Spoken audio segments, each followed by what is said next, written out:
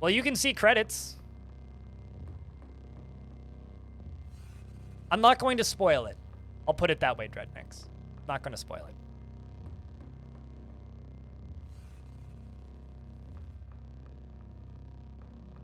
Let's play some CUD. So we are a level 29 mutated human warden. And the thing that you need to know about this playthrough before I even do anything is we are roughly halfway through the game. We are roughly halfway through the game. So a lot of stuff has happened. So what you will be seeing isn't early game. What you will be seeing right now isn't late game. It's like advanced mid game. This entire playthrough is a roleplay playthrough. This means if I die, I respawn at the last town that I was at, or the last safe zone, air quotes, that I was at, which means that we are not playing in the true roguelike mode. Normally in this game, when you die, it deletes your save file. No saves coming. So, we're picking up this run. The character that I'm playing, to give you a very brief description, is named Eurist the Tourist. And the reason our character is named Eurist the Tourist is because I am a tourist. Because we were talking about NetHack earlier, NetHack has a mode called Tourist Mode, which basically makes you neutral so that you can just kind of walk through the whole game and see everything. And a lot of older roguelikes have tourist modes or a tourist character. Some of them call it a tourist class, which is why I use the tourist moniker.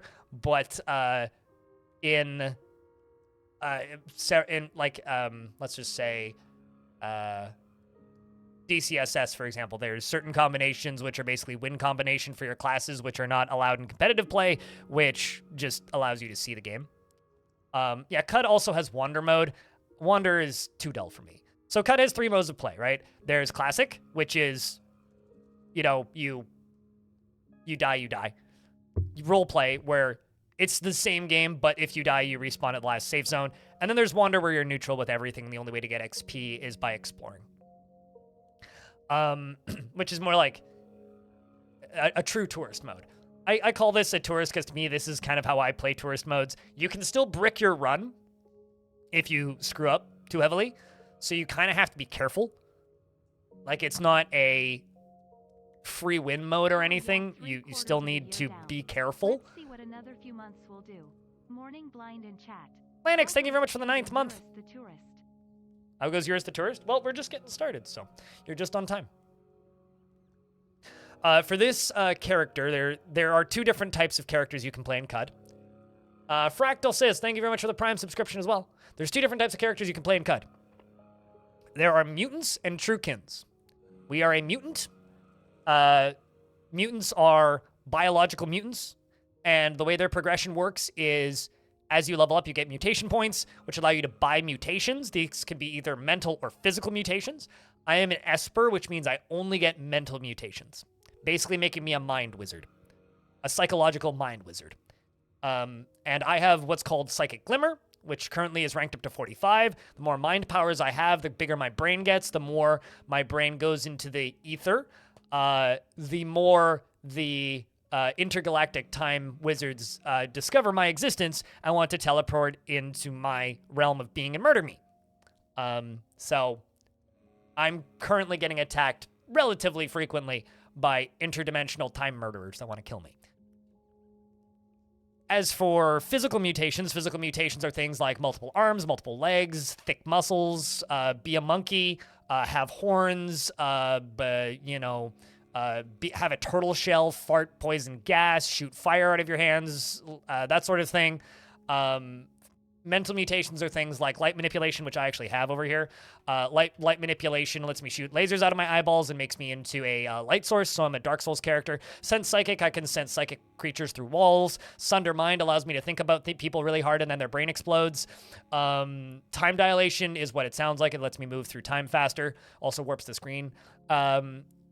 This lets me summon plants that sometimes kill me. This allows me to convince people to join me. And this allows me to, take all of the power from the Psychic Ether and reset all my cooldowns. And also maybe summon evil things. I could also do things like make black holes appear. Clairvoyance is pretty clear. It just reveals a portion of the map. This is your tech tree. This UI is unfinished. It's still the early access UI. We have points in wayfaring, which lets me not get lost as much. Tinkering, which is your crafting tree.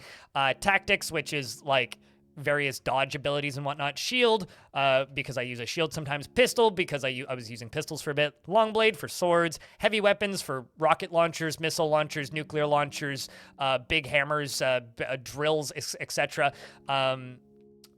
Physique, which is, you know, if I wanted to cut my own limbs off, I could. Yeah. Anyway, endurance, which is like run faster and whatnot. Single weapon fighting, which, you know, it is what it sounds like. Cooking, again, it is what it sounds like. In fact, I'm going to level up Spicer right now. Spicer lets me choose an extra ingredient when cooking, which is basically like for making buffs and stuff. You need to eat, but you don't always need to be cooking with ingredients. Cooking with ingredients just allows you to give yourself buffs. Bow and rifle, it is what it sounds like, etc. Over here, this is our crafting screen. These are all different things I can make. Uber Nostrum injectors, you know, thermal grenades, stun grenades, basic turrets, you know, all that good stuff. Healing salves, which I should actually craft a couple of those before I forget. I should also grab me, I already have a geometric disc and whatnot. Then over here we have known locations, merchants, and all sorts of other stuff. These are all things that I've discovered in this playthrough. This is my quest log. We've got a bunch of quests that we need to do. These are all of the different factions in the game. Some of them want to kill me immediately, like Vines really want me dead. Vines do not like me. Worms really hate me as well. Also, let's just say that pariahs like me, and the people of the Burgundy Gauntlet really hate me. You know, the Pudis Templar, who are the intergalactic time Nazis, also really want me dead, but that's not unnormal as they want everybody dead. The Seekers of the Sightless Way also hate me. The Snapjaws hate me because I killed all of their elders. It sucks that the Svardim hate me because I really like them. The pigs hate me because, you know, unshelled reptiles hate me for a lot of reasons. Trolls hate me because I killed all of them. You know, good times. But dogs like me. So that's good, I guess. The Consortium of Phyta like me, so the plant salesmen like me. They don't like mushrooms, which is funny. Yeah. Oh, also, cats. Cats dislike you, but docile ones won't attack you. Cats won't usually let you pet them, and you aren't welcome in their holy places. And cats are interested in trading secrets about the locations of all the settlements and succulents, and they admire or despise. And they are also interested in hearing gossip that's about them. So, cats are, you know, a faction in this game. So that's how you know it's good. This is my inventory. We do have some named items. We're wearing Crysteel Sard Mail. My linear cannon, which is a railgun, is very low on ammo. I'm gonna actually replace the cell. Holy shit, I have a lot of cells. My inventory is very full, and I need to break down a lot of stuff. So, you know. What's up? Merchandise? Anyway, this is my inventory. I got a bunch of random crap in it. Don't worry too much about it. We also picked up a bunch of these recently, which I need to read. I just got a lot of stuff in my inventory because we just finished a really big story moment where a area gets attacked. The area that we are in is the area that got attacked, and I am the duder in the middle of the screen. Yeah, a lot of my stuff is bloodstained. So we're currently in a brief ad break, so I'm going to wait until the ad break ends, and then we will play. I didn't really tell you about Truekin. Well, we're not playing a Truekin, but the reason I don't talk about Truekins is because I don't generally enjoy playing Truekins. The way Truekins work is they're cyborgs, which is pretty cool on the surface. But my issue with the way Truekins work is their progression. And so mutants, every single time you get 4 mutant points, you can buy another mutation, which is a pretty consistent and quick form of progression that is not super predictable, but consistent.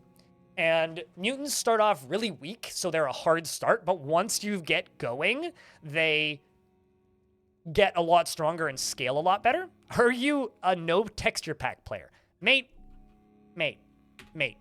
this is a texture pack. If I turn the textures off,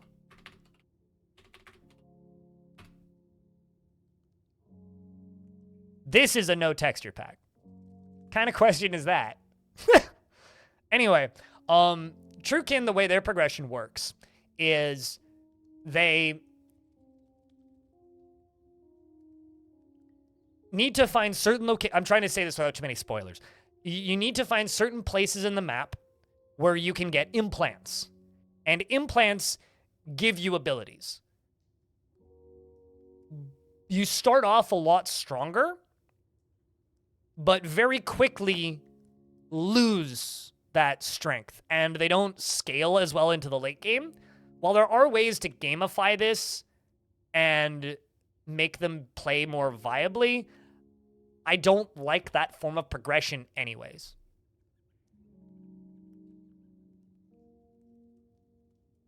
Why the hell would you do that? This game has a perfectly beautiful tile set. I would never destroy the wonderful aesthetic and atmosphere of this game by using some garbage tile set. Budgie, what up? It's good to see you, dude. You missed the Forgotten Beast that was a literal budgie. Yeah. So I'm not a big fan of playing Truekin, at least not in a serious sense. Like, they're fun to fuck around with. But when it comes to, like, actually trying to play the game, I much prefer the mutant playstyle.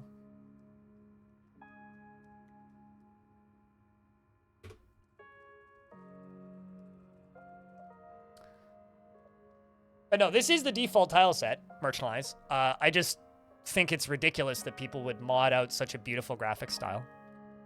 And if that ruins the game for you, that's fine. Not my problem. So there's nothing for me to explore, but like I said, we just finished a pretty big story moment, so let me just peek around and see what's going on. Fulcrate Flake Armor. Flak Armor, not Flake. Actually, no, that is Flake. Looks like Flak.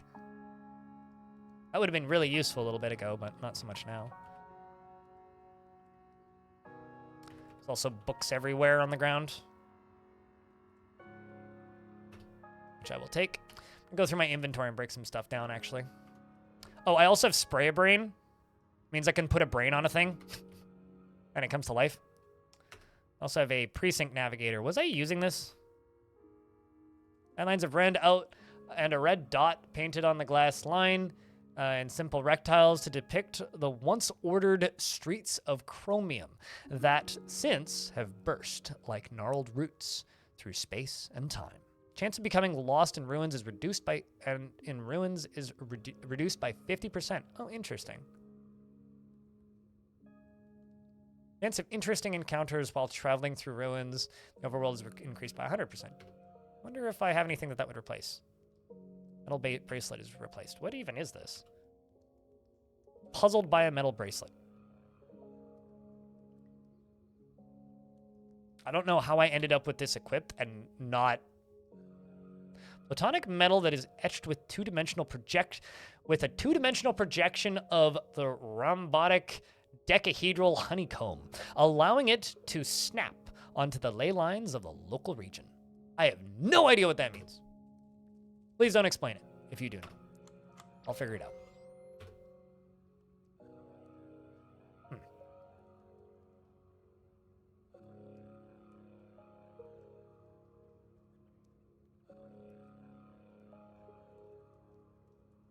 I mean, it plays well on any of the control schemes. I like playing on a keyboard because I'm old, but honestly, all of the control schemes work just fine. I read all of these. I think I have. Legendary Armorer, Legendary Gunsmith. I actually think the next few things we're going to be doing is trying to find these legendary locations. Assuming I haven't found them. Because I've already found this one, the Legendary Gutsmonger. But that's not useful to me because I am not a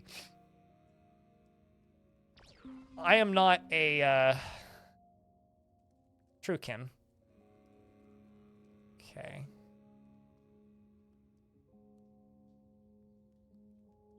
Quabble. Cover the luminous ecstasy. The winged mammals. These are all visit different location things. Okay, well let's go speak with somebody. Afeo.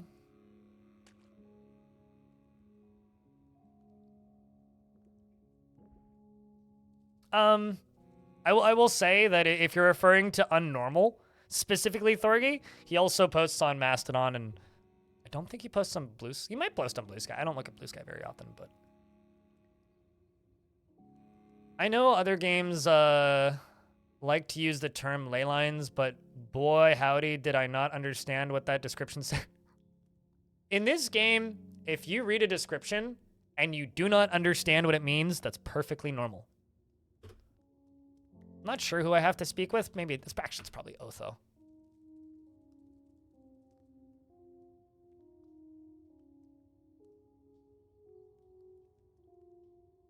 I've also heard this game plays great on Steam Deck. My journey friend, you have my deepest gratitude. Few human could have defended Great Gate so deftly. Now it's time for me to assess our losses and consult with Baratham. Return soon. Okay, so we have a new quest, which is the assessment, which is speak to Otho to assess the losses. So I have a question, chat. What would you guys prefer I do right now? Try and find the legendary gunsmith and the legendary armorer, or speak to Otho and pick up the next quest. Also, if you don't have it, Alpha Centauri, you should go grab Jupiter Hell, which also plays phenomenally on the Steam Deck. The only reason it's not Steam Deck verified is because you have to type in your name at the start of a run. Which is enough to, like, not let them get it. I don't think I've found the legendary gunsmith before, so we can try and find it. But I'm going to go for armorer first, because that'll be way easier to find. And if I need to play slower, let me know. This is true. What's Blind's thoughts on Quasimorph? It's not a roguelike, and I think its structure is horrible. Its control scheme is bad, and I'm not a very big fan of how it feels to play. So, a legendary armorer. It's 3 parasangs north of Great Gate. So I'm currently in Great Gate. Right here. Okay, so I have already found that. Some ruins nearby, but I like to investigate. Sure, why not? My main issue with Quasimorph isn't actually Quasimorph itself. Fighting with a cat currently. My main issue with Quasimorph is the publisher of that game. I am not a fan of them, kind of, period. Which is a bit of a shame. I am over here now. This place seems scary.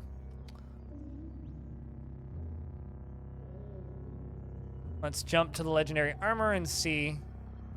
Oh, okay, so I've traveled to the workshop of Mir, the legendary armorer. And we sense the animus of a vast mind. Someone is near. He is very near, in fact, literally right next to me. So this is Yomu Shmurmot no longer. Pato's Harrier of in the psychic Salinon. Swathing the frail frame of this waif is the habit of his order. Gray matter robes blindfolded over his eyes. Base demeanor, aggressive. What's up with them? I don't want to turn this whole stream into a shit-talking fest, but let's just say that they really, really, really like to artificially inflate the budget of their games to not pay their developers. Allegedly.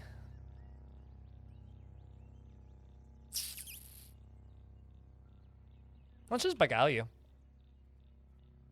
Oh, I see. Not quite close enough. Anyway, you're my friend now. Can you not set me on fire, please? So he's my friend now. He's enslaved to me. The issue is, while he might be enslaved to me, there are still things that want to kill me right here. I'm going to sunder this goat man's mind while my friend is moving between the space-time continuum, which is why stuff is warping so much. I thought about him a little bit, and then he exploded, and then our friend here summoned a tree into existence, which is also hurting him. I'm continuing to do damage with my brain while I think about him to death, and he dies, which is good. Now, our friend is in between the two of us, so I can't really do much. Let's reload my cannon and shoot at him. Back up a little bit while they continue to shoot fire at me. Ah, I see.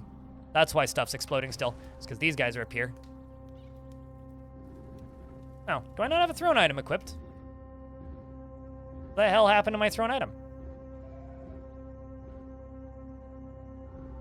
I thought that I had an energy disc. Where did my Captain America disc go? I mean, I know I have pistol my pistols and whatnot, but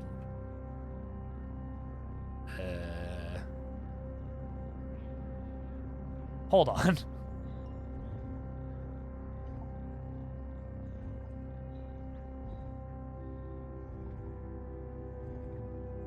Odd. All right, well, I guess I'll make another one then.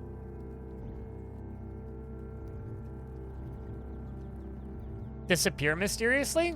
I wonder if, like, you can fail to catch them. That wouldn't surprise me too much, actually. It's a bit annoying to reference a thesaurus every 10 dialogues. Ah, that's half the fun of this game, though. Any plans for celebrating the new year? I'm climbing a mountain and sitting on top of a mountain in the snow and maybe watching the city's fireworks while drinking bourbon. That's how I'm ending the year. Let's reload the railgun. Instead of shooting you, shoot you because you're closer. And he ceases to exist, which is good.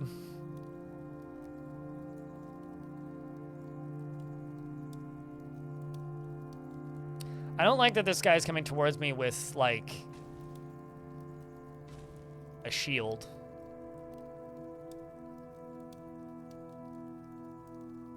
Because he could just hit me, and I can't really do much to him.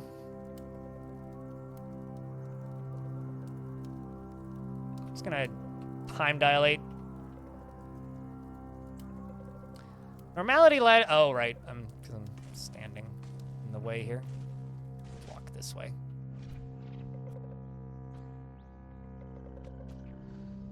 I think that if you play enough of this game, you kind of get used to the writing. And I think that's one of the things that makes learning this game so satisfying, is slowly getting used to the writing. Just literally walking away from them. Nothing in there, okay. Let's see if I can find the way down. IR Stupid, thank you very much for the 38th month. Welcome back, dude. What should I do in-game if I have infinite money and still haven't entered the jungles? I don't know. Go complete the next quest that you think looks interesting? I'm carrying too much to move. What the heck did I just pick up? I mean, what I should really do actually is just break a bunch of my stuff down.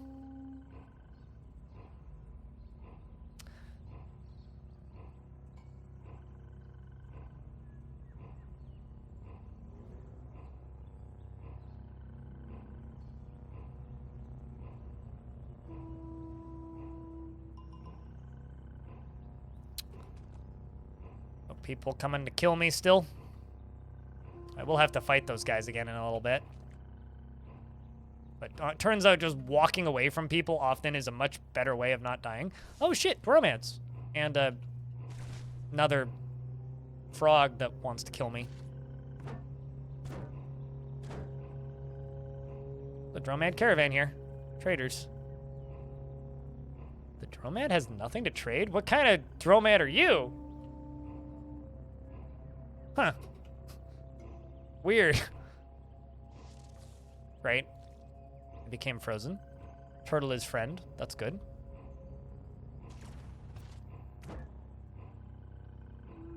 Picked up some money and now I can't move because it's too heavy. My hair is stupid. Thank you very much for the 5-pack of gift subs.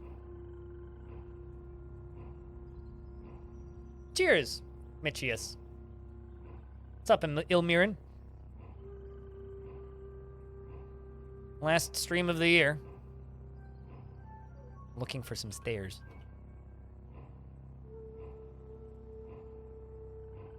Because we're at the location of the legendary armorer. Uh-oh. We have a wet bone worm. Collagen bubbles.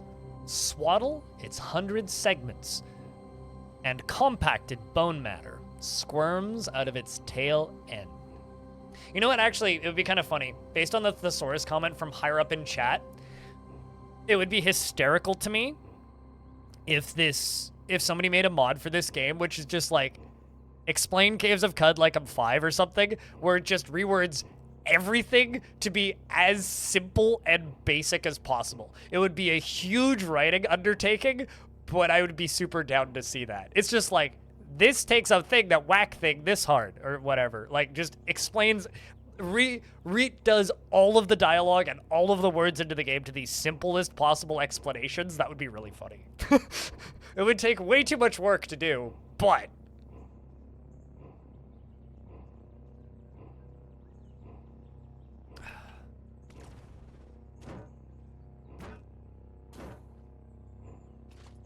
and gave a lot of XP. Worms in this game scare me.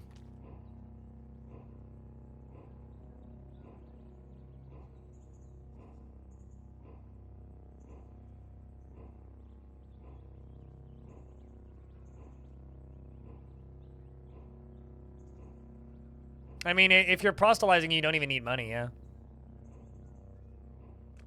Let me tell you this. Money is an obstacle to be overcome in this game, and infinite money is an inevitability that you will acquire eventually. It just takes time. And there are many, many, many, many, many methods of essentially having either money, being in a world where money doesn't matter anymore, or having infinite money. It is not, it is a relatively achievable feat. So, I don't know. The quests would be my statement. I mean, I've had runs where a couple of minutes into the run, I find what essentially gives me infinite money.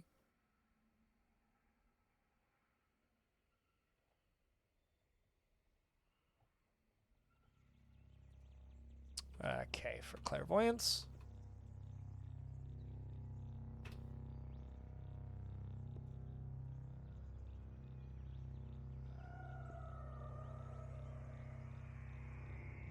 Cool. Can't use my spells because they're dicks. So there's painted leather armor on the ground, which has some history on it. During the expedition through Urapur, Malamesp lost control of his chariot and drove it off a cliff. He was killed at 9 years old. Mysteries. So there are some static characters in this game that are in every single run. But most of the history, every run is completely scrambled, and new characters are made up, and locations and names change. So if you play enough of the game, eventually you'll start to recognize characters from run to run. Hire Stupid, thanks for the $1.25. Appreciate you. So if you play enough of this game, you'll eventually start to recognize characters from run to run. Names will repeat, and you will start to see the similarities from playthrough to playthrough. That being said, you also there will be a lot of variety from run through to run through.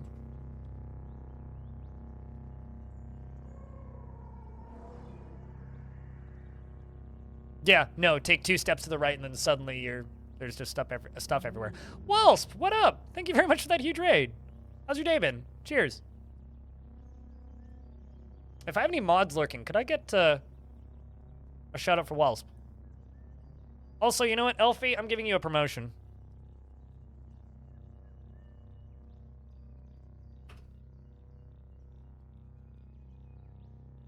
What's up, Magic Name? And Eno. Welcome to some Caves of Cud.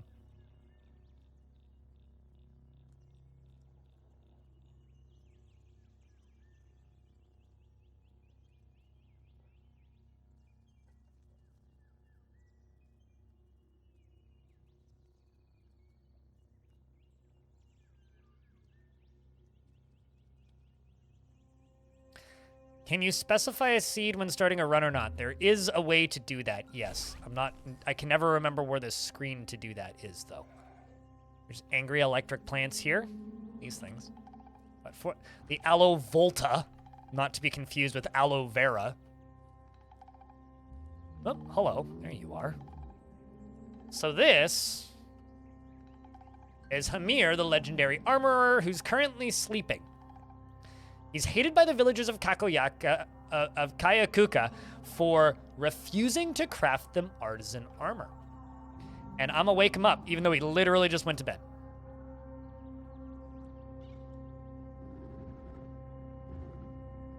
How about aloe volta?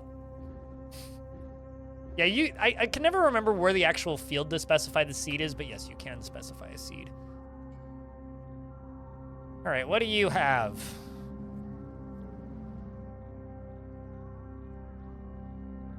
Is Puma Chitin the best thing you have? I mean, does that give you? For some reason, I was assuming that Vineweave would give you, what? Oh, jeez, I just bought that, didn't I? Working on Dwarf Fortress hotkeys will make you accidentally buy things in Caves of Cud, turns out. All right, well, I can sell you a bunch of stuff in exchange for those bronze nuggets, but that's about it.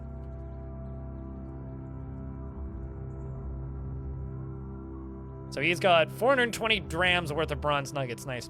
I will sell you some of these implants in exchange for that.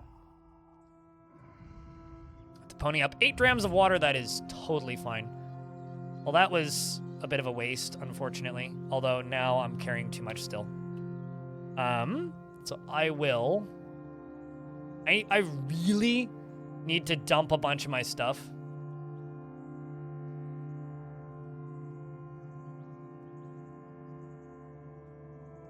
I'll make camp in front of this guy real quick. Reserve some food. Let's choose some ingredients to cook with. Let's cook with bear jerky.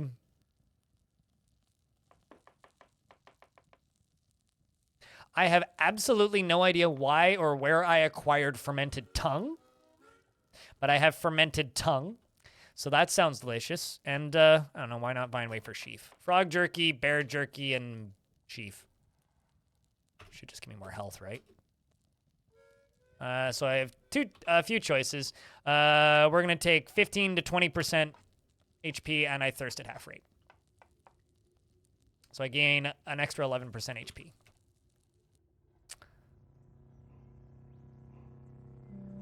Live here and dump it here? Nah.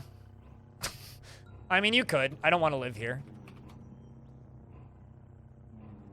I already have, like, stuff elsewhere. I'm going to disassemble this chain pistol. It'll help.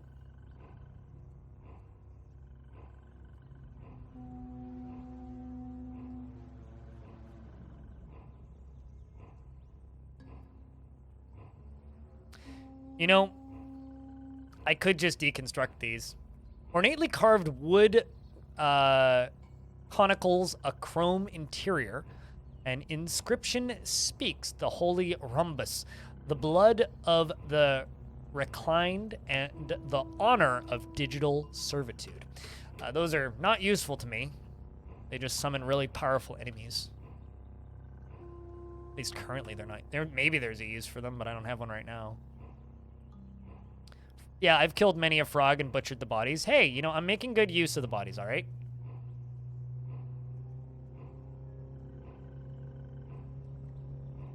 Wait, what? I'm confused now.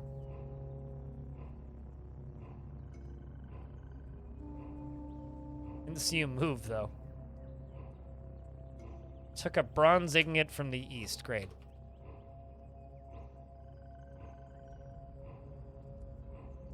How heavy are you? 8 pounds.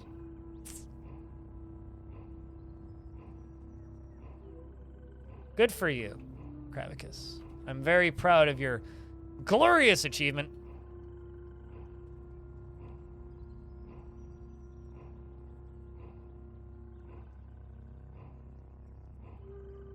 Have I not learned that already? Suppose I have. Alright, let's just break down some of these bloody cells.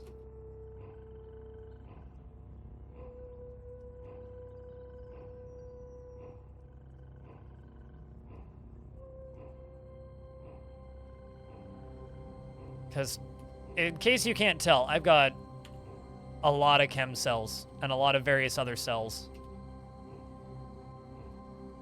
Lanix, thanks for gifting a sub to Wasp. Appreciate you. Also, anybody who came over from Wasp's stream, what was Wasp up to today?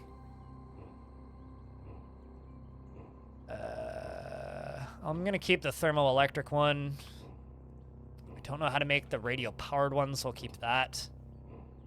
Get rid of the gigantic solar cell. Lead acid cell I know how to make. Okay. Food's fine.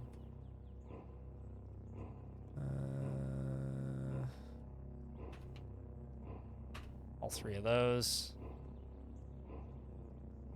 Just the wine-stained glow sphere. I'm gonna use 1 dram of water to clean all my stuff. Now at least I can move again.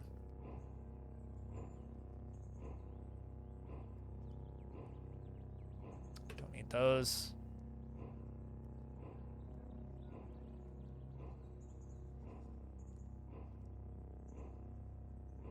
Carbide plate armor. Carrying too much to move again, because I picked up more bronze ingots. How many bronze ingots am I sitting on? What skills does your character have? Who many? Various. Give me a second.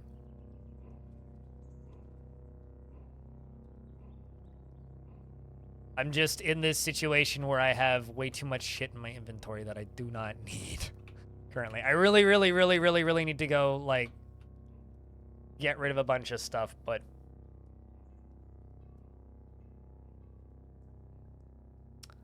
turns out that's kind of difficult currently.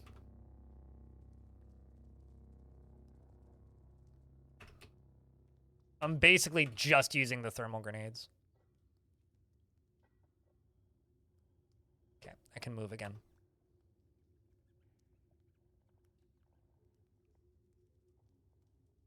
Okay. No way to get to the stairs. Well, I guess I have to manually walk there. In early 5615 BR, Mahalesp was assailed by an aspirant over the rights of winged mammals. He won and had the pretender, trapped in a star in a bottle. He was 71 years old. Spitalier, thank you very much for the 5-pack of gift subs and for the 50 months of resubs.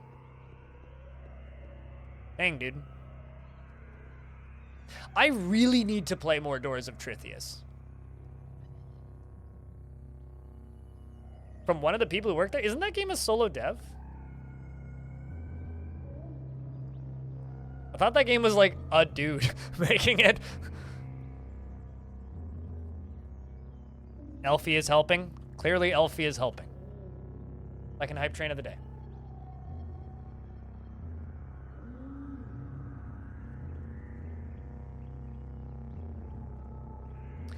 This is really funny to me because Frog for Hire is in the YouTube chat and then types in, I've misplaced my Twitch window. So I can't find it. I mean, I could be wrong. There might be more people working on Doors of Trithius, but my knowledge, it was just one person. But yeah, I really like the little bits of that game that I've played. Ow. Frickin' Aloe Volta. Thanks for the $5, Budgie.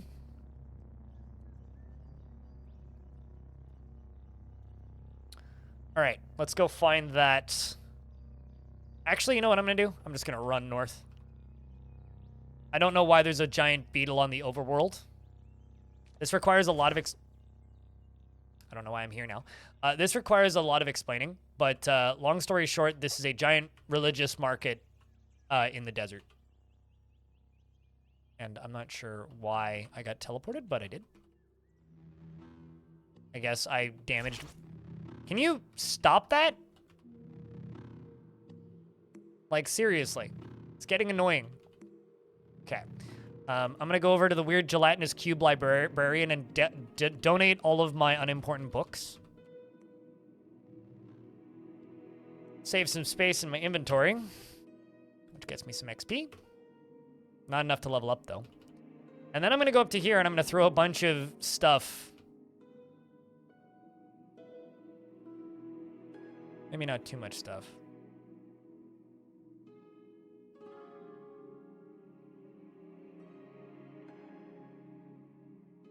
You went to the stilt yesterday on a new character, and one zone had a thermal miner and an NPC with burning that summoned explosive tumbleweeds. Oh, the bottom right cell was just a bloodbath.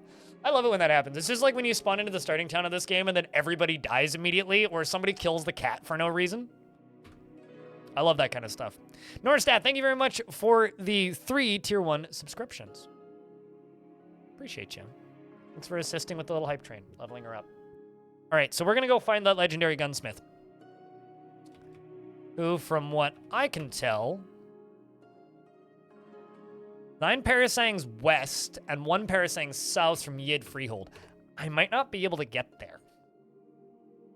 Wait, west? Actually, no, west I can do. Ooh, that's in an awkward spot. Right there. Coral fingers poke out of the sponge bed and pierce the algal bloom where white esh flock the hundreds. Yeah, that... I mean, it's a legendary gunsmith. We're gonna go see what he has. I mean, I already have a railgun, but, like... it's worth looking, usually. Lair? Sure, I will discover the lair. Legendary Equimax. Aren't I friendly with Equimaxes?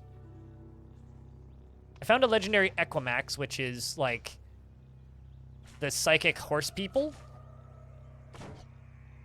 This is a giant amoeba, which is trivial. Slime within the quivering blob striates into different densities. You can barely perceive the outline of something inside. Took the artifact I gave him, which was apparently a grenade, and threw it at the zealot directly. You know what's funny? He usually hates the zealot at, like, not a majority of the time, but a pretty high percentage of the time. He'll just, for no reason, almost immediately kill the zealot, which I think is hysterical, personally. Let's use my brain to kill this pig.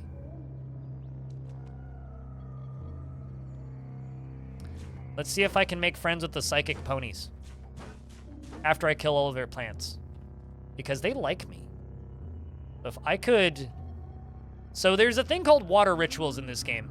Basically, it's how you manipulate the faction system in Caves of Qud. If you can manipulate the faction system, you can convince people to join you, be your friend, ask them for directions, all of that kind of thing.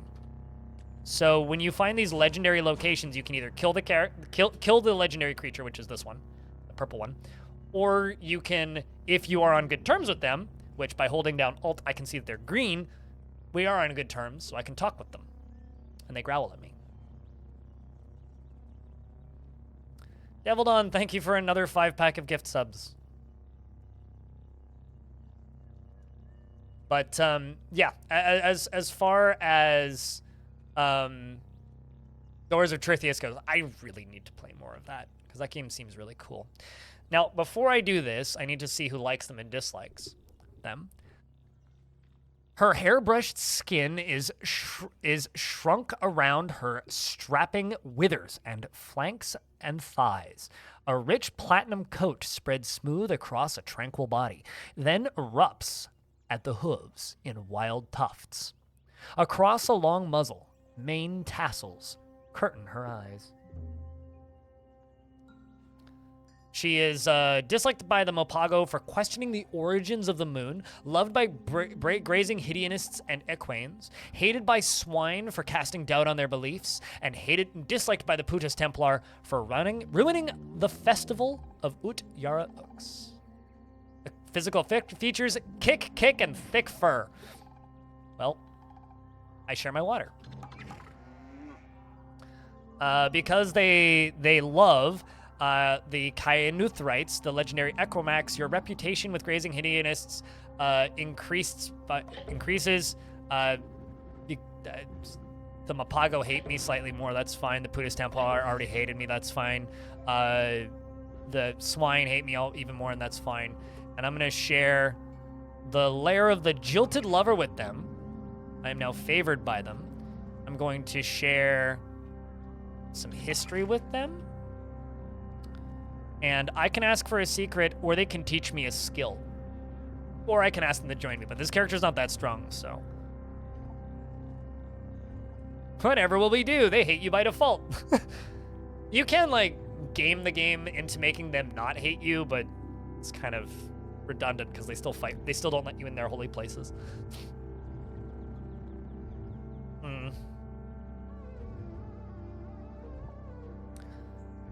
I mean, learning Longstrider wouldn't be bad. Your reputation with the Quains is decreased by 250 down to 50, and they are now indifferent. And they teach me Longstrider. I'm not going to ask them to share more secrets with me because I don't want them to cease being friends with me. I don't actually know what Longstrider does. So let's figure out what it does. I don't even know what tech tree it's in.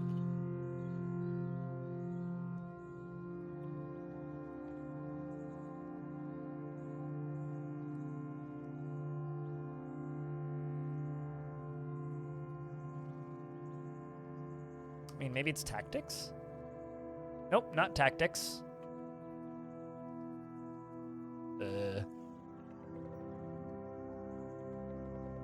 Very rare in the endurance tree. Oh, there you go, you're right. May sprint for an additional 10 turns. Well, that's handy. Cool. Yeah, I don't think I've ever had that before. Sprinting is a very important skill. It lets you run away quickly, which is something you need to do often and frequently in this game. All right, back to trying to find that gunsmith. Welcome back, Elfie. You sprint with your hands. Any advice for getting past mid-game? Usually get stuck around LVL 20 to 23 with Megear. My advice to just about anybody for learning this game is play on roleplay. I know that it's very difficult to, like, play on roleplay and play the main quest is my advice for just about anybody trying to learn this game. So do not go to the Roasted Boar and do not go into the Rainbow Wood. No. I'm just going to say no to everything here. Okay, let's go to the Legendary Gunsmith. Oh, great. Psychic Presence. Excellent. This area may be tough. I have to be careful around water. Use the wiki. Yeah. Play on the easiest difficulty. Use the wiki constantly. Read where the next quest is. And just follow the game. Like... There's a main quest? Oh, yeah, no, there's like a 30-hour written RPG in this game with like designed dungeons and handmade quests. Charm, thank you very much for the second like kind of crazy hype train of the day. You guys are very kind. Very much appreciate you guys. Making the last stream of the year, even though it's not on the last day of the year like I usually do. Exciting ordeal. 15 subscriptions and $10 in bits.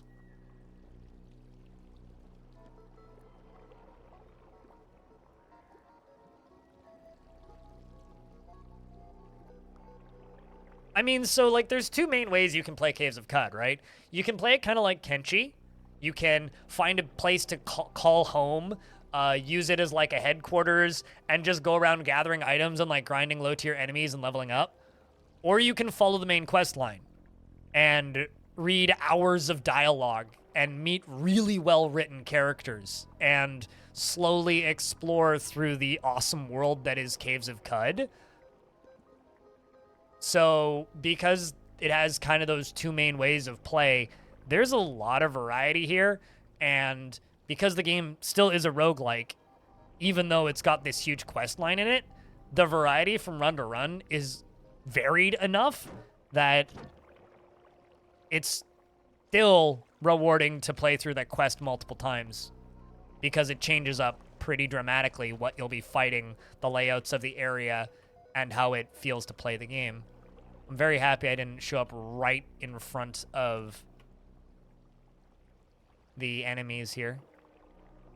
See if I can clairvoyance. Oh, for fuck.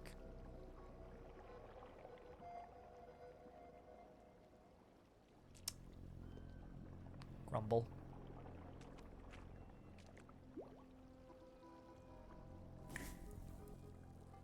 These stupid creatures are causing me a lot of pain right now. Let's just cook with a bunch of different types of jerky. Just give me health.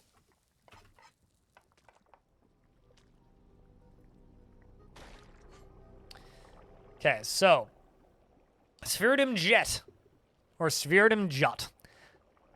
Though yet young, he has gathered wits beyond hatchlings, and now also gathers weapons for better hunting.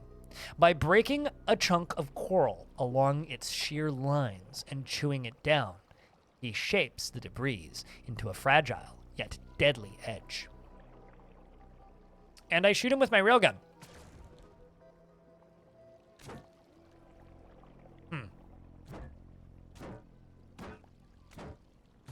And then whack him a bunch with my club.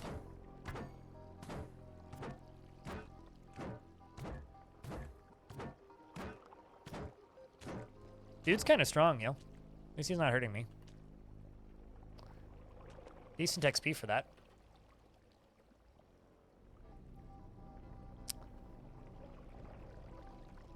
I don't know if you are a threat or not.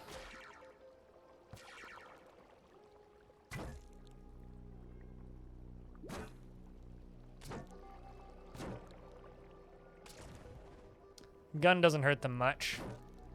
I'm gonna shield slam you.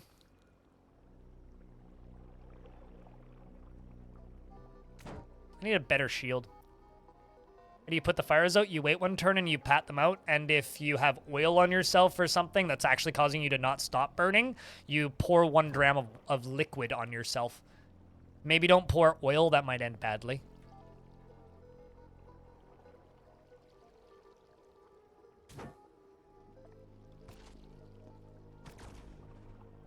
That's 1 dead. I'm actually healing while fighting this thing. But I'm like also doing like no damage to it. Wow, you. This Verdum Elder dies. It's a shame. I really, really, really want to figure out how to be friends with them. So this guy had a way better shield. Full crate Aegis. But oh my Christ, it's heavy.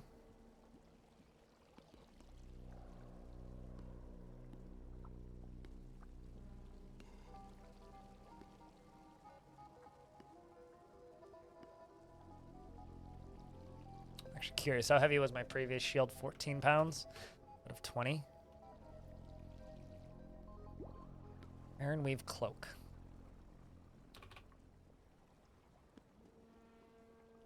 It's unrippable synthetic fabric. What weapon were you using, actually? I mean, that explains why I couldn't do any damage to him. Okay, reloaded gun.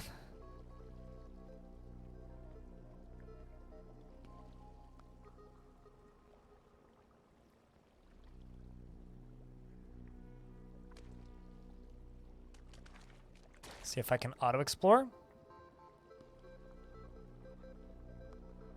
I love holographic plants that can damage me even though I can't damage them.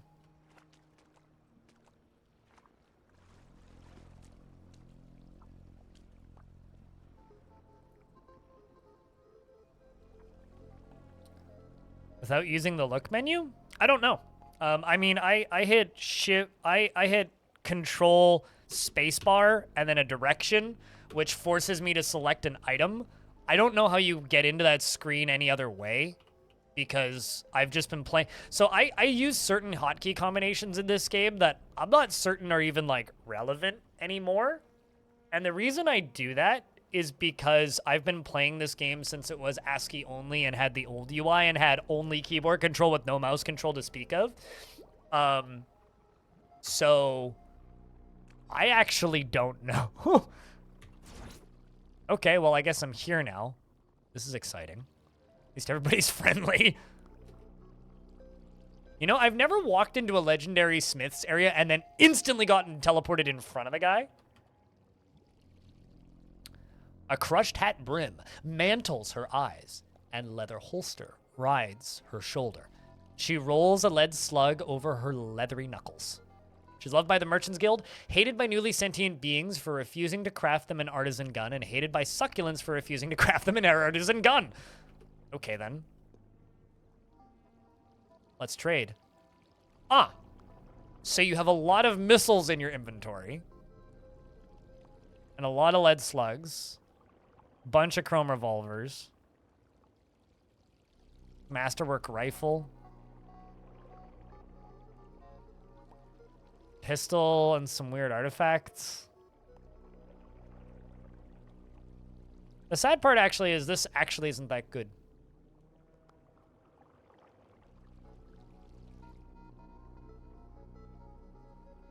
But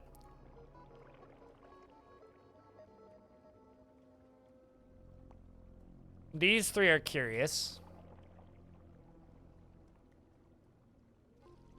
Yeah, I was expecting better.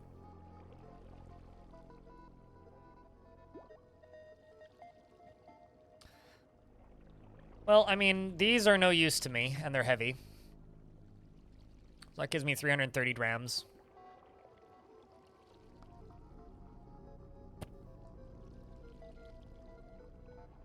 Artifact is probably a battery. Probably, yes. I wonder why all these are split. They're all, like, slightly damaged or something. I mean, the slender chrome revolvers are fine, but... disappointing.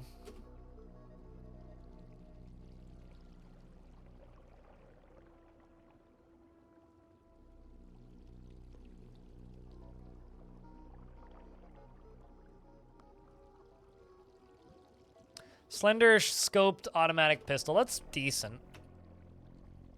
Masterwork pump shotgun. Okay. A scoped chrome revolver. I mean, honestly, what I could do here is I could use the scoped chrome revolver and the semi-automatic pistol together in a kimbo, and then just swap to the railgun when I need it, but... like, I'm just gonna disassemble this. Like, hold on a second. Let me look at the...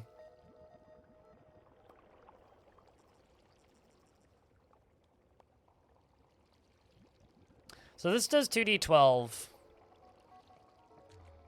I mean, can you not? I'm gonna walk around that.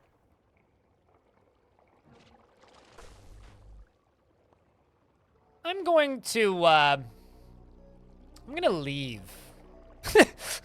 Hold on a second. Not a fan of all of these random things exploding in here, so if you give me a moment, I'm gonna re-equip my floating glow sphere.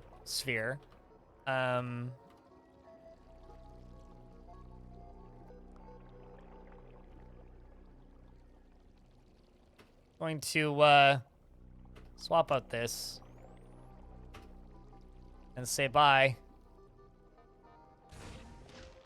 No, it's not legendary. It's just a servant, right? Oh, yeah.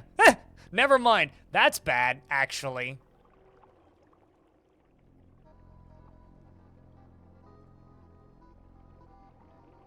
It's actually somebody who wants to kill me. I was sitting here thinking, oh yeah, no, this guy's definitely like on the same side as the other guys, but nope. All right, well, good thing I can sprint. In fact, there's many of them. Yeah, thank you. I mean, I would have figured it out in a turn or two. Let's see if I can... Vamos. Try again. Ah, there we go. Excellent. They blocked off the way in with their shield walls, and oh, I know they get crazy. So Edie, I think we've had this conversation before. You like to tell me things before I discover them myself, which is awesome, but I don't really appreciate it. I like to figure things out myself. So try and keep that kind of stuff to a minimum, because I'll figure it out, but I like to figure it out. I don't like to be told by chat and then see it. It's just my preference. So try and like scream at your monitor and then type it in after I realize it, instead of the alternative, which is tell me and then I see it, because that just sucks. Might have been during an ad break, possibly, but that I'm thinking of somebody else with a very similar name. I don't know. ED1749 is pretty memorable. But yeah, no, I have a no backseating tag for a reason. I don't like being informed. I have seen credits in this game twice before, so I do understand what I'm up against, and just because I don't notice it immediately is part of the magic of this game. So.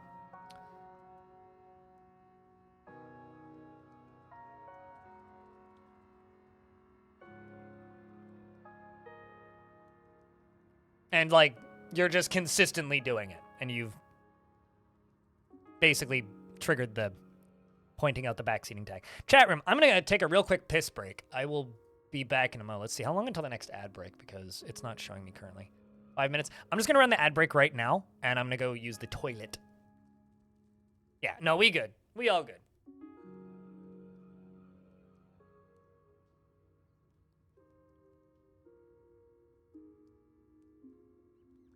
But no, I'm more, Ilmir, I'm more concerned about what Edie's been saying.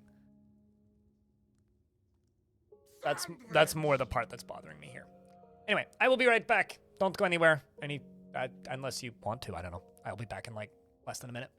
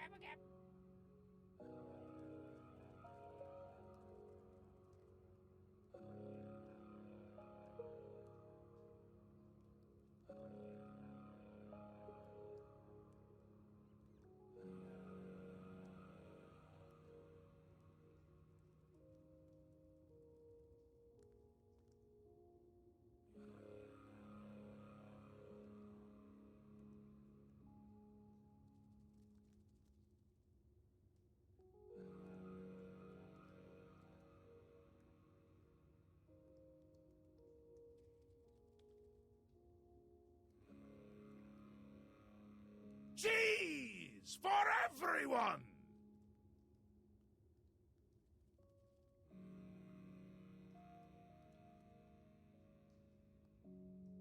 So does anybody here remember when Twitch chat used to have multiple chat room options? Anybody here remember that? Because you used to be able to have multiple chat rooms. So you could have like private chat rooms for like only subscribers, or chat rooms for everybody, or like multiple chat rooms that anybody could join. No, they killed that feature in like 2018 or something, like a long time ago. It was really useful because you could, for certain games, you could like spin up a spoiler chat or a backseating chat, and then streamer just couldn't see it. Worked real well for bigger channels. It was a bad. Oh no, we still have private streams. You could still, I can still do sub-only streams, but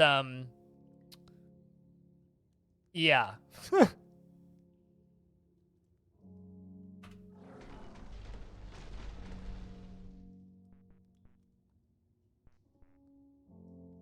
Well, don't walk into the electrical arc. That'll hurt.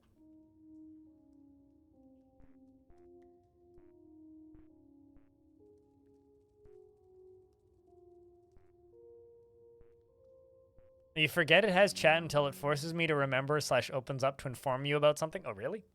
You forget that Twitch has chat. You're the tourist. I've assessed the losses that we suffered in the attack. First and foremost, let us lament the deaths of our friends. Shem, Darty, Rodaswy. The loss is incalculable. Beyond that, 7 chromelings perished. No books were burned, and 1 bookshelf was destroyed. 10 crops were ruined, 24 gadgets were shattered, and 7 pieces of furniture were destroyed. Such a tremendous loss. I wonder if more could have been done to prevent it. Rest in peace, Shem. You were a good robot. They also don't mention that I lost 2 companions and a beguiled creature, but I digress. I think Warden's Esther died. I think that the Goat Warden, Indrix, is still in Yappa, but I might be mistaken.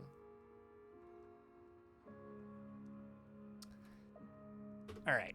Well.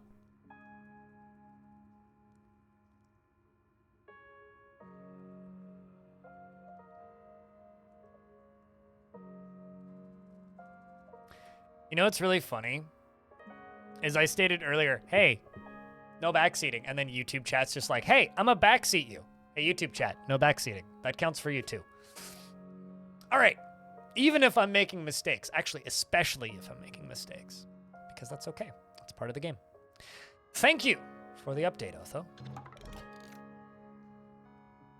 We get a bunch of experience. Furthermore, I spoke with Baratham, and he praised your handling of the Earl of Amanporch, and he thanks you for the bravery that you exhibited defending Great Gate. The attack today reminds us for too long we have put our faith in isolation of our guild, and the preoccupations of the Pudis Templar, and the looming threat of another attack impels Baratham to accelerate his plans, and with them, your position in our guild. You are raised to disciple, friend. Baratham wishes to speak with you immediately.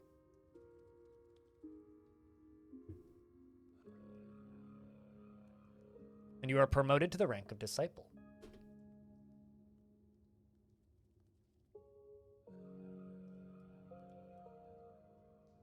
Yes, disciple. Take this key and follow the stairs down to his study. He awaits. Thank you, Otho. There was one time I managed to clip through these stairs before I was supposed to, and it was kind of funny. What was I looking for?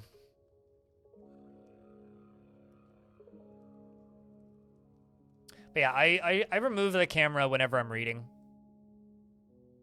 Mostly because I usually awkwardly lean into the camera. So what am I currently using?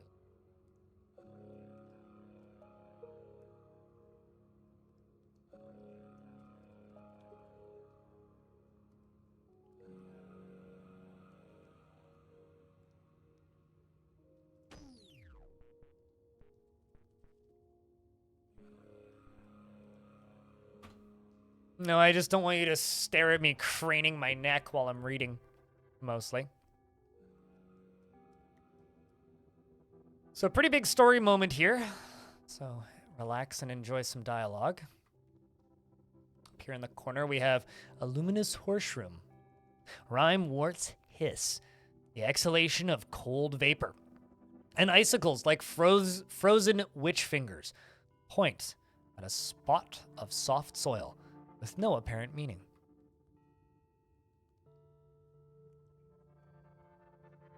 Is he sleeping? Crime and Punishment, a hefty ancient tome.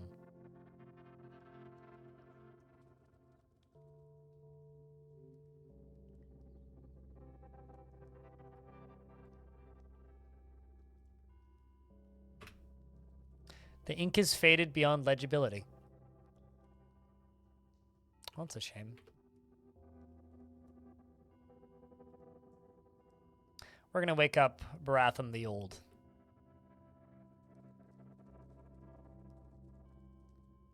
You are so old. I love that first piece of dialogue. It's admired by Dromads for inventing the astrolabe, admired by the villagers of Mabazor for inventing the Barathum clock, and hated by the Pudis Templar for serving the counterexample to the tenets of their orthodoxy. We're just going to do a water ritual.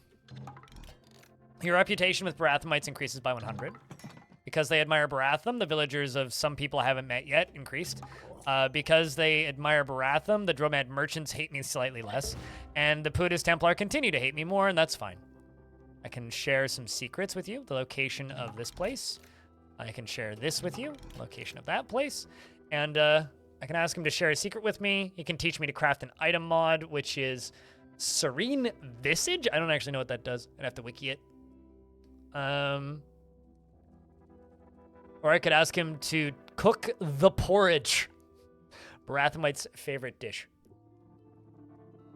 I mean, why not? Let's learn to make an item mod. Of Serene Visage. The first furry? Oh, trust me, furries existed long before Barathum. Come closer, nestling. Let me look upon your countenance. You are so old. I am, nestling. For a millennium, I've watched the river of time turn, and the gears of Cud. I even played my part in diverting the river, where I could. Oh, but there have been so many players through the years. So many players. And before Cud? Beyond the 1,000 years? Little do I remember now, for I was but a cub. A nestling, when my kin and I crossed the Homus Delta into Cud. We were urged on by the flooding of glacial river that flowed through our hearth cave. The world was just unthawing then, and I recall the roar of the freezing water as it rushed through the grotto and the frigid spray on my face as I watched in awe.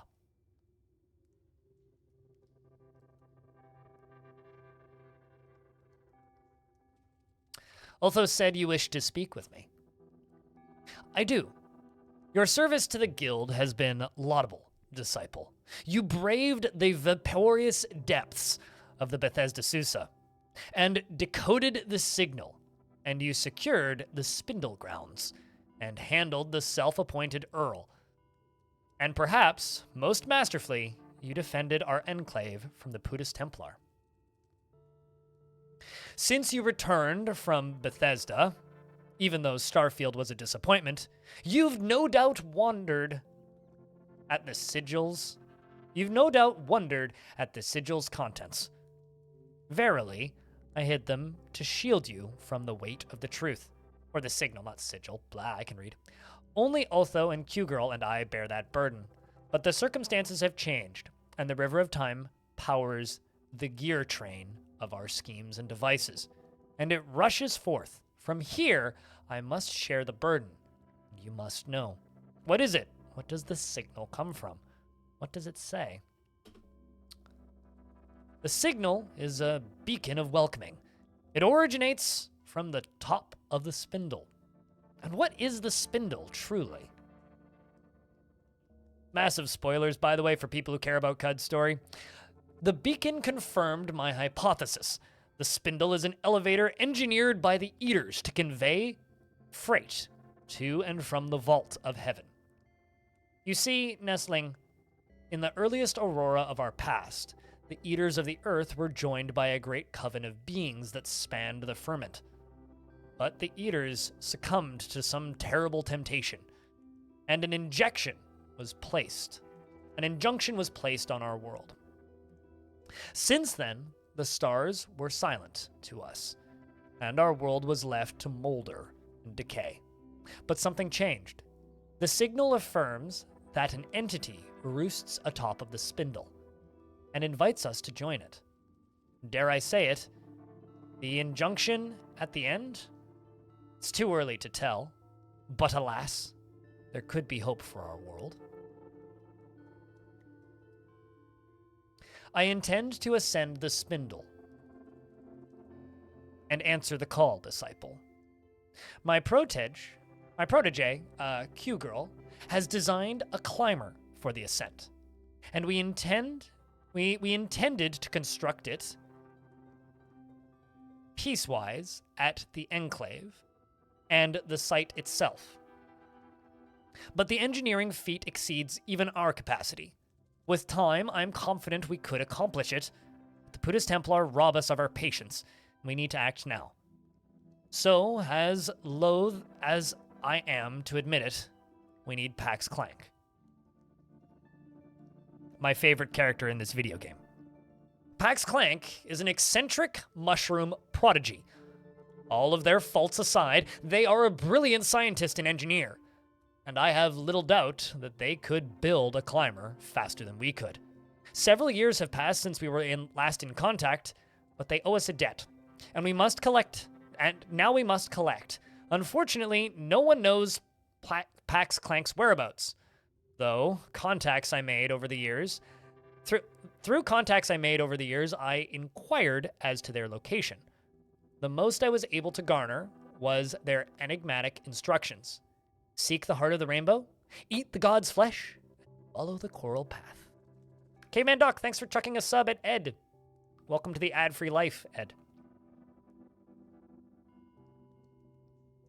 And we continue listening. I must ask you to decipher this enigma. Find Pax Clank and convince them to construct the climber. Remind Pax of the doubt they owe us. Of the debt they owe us. It strikes me as likely for this rainbow to refer to the Rainbow Wood, where Clank's kin consort. So, I suggest you start there. I will find Pax Clank and deliver Q-Girl's design. Accept the quest. Now we get to go find Pax. So chat room, I have a very important question for you guys. You like mushrooms? As I had hoped, Disciple. First speak with Q-Girl, and she'll hand over the design. I await your return.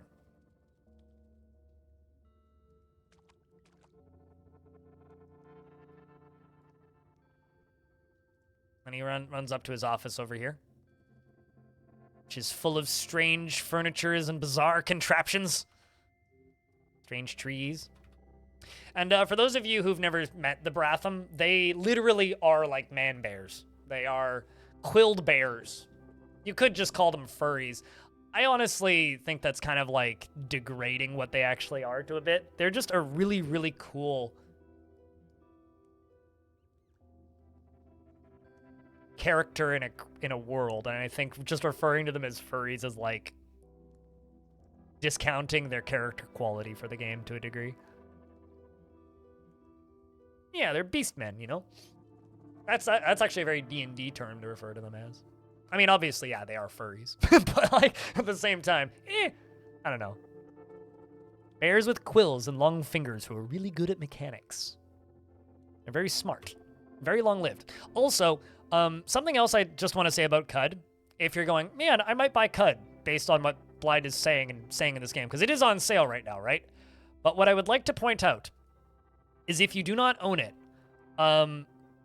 Sproggywood is less than $2. Okay?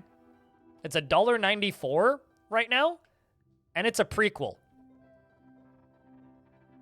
Same developer.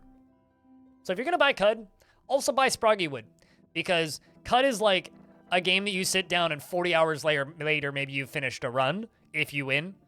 That's maybe an exaggeration. 30 to 35 hours later, it's over. Whereas Sproggywood is like a 15-minute dungeon crawler. It's a phone game. The UI looks like it's for phones, but it plays fine on a PC and fine on a Steam Deck and all that jazz. It is also on phones. But it is actually a prequel to CUD. What's really fun about Sproggywood is it's kind of a spoiler for Sproggywood, but like that's how I sell people on Sproggywood, because if I just try and sell people on Sproggywood, they never buy it. But the thing that I need to tell you is like there is a reveal maybe like an hour into Sproggywood where the dialogue goes from cutesy cartoon to suddenly Caves of CUD, and it's like, it's something. Oh, hi, cutest. I see you on the YouTube side of things. All right. Let's move up. Let's go find Q-Girl.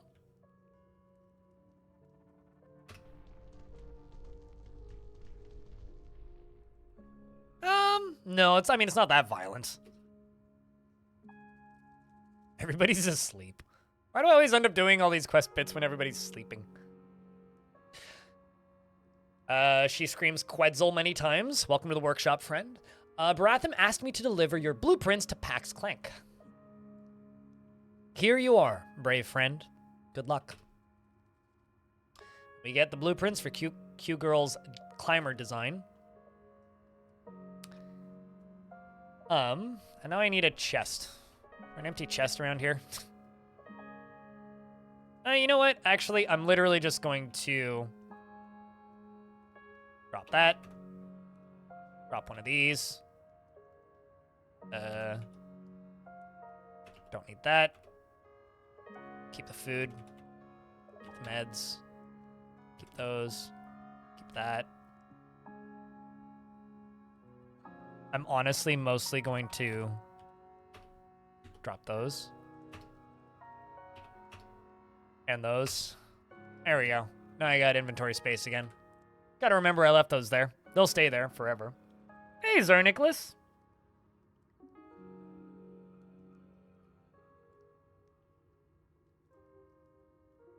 One thing I will say about Sproggywood is don't let its cutesy design fool you. It's fucking hard. When I was in hospital, right when I was diagnosed with type 1, I bought Sproggywood on my phone, and that's basically all I did, was play Sproggywood.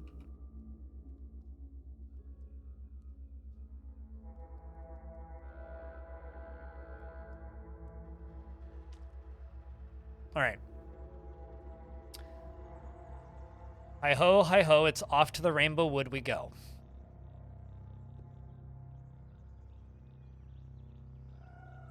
I'm not 100% certain we're not gonna immediately die.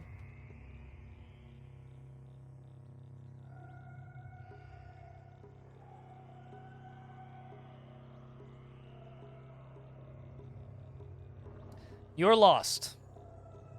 Regain your bearings by exploring your surroundings. So the Rainbow Wood is a literal mushroom forest. And on its surface, that's not so bad. The issue is it's hard to get through here without accidentally becoming mushroom, which I would rather not. Hey, look, it's a molten wax mushroom.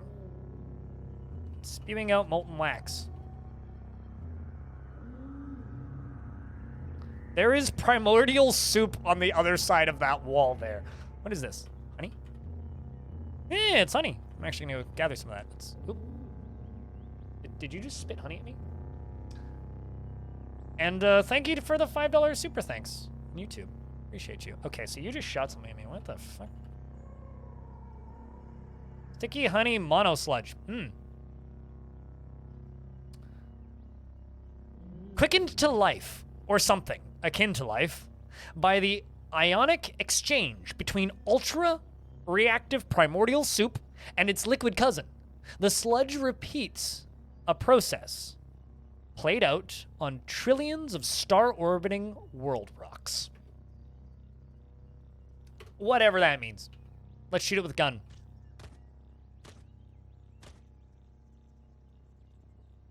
They are throwing honey at me, chat. Thanks for the free honey, I think.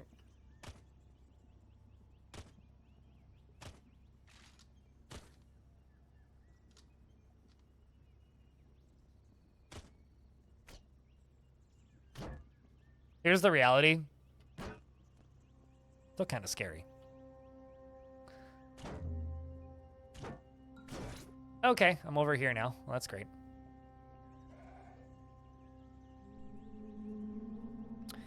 Meanwhile, up here, we have primordial soup. I don't have anywhere to collect it. Or wading through the primordial soup.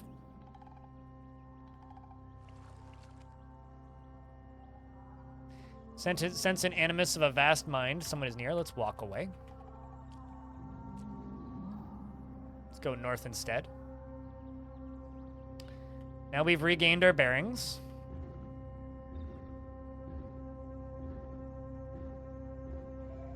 Oh, good lord. You know, I could see myself doing like random builds with crowd control. That might actually be something I would do. Not frequently. It wouldn't be like the main way I play the game or anything, but I could see myself doing that as like a charity redemption or something. Uh-oh.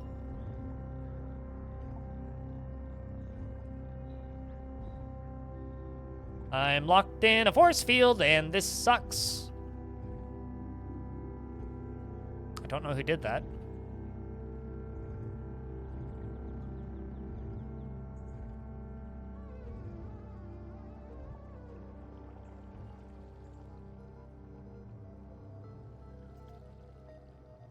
Well, I mean, like, not as the charity stream itself, but like, if we raise X amount of dollars worth of charity, that could be cool. I mean, I have Angry Plant summoning already.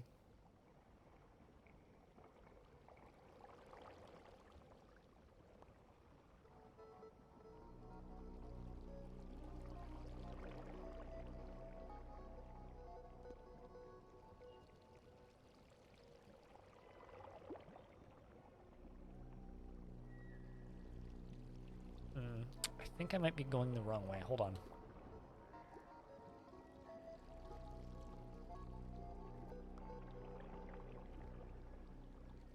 It's the animus of a vast mind. Someone is near. I really need to be careful to not get stuck. You know, I might actually teleport out real quick and come back in.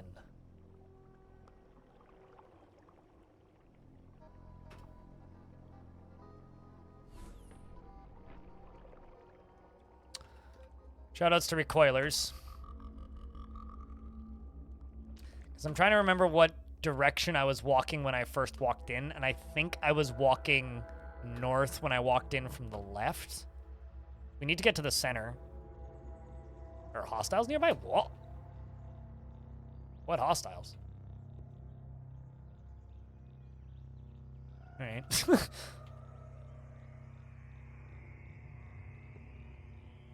Nope, don't need no ruins.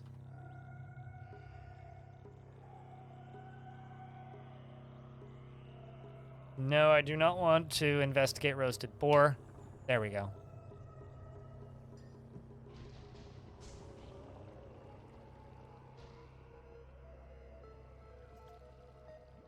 Counting the way droids?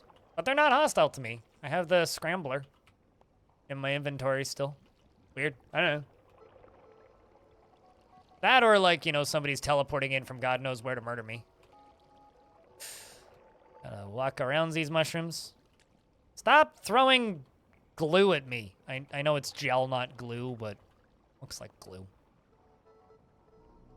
Easy with the white stuff, you primordial ooze.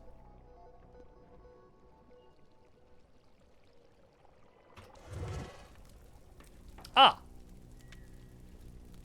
That mushroom expels lava, thus causing a mushroom forest fire.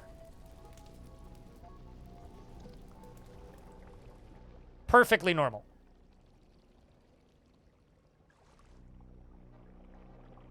This one shoots out water.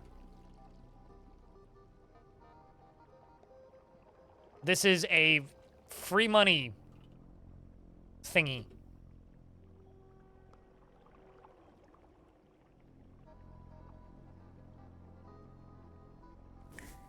Quickly cook up some food. Let's just cook with bear jerky. 15% max HP. Thank you. 11 more turns before I can use clairvoyance. Let's just wait 11 turns.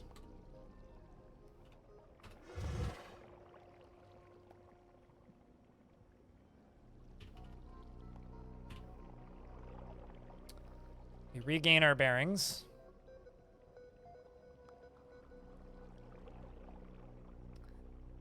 Ira, is it possible to take that with you? No. No, it is not.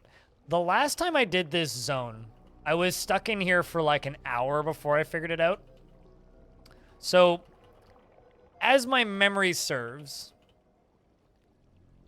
we need to get to the center, and then I find a thing, I eat the thing, and then I can see the road, and then we follow the road, and then I find the character. So I have to find consumable, edible items on the ground.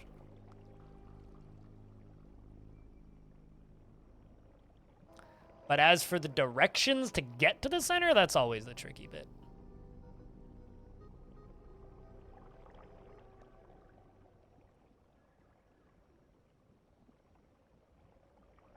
I'm actually just opening it up on the wiki.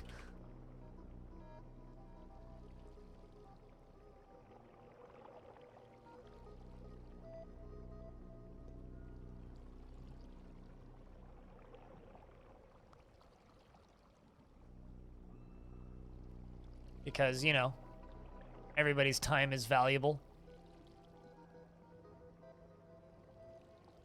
You always get so lost. Yeah, I always, like, wander around for a bit and then go, right, yeah, okay, let's...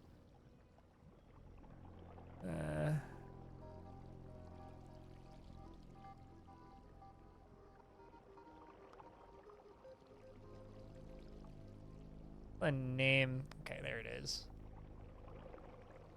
That's the name of the quest. Okay. I love how descriptive the wiki is. Speak to Q-Girl. Get XP. Get the design. Travel to the center of the Parasang. Okay, it is the center. I need to get to the center. And if I try to move up in the overworld, I get lost and it puts me somewhere random. So if we get lost or teleported, I have to teleport out and then start over, basically. This area is a lot like, how do I word it? You know the forest in Legend of Zelda where you have to walk in the specific pattern? It's like that on hard mode and on mushrooms. Is kind of how I would describe this zone.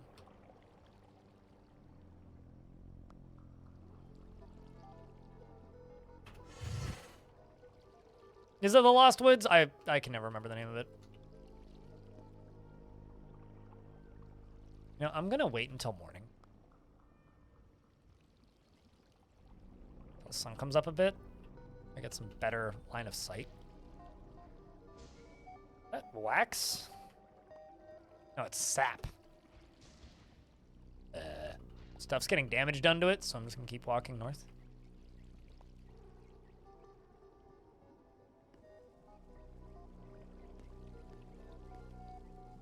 You just had a flyer for a legendary hatter? Oh wait, really?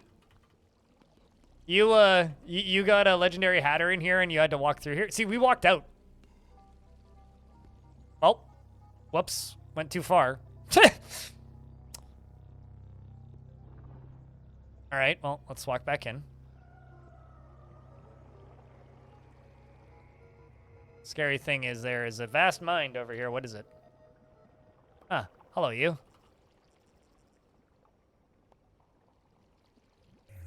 Great. Yeah, quit walling me off, you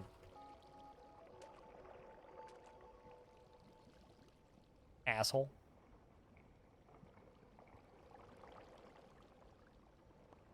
You never found them? I'm not surprised. Because there's a reveal coming up about this area pretty soon that I don't really want to spoil. But let's just say, if you haven't seen it before, it's pretty freaking cool.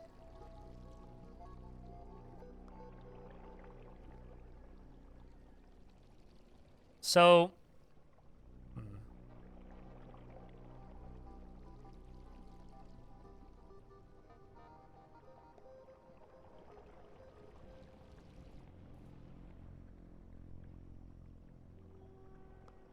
Also, looking at the wiki, they've changed this quest since the last time I did it.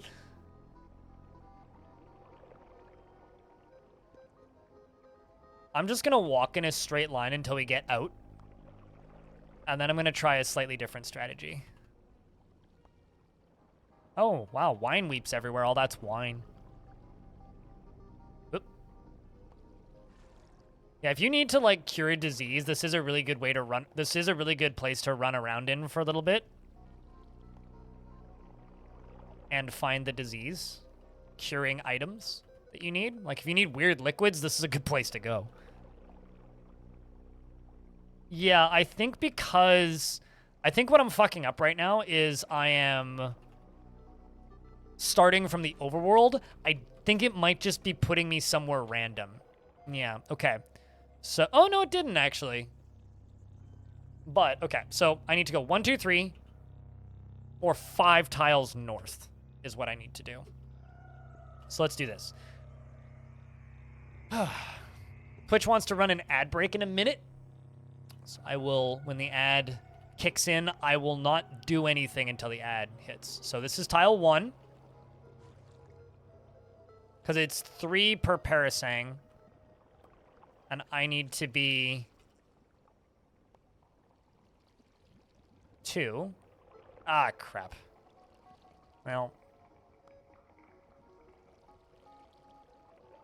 it didn't say that I got covered in spores, so that's cool. I mean, if I end up being a friend of fungi by the end of this, it is what it is. So that's 3.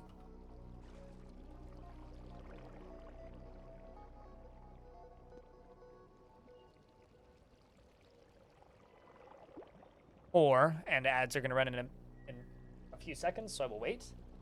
Theoretically, it should be on the 5th parasang.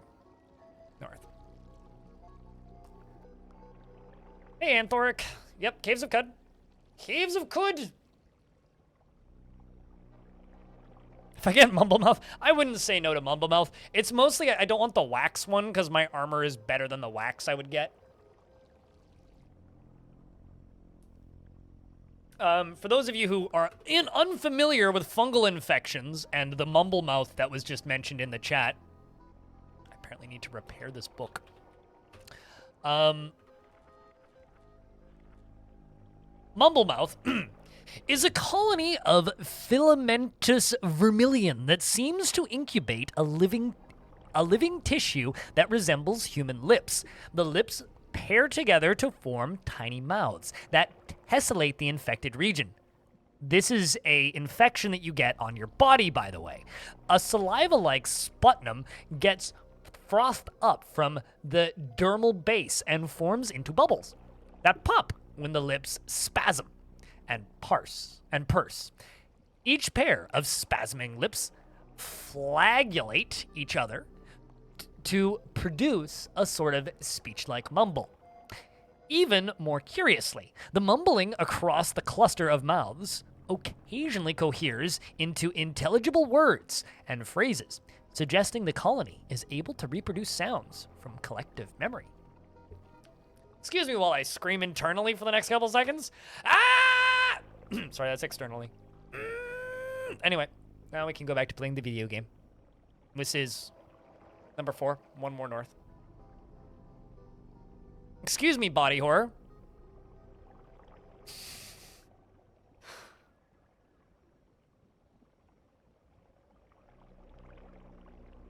If you stream internally, the lip fungals will scream externally for you. It's probably just always screaming. That's actually what the collective memory consciousness thing is. It's just screaming. Ugh. That description always makes my scalp crawl. I hate it. But infections are horrifying, but damn, can they be useful? I will always return to Syphilis in Early Access Darkest Dungeon and the clip of Dex Bonus, or Dodger, depending on how you know her, on stream playing Darkest Dungeon, saying, "Why does everyone have syphilis?" Followed by her, at the time, boyfriend, future husband, in the background, stripping, in the background screaming, "Syphilis is good!"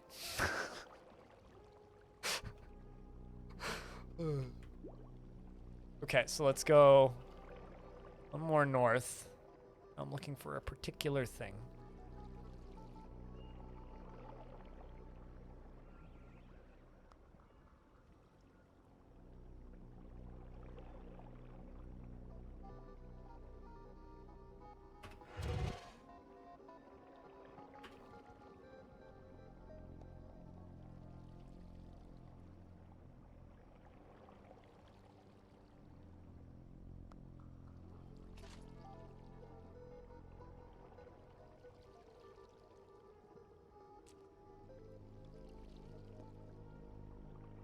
Yeah, I don't actually remember these sludges throwing crap at me.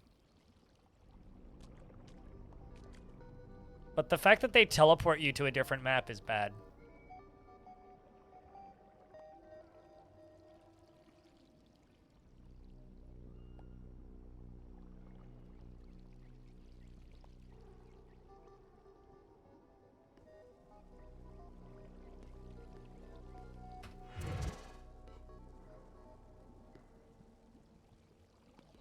I haven't seen what I'm looking for.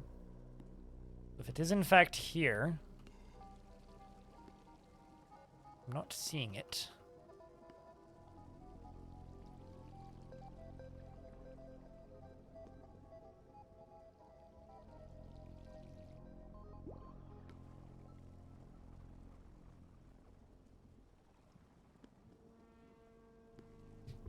Well, Temporal Fugue lets you walk through walls, right? I always confuse the abilities in this game. That's a pretty useful skill to have, depending on where you're going.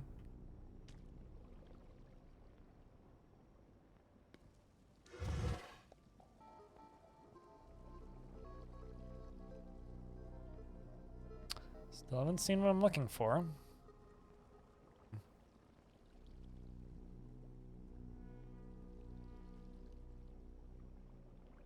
So I can't mind kill the mono sludge. They don't have enough brain.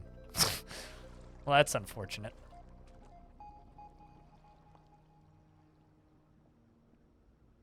Because they're all hanging around there leads me to believe that they're probably on that side. Question marks are psychic beings, which are usually either mushrooms.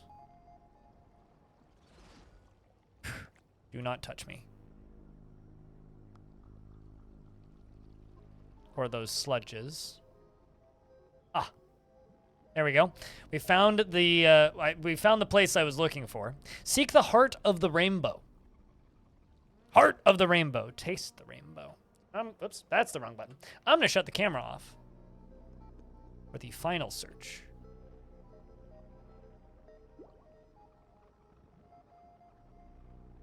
Interesting. My math was one tile off. Ah. Here we are. So here we have a corpse. This is new, I think. I don't remember the human remains being here. Poking out of the pool of coral resin are the unbleached bones of a human adult. Its remains have seeded a grove of otherworldly mushrooms. Human's body and mushrooms are growing out of it. There's a book. And the book is a scroll bound by a strand of kelp. We got 10 pages of this, which we could read now or later. Would you guys like me to read this now or later, chat? We'll either do it now or after I finish the quest. And in its inventory are several strange mushrooms. Read it now? I'm thinking, you know, I'm going to take my own choice here. I think we'll read it when we get back to Bratham. Because this bit's cool. I'm going to leave the camera off for a little bit and watch the screen very closely, chat. So, once again, the quest is seek the heart of the rainbow. We've completed that. And then eat the god's flesh. And then follow the coral path. So eating the god's flesh, eh? Well, that's clearly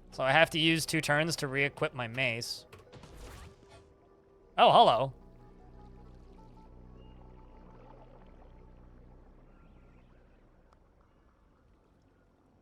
No, I leave for camping tomorrow. I'm camping over New Year's Eve. It's not New Year's Eve here in Canada. Love Injector won't affect them.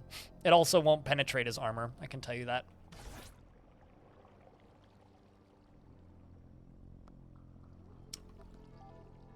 Man, how much I wish I had Temporal Fugue right now.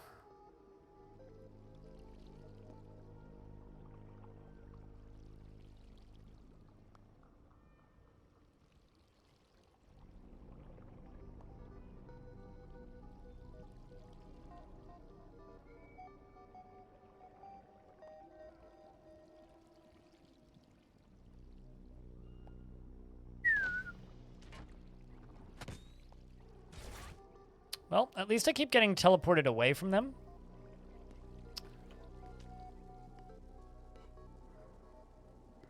Am I still flying? Yes, I am. God. I might just be dead.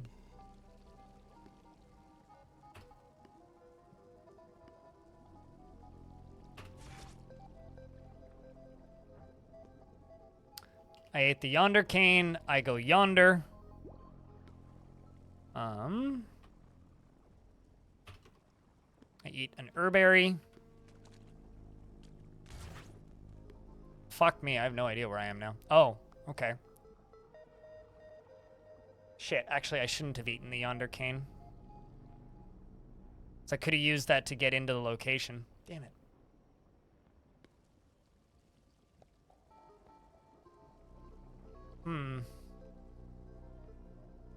Doesn't help that my entire screen is warping right now.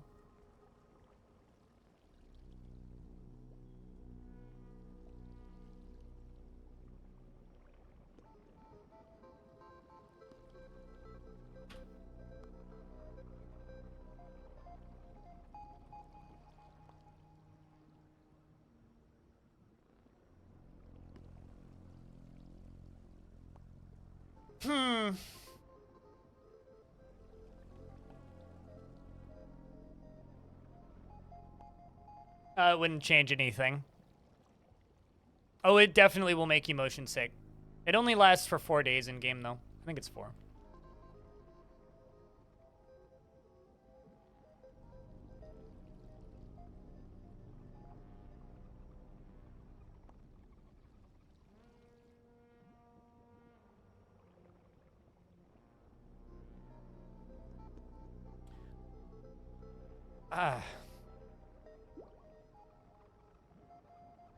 Trying to think which one of these 3 would be the most useful here.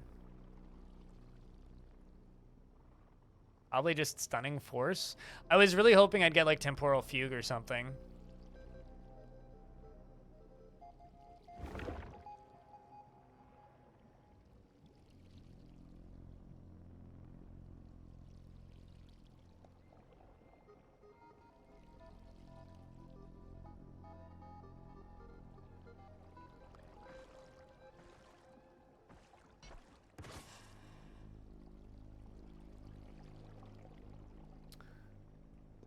Well, at least you I can kill.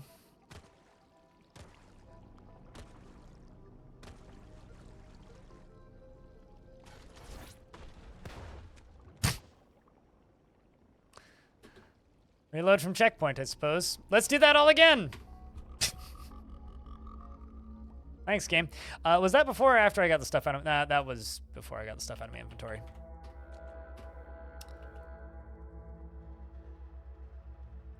Also, for reference, they're not necessarily supposed to be there.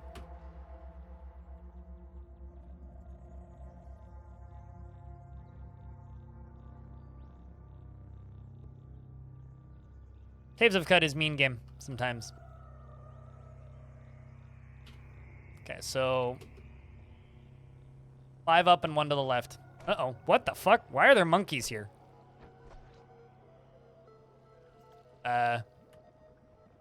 At least I'm still on the same map. So why is there a waveform worm right here? Okay, I'm just gonna run.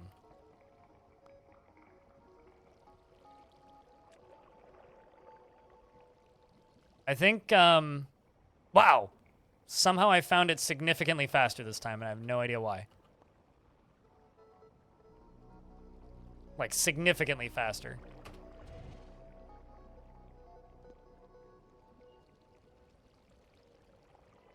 Anyway, that's why we're playing on a roleplay character, because otherwise I would have just lost, you know, 30 hours of gameplay or so.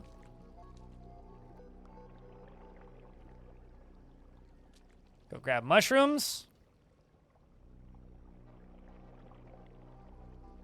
Some extra eater's flesh. And the scroll.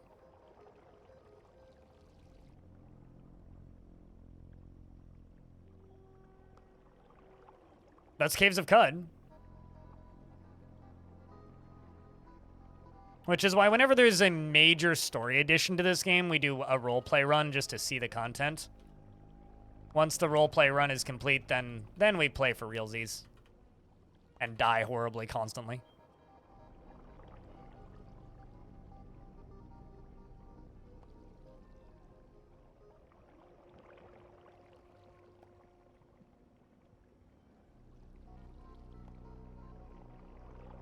Just looking for the road. Oh, there it is. It's right in the middle of everything.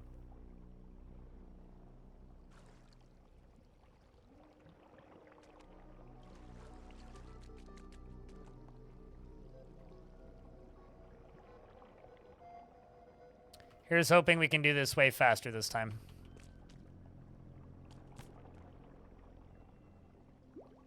I'm stuck. Can't sprint. God dang it. At least once you're on the mushrooms, regardless of where you end up, you'll end up in the right place. All right. So this time, I'm just going to eat the Yonder Cane and teleport myself inside where I'm supposed to be.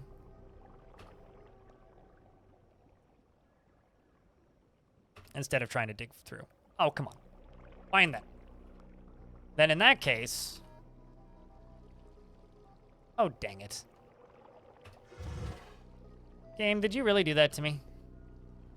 Did I not? Okay, I didn't back out correctly. All right, well then I will just try to dig through this time, and hopefully they don't show up again.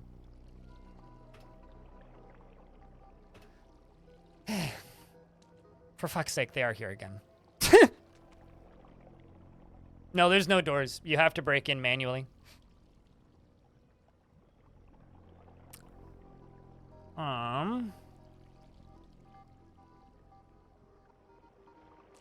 Here, have angry plants. We'll try and fight him. I don't even think I can do this, but...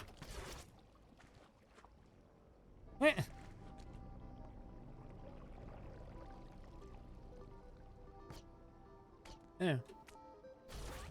Cool.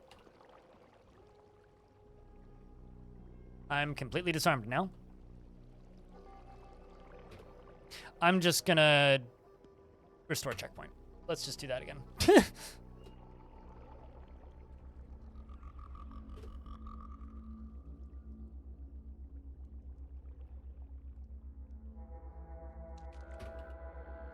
Because essentially what I need to do, if they're just going to be there every time, what I have to do is I have to use things in the correct order. I have to first... Hostiles nearby. No, there isn't. First, what I have to do is I have to use clairvoyance to tell me exactly where to teleport to, then use the Yonder Cane correctly to teleport inside of there.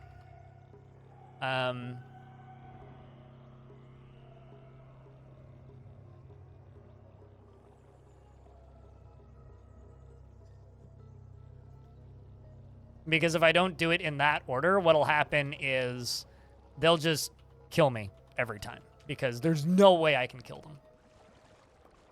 Absolutely no way. Especially not with constantly being teleported away. And I can't... None of my mental abilities will even affect them, so...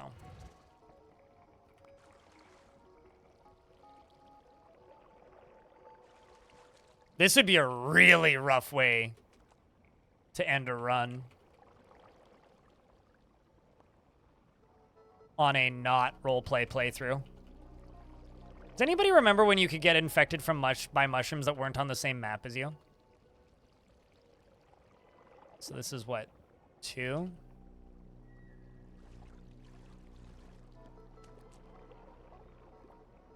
Three. 4.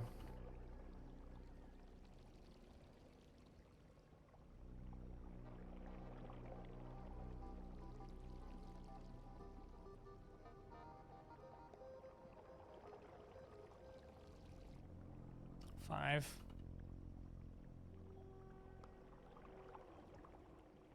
No, I don't have blinking ticks. So you know those mono sledges? Mono sledges, if they attack you, they have a chance to teleport you somewhere else.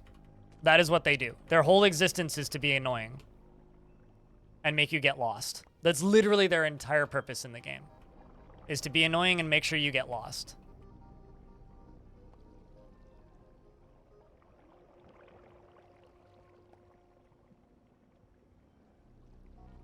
No, don't equip it. Equip it. Eat it.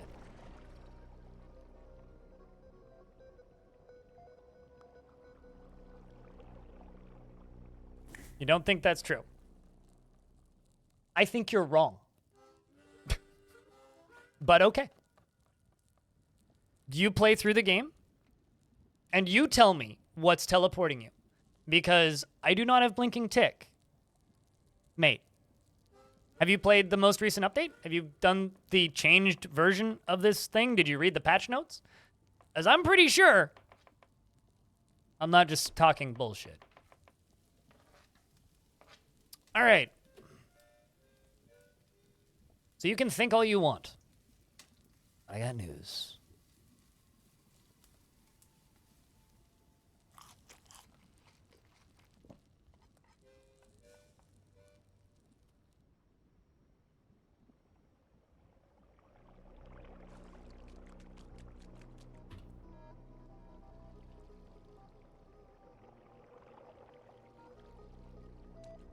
Maybe you should, like, play the up-to-date versions of quests before you tell me how the quests work.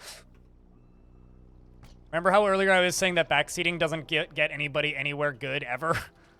Because that's all that this does. Fucking hell. These things. They also disarm you. And then teleport you. So you lose your items. See? Did you see what just happened?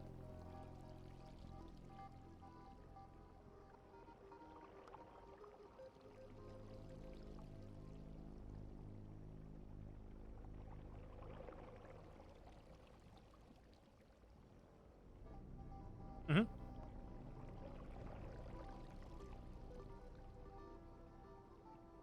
That's not blinking tick, dude. So, anyway.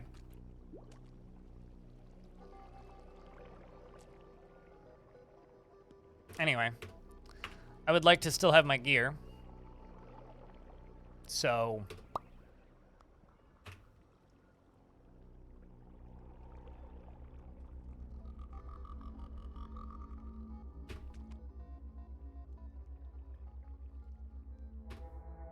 It's not a mystery.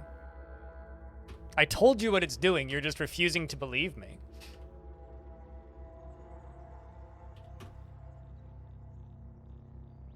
Read the patch notes. There's literally no mystery going on here.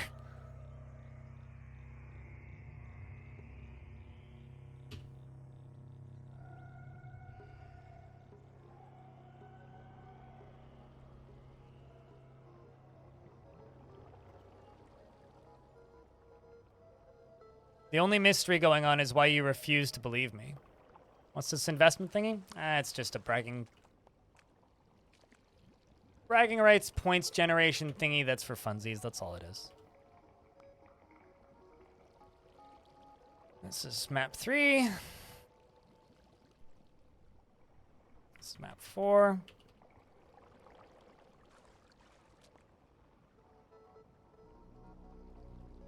Five. 6.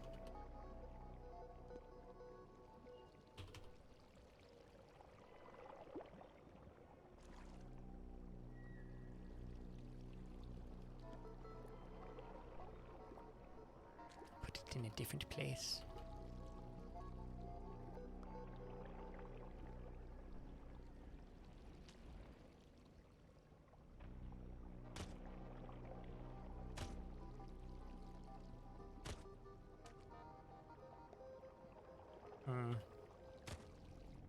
Why?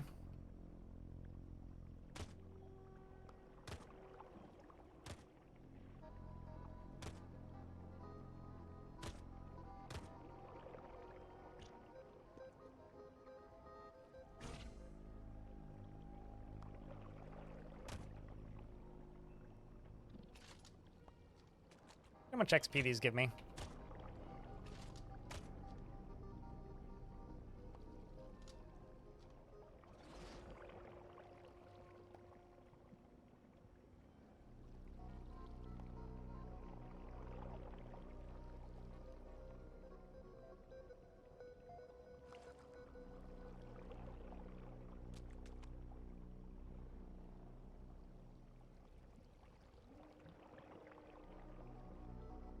Found it.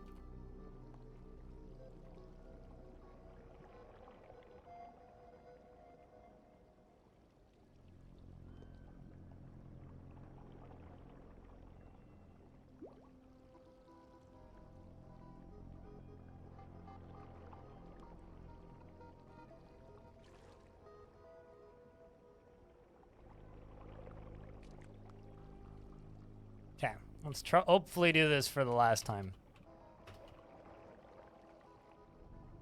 Okay. Can I kill them? Certainly. Is it worth killing them? Eh. I'd have to kite them around in circles in a very claustrophobic zone.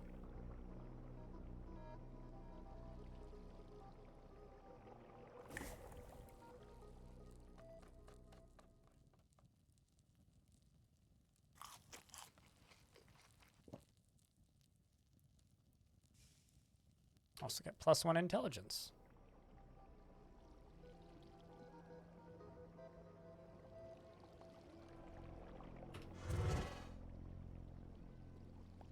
The road.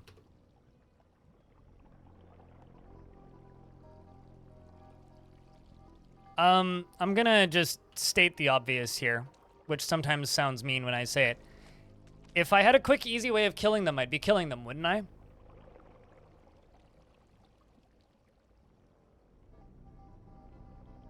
Wouldn't that be the logical thing to do? If I could kill them? Quickly and easily? No, I don't have a way of quickly and easily killing them.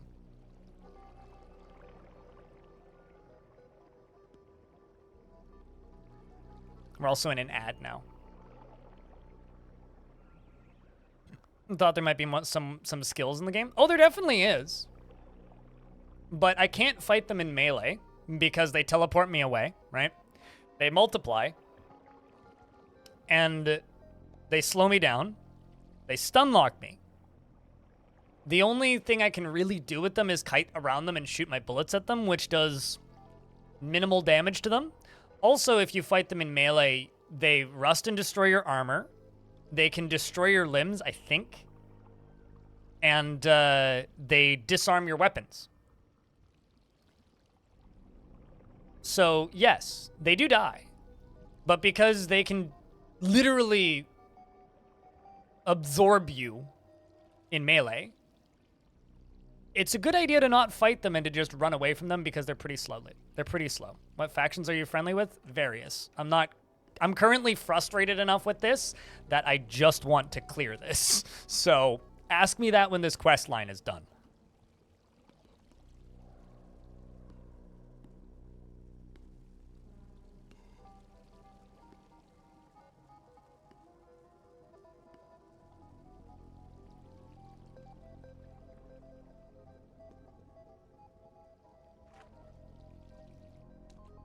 I am in fresh water.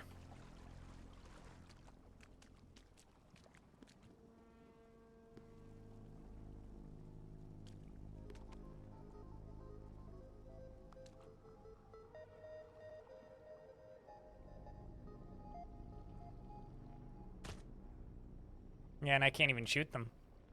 You drink way too much and vomit. Oh, great. Thanks, game.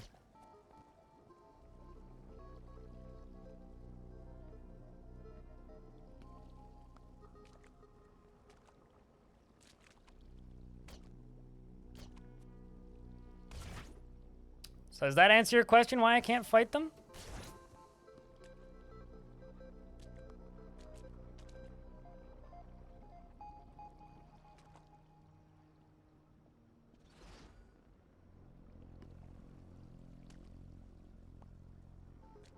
They slow you down by firing liquids at you.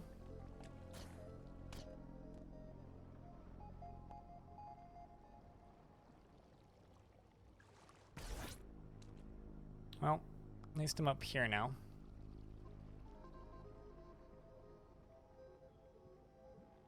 No idea where I am now.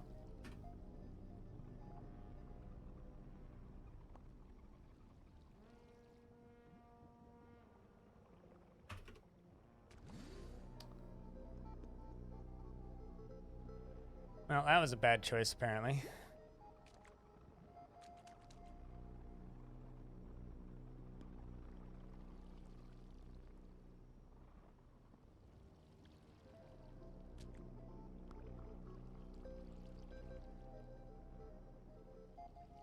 And I don't know where I am in relation to the pathway.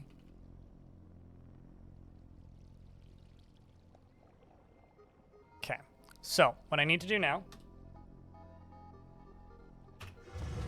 expose that so I can see Pax. Use the Yonder Cane, which will teleport me. I only get one use of this. And now we just have to hope that it teleports me to the right place. You eat the Yonder Cane, it tastes like Far Away. Don't mind the... Fuck!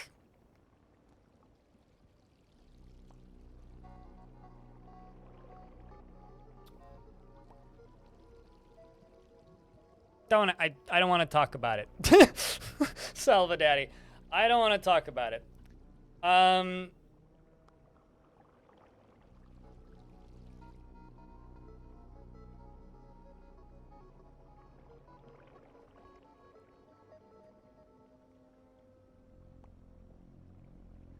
Caves of Cut happened.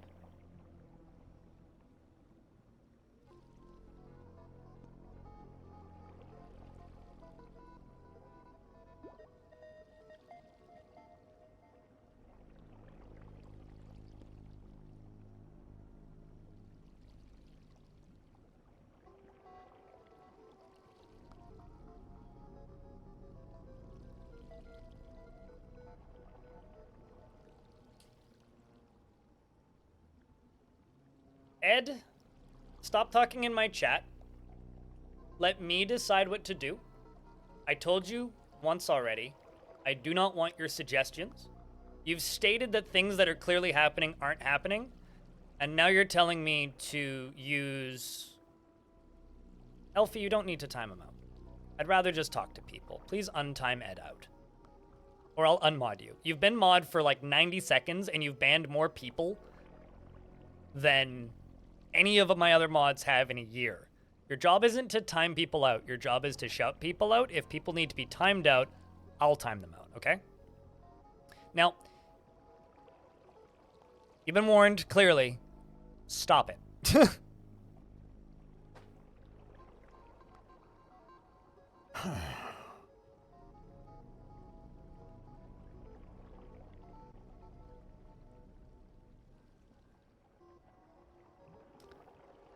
Why is he attacking himself?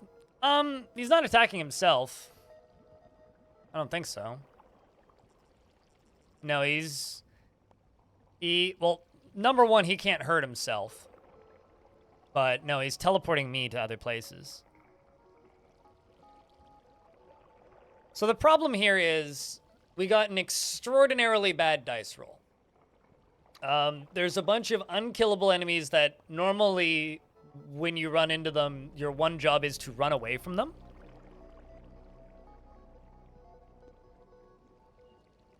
Ed, you told me I don't think that's true. I'm not gaslighting you. I told you a thing is happening and you said I don't think that's true, and I stated for fact that, yeah, it very much is true. So I'm not gaslighting you. I'm straight up telling you that that's what was happening, and you said you didn't believe me. Now I'm frustrated at the game, and you are telling me to use, like, console commands to fix it, which is probably what I'm going to end up if I'm being honest. But my job is to stream. Your job is to watch, not tell me how to stream. If you want to be told how to stream, go stream yourself. Okay? Don't tell me what to do. I'm frustrated at the game, yes, that's very true. But a large portion of my frustration is coming from how you are communicating to me about this game.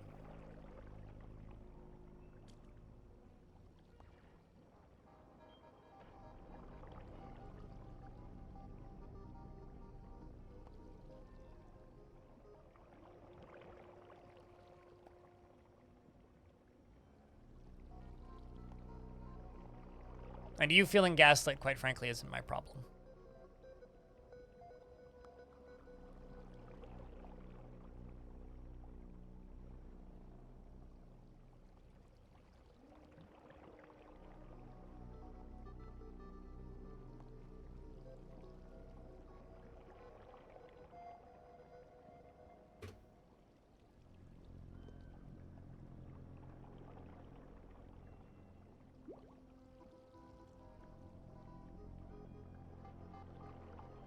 It also doesn't help that I'm very motion sick right now and feel ill because of the shimmering effect.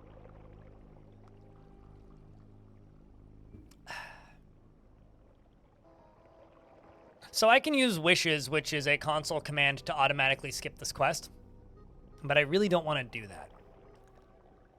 Really, really, really don't. I'm just gonna go look through the wish commands and see what my options are. Because it's either that or I retire this character.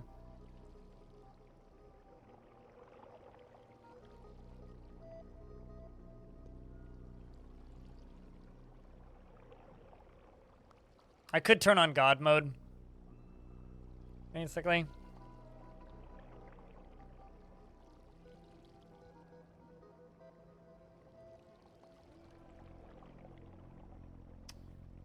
That's something I could do.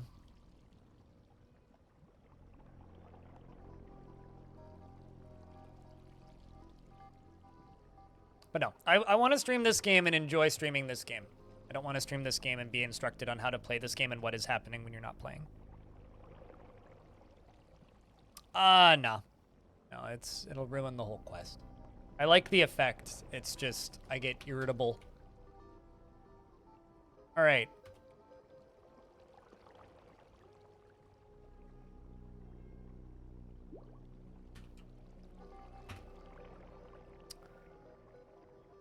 Why is the screen moving? Chat, answer that question, please. So we now have God mode. So I can go kill them. Which I'm not thrilled about.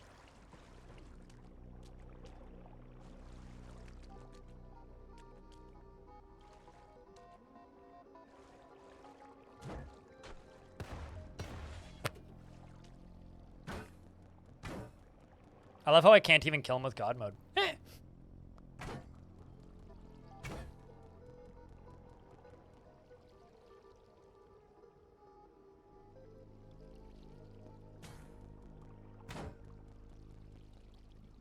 Well, at least I can ignore him.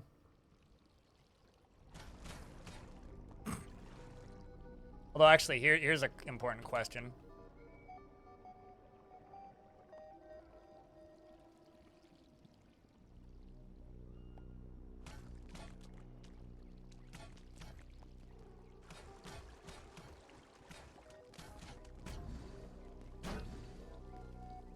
Question is, can they still disarm me? This is all one turn, too. Some perma-stunned.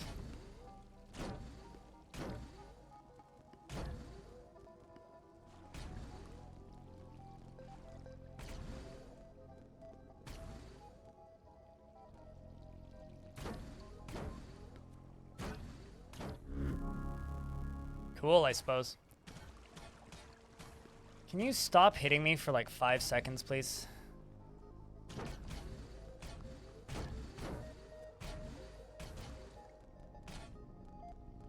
Please.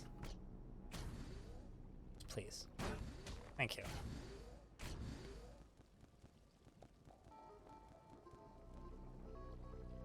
There we go. I'm gonna try and kill all my salt and read this, because this is some of my favorite dialogue in the game. Is it a coincidence that the knotted, erupant throng of Oregon that is Pax Clank is shaped in the vague form of a humanoid? Or is it the prodigy fungus welcoming their extra-dimensional anthropod visitors with a warm gesture? In either case, their splendid orange cap looks like a fancy hat. The resemblance ends there. However, in place of a face, there is only a trio of undulating tentacles. Irmaluk, thanks for the 12 months. Cheers, friend. At the edges of your field of vision, more tentacles writhe over tools, books, circuit boards, frog cadavers, and saltwater pearls. You realize just how many things Clank does at once, and you wonder at nature's decision to bestow peak organic wit to a fungus.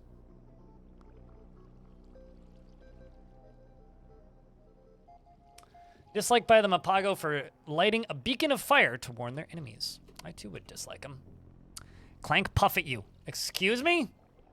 Clank puff at you. Why are you the color of coral, and why did the brick road outside only appear after I ate the eater's flesh cap? Clank want no visitors, so Clank relocate workshop half dimension away. Clank Tasty's altar viewing plane. I'm here to collect a debt for the Barathmites. Prickles? Clank miss Prickles. Why do you owe Prickles a debt? Clank puff on Prickles during lecture on light refraction. Prickles angry. Well, you can repay the debt now. Baratham wants you to build something. A climber. He says only you can do it.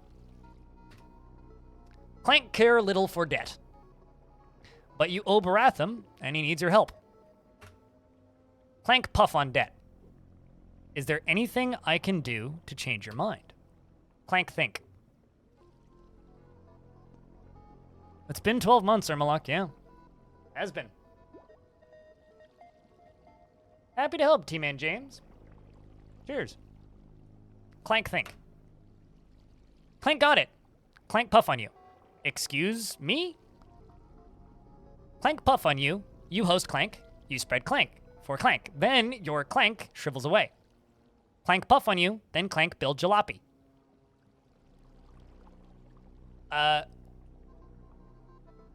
Strangest definition of puff puff pass I've ever heard. Chat, where do we put Clank? I don't think I'll be able to equip or use that limb for a while. I don't know if I want Clank on my face. But I feel like face would probably be the least annoying, because I'm not wearing anything on my face right now. Back, I have wings. Well, I don't have wings. I have mechanical wings. So then I wouldn't be able to use my wings. I am currently dual-wielding pistols. So I'd only be able to use one pistol. Of the Mycon. You know, I've never played a Star Control game. True story. Enjoy lunch, Elfie.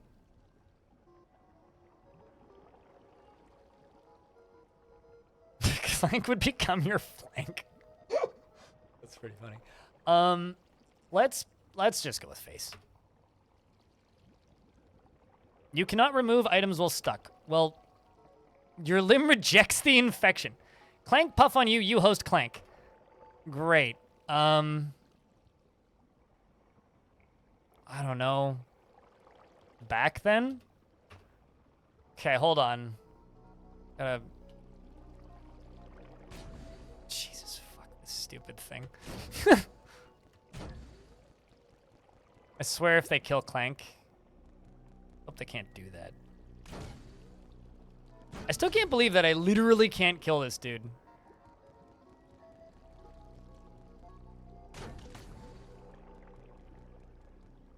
Come on.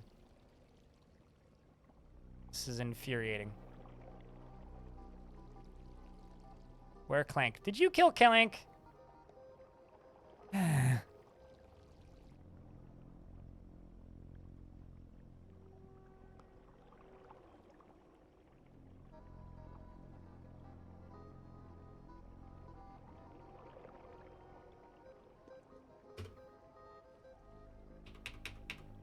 I'll tell you this. I am about to retire this character.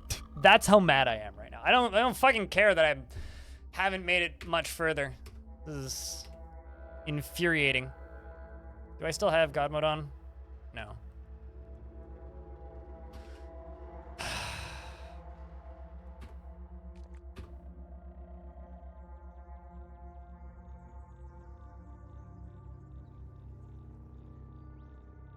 I have no idea how they let me leave there. There was a goat directly in front of me.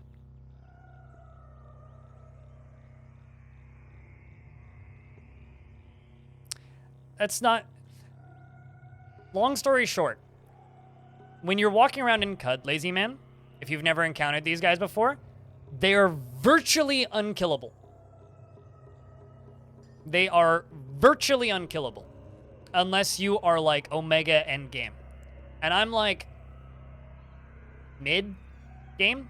Level 30, almost. So, I have absolutely no way of killing them. Period. God mode didn't even damage them. Alright? I had God mode turned on, and I couldn't even touch it. We just happened to get a really bad dice roll where they are on that map. That is it. So...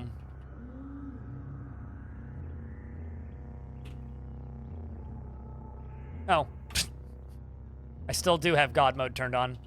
Yep. All right, well, fortunately...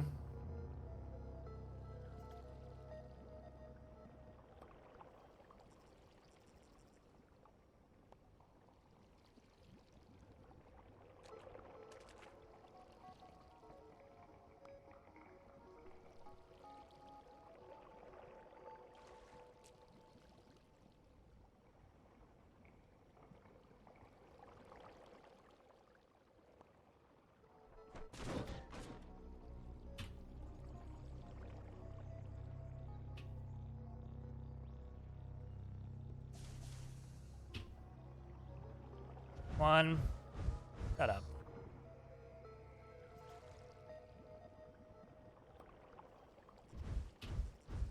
Two.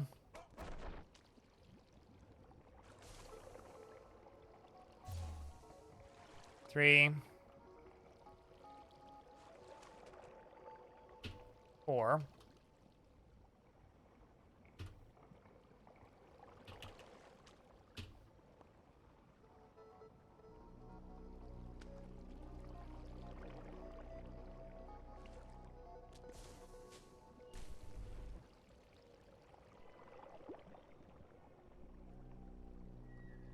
When did they add that big multi-tile graphic to the world map? I have no idea which big multi-tile graphic you are referring to. Are you talking about the Rainbow Wood? Like 2 years ago?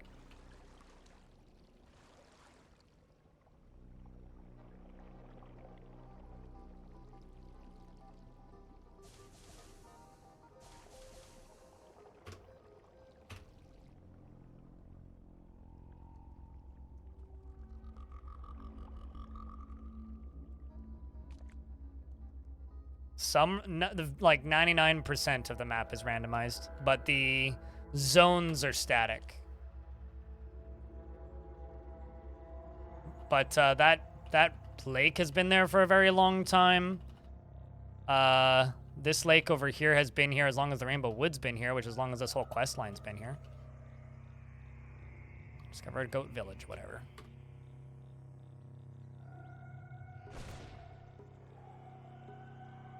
Two. Okay. Move north. Shut up. One.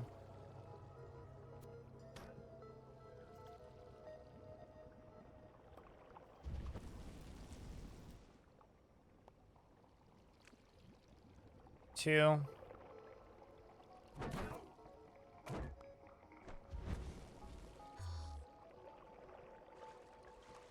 3.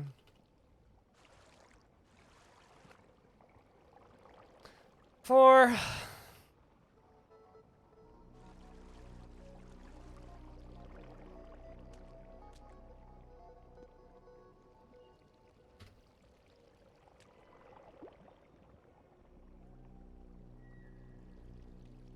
Yeah, the biggest issue with Caves of Qud is the fact that the game is so random in some cases. You can brick yourself out of quests, and this may be one of those situations where I actually have to cheat around this quest, which I really don't want to do, because this is literally my favorite quest in the game, where you meet my favorite character in the game. So I'm pissed currently.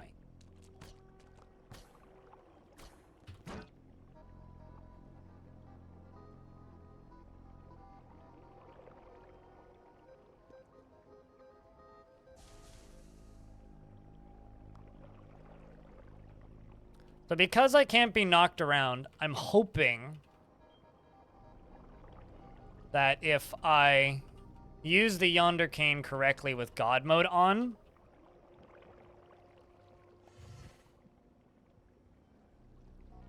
they can't teleport me out now. But, you know, we'll see.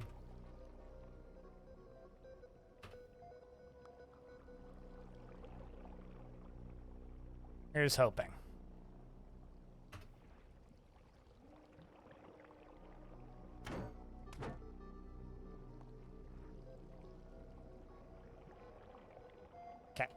So I've managed to get in here before the combat situation with them starts. I'm just going to remove my wings and start talking. Okay. Excuse me, blah, blah, blah, blah, blah, blah, blah, blah, blah, blah. Prickles, miss Prickles. Yes, I also miss Prickles. Clank, think. Clank, puff on you. Clank, puff on you. You spread Clank, and then Clank shrivels, and then your Clank shrivels away. Clank, puff on you, then Clank build Jalopy. And we'll put Clank on my back because I'm not stuck right now. You gain the ability to puff spores, and you've contracted Clank on your back. And you've received a new quest, which is spread Clank around Qud in 4 ways of your choosing. Clank puff on you. Clank build Jalopy. Ugh. Ugh indeed. Salty, sticky, soapy Pax Clank. Soupy Pax Clank takes the blueprints for Q-Girl's climber design. And you have finished a step in the quest. That's literally all I had to do. And we level up. And now we have Clank on my back. And I'm going to take a teleporter and yeet myself across the fucking planet.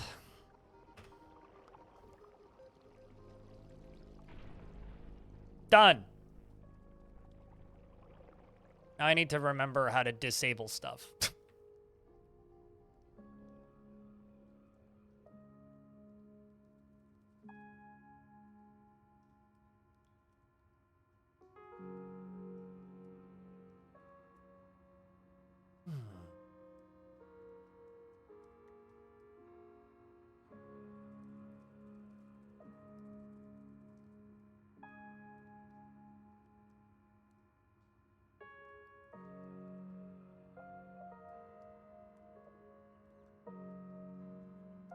I'm thinking about it. I should have just turned on calm, which would have just stopped everybody from moving, but whatever.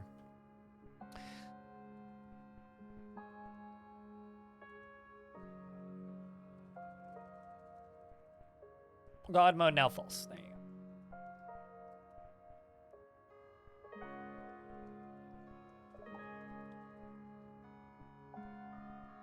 And apologies for the salt, but if I'm clearly salty, just let me figure out what to do on my own time.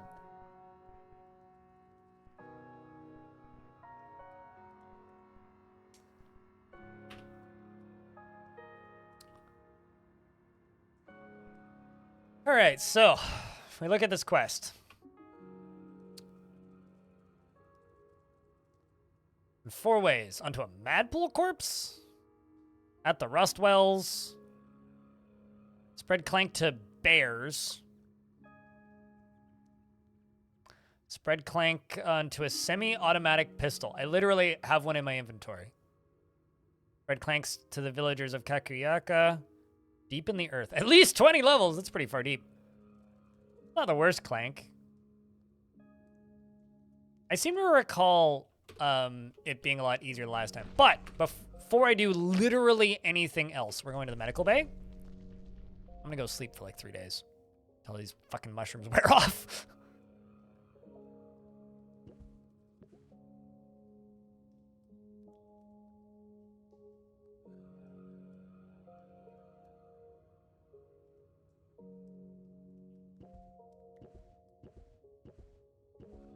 Pretty sure it's 4 days. Because I have the shimmering thing down in the bottom left. Let's just go eat food.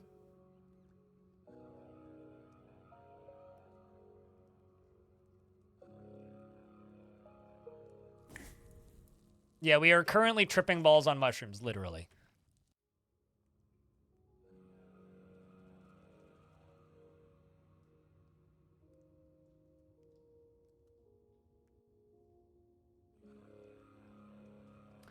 Cheatless playability. I can't think of many games that could do... Well, see, here's the thing, right? This game's not finished yet. And they've removed a lot of those situations. There used to be a lot more of those in this game. Fortunately, they are less common now.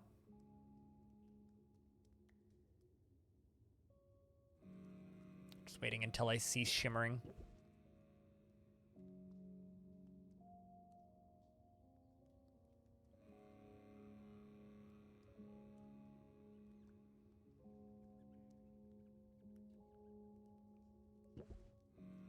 There we go. Game should cease warping now. But yeah, no, this game has a lot of those because of its nature of being a roguelike. And they've fixed a lot of them and left a lot of the funny ones in, but I guess you can still get stuff like that.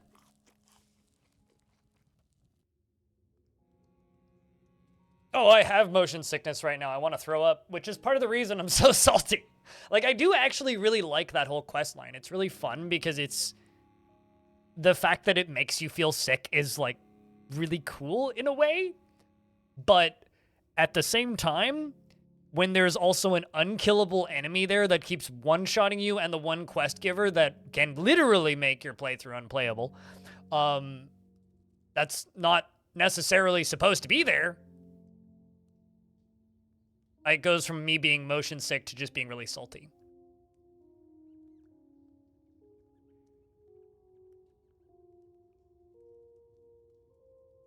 Really? I thought that one Beetle is neutral, Ulmirn. Unless I'm thinking of a just different quest. Because I thought it was like a legendary situation where that one Beetle, regardless of if you are friendly with them, but yeah, you can disable the screen motion stuff.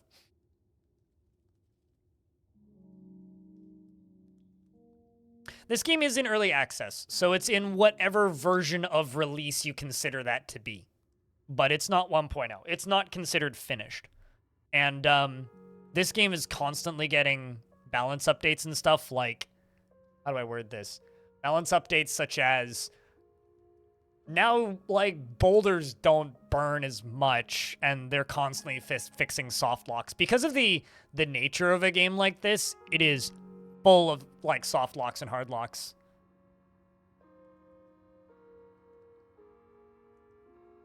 Really? That's not even that low. Huh. Interesting.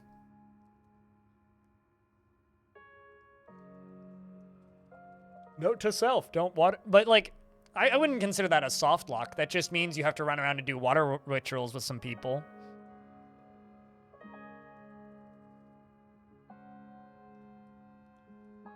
Anyway, I'm going to sit here for a minute and drink some water until my motion blah goes away.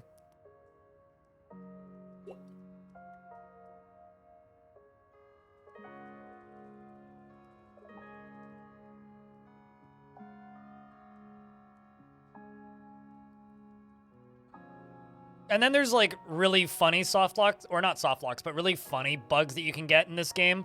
Like the time that I was told to go find a thing this was a random quest that I got, and this will always stick in my head as hysterical. They told me to go find some flaming tar pits that were located 6 parasangs east of the flaming tar pits. So I had to go find the flaming tar pits, buy the flaming tar pits. And I'm pretty sure they changed it so now they can't give you quests that literally kill you. Because this was like 2016 or something, because the old UI was still all in the game. And I got a random quest from a random village that told me to literally kill myself. It told me to step into the bizarre contraption. What I didn't know is that the bizarre contraption was an Iron Maiden that kills you, and you can't get out of it. Speaking of games that insta-gib you for absolutely zero fucking reason, ADOM is a game that'll insta-gib you for absolutely zero reason. Could I cover the factions I have rep with now? Yeah, sure. Thanks for reminding me. I'd forgotten. I'll just slowly scroll through things. Bears, Cabal of the Fermented Meteorite don't like me. Cannibals hate me. Cats hate me, but that's a given. Just like real life. Children of Manum hate me. Crabs hate me. Kragsminch hate me. Cult of the Coiled Lamb is indifferent. These people hate me. The Desidens of the Yid Freehold are indifferent. Dogs like me. Dromad Merchants kind of dislike me. Equanes sort of like me. Family of Salt, whoever that is.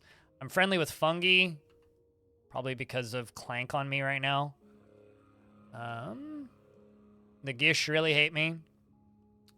The Hindran of Bela don't like me, although I haven't been to Bela, and I don't think I'll do Bela on this playthrough. Canamists are fond of me. The Merchants Guild is fond with me, and Mollusks hate me. I think the Trolls hate me the most, and Aphali don't like me very much. Newly Sentient Beings are okay with me. I want to be favored with the Newly Sentient Beings, but I have to work on that a bit still. Pariahs like me. People of the Burgundy Gauntlet don't like me. They don't like me. They don't like me. That's a given. These are the guys that were just fucking with me, too. Buddhist Templar. Roots don't like me. Scroll and Ultramarine Society don't like me. Seekers of the Sightless Way don't like me. Sverdim, this one makes me sad. I want the Sverdim to like me. The swine don't like me. Fuck tortoises. Trees don't like me. Trolls hate me. Urchins don't like me. Villagers of Alibaba. Villagers of Arr. Random villagers are all mostly indifferent. Except for a couple. Vines don't like me. Worms don't like me. I did kill every single one of the trolls, yes.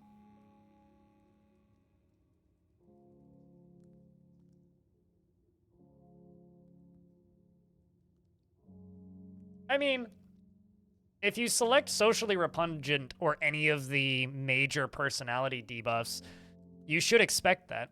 Yeah, that game is awful, Andre the Regular Guy. And they've barely improved it. And actually, somehow that game manages to have a slower development cycle than Dwarf Fortress, which is something.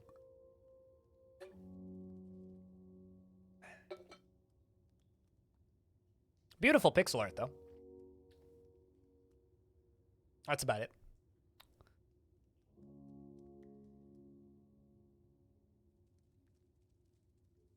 Yes. Although I find the trolls kind of fun to kill. They are a fun adversary. All right, yeah, this is where one of my friends died.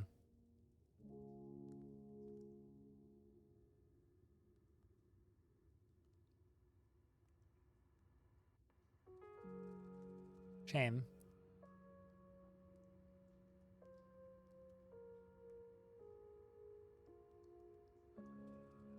The rest of that dungeon is kind of tedium. Aside from the coldness. I can explain why I don't like Stone Shard in like 3 sentences. It was sold with false advertising. The leveling curve is slow and dull. It kind of fails on what it promises to do. The content they've added just adds variety, but doesn't make it any deeper. And It's as shallow as a puddle, and as of the last time I played it, which was, I think, about a year ago at this point, although they've only patched it like twice since then,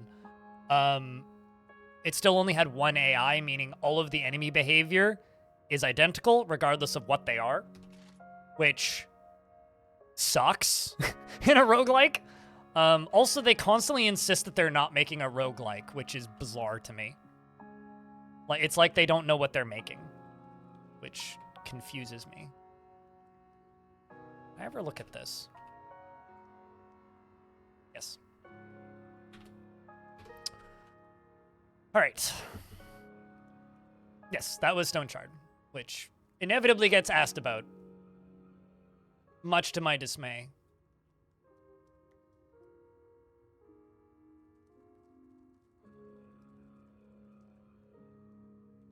Well, it's less AI, more enemy behaviors. They wrote a roguelike in an engine that is awful for roguelikes. So I'm not surprised, to be honest with you. There is another game out there called... It's like Stone Shard but furries, and I'm blanking on the name of it now. It's Tales of something. Game Maker. Game Maker's really bad for proc gen stuff. Anyway, there's another game out there that looks and plays almost exactly the same as Stone Shard, because most of the stuff that Stone Shard is doing is like purchased assets largely, as far as the code goes. And it is that game is specifically not a roguelike. It is a linear RPG. And the reason it is specifically not a roguelike and it's a linear RPG is because that is what that engine is good at doing. It's not good at doing varied open environments with interesting proc gen. And that game was so poorly coded, it didn't have a save on exit function initially. Like, certainly, I mean, like, it's a good engine to learn on, but it's a terrible engine to try and build a large-scale open-world roguelike on. Like, why would you do that to yourself? Like, you are actively making your life more difficult that way.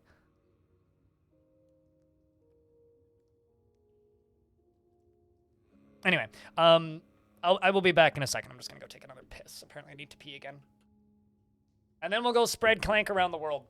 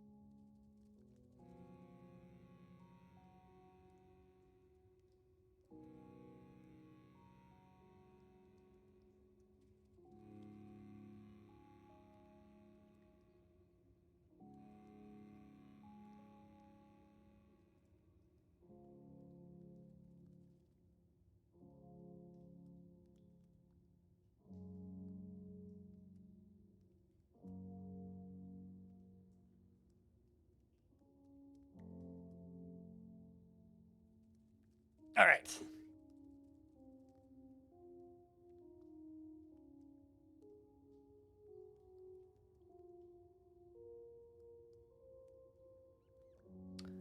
You used it when you were a preteen. You made a shooter scroller where you shot alien saucers and collected burgers, and your friend played it and then vehemently denied that I could have had anything to do with its making. Really?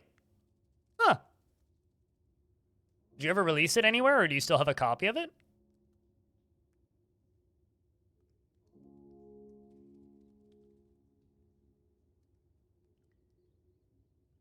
Thanks for putting Around the World in my head. That song's got a good beat. Ah, yeah. Just like I wish I still had the comics I drew when I was like 10. Okay. So let's double check this. Where's our first destination for this mushroom quest. Let's go to the Rust Wells. Easy enough.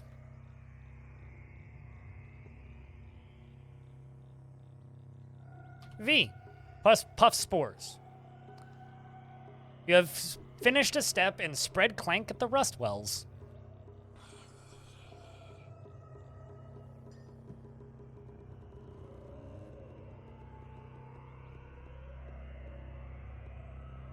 Oh, totally Soul Shinery, but it's not, remaking it isn't the same thing, right?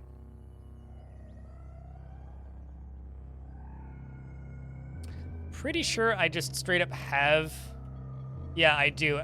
Okay, this is a slender semi-automatic pistol, but let's see if I can make my pistol work.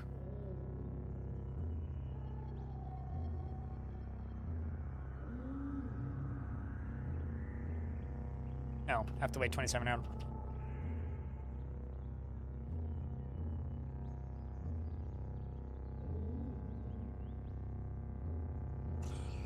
Yay! My gun worked! Alright, so let's re-equip you. Okay, so that's 2.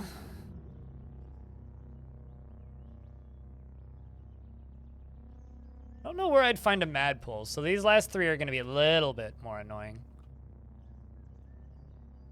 Well, not all of them, but let's go to the campfire remains. Quickly cook some food. Whip up a meal. Put it out, which I don't actually need to do. Okay, so that's 3.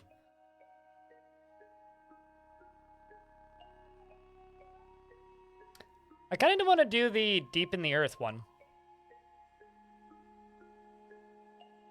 Just because that's actually like kind of fun.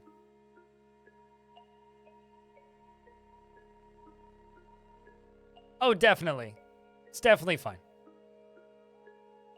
Clank is a semi-dimensional being that is a mushroom that spreads through the cosmos, who is very intelligent. Wait, what? Did that not count? That did.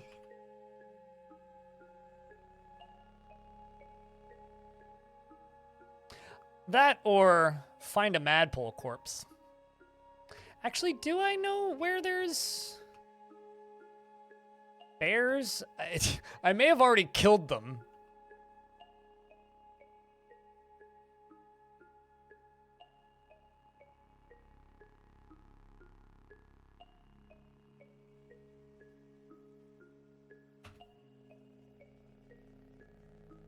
Two-headed boar. Warrior, Saltlife, Equimax, Creepor, Horn Chameleon, Lopad, Soul Drinker. Nope. I do not have a location of intelligent bears, and I...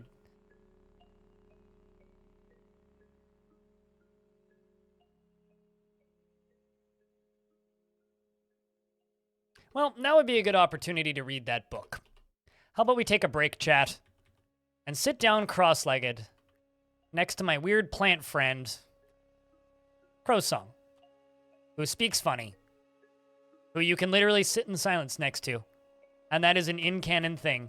This loop is infinite, and you can just sit in silence next to him for all eternity. So we're going to sit in silence next to him.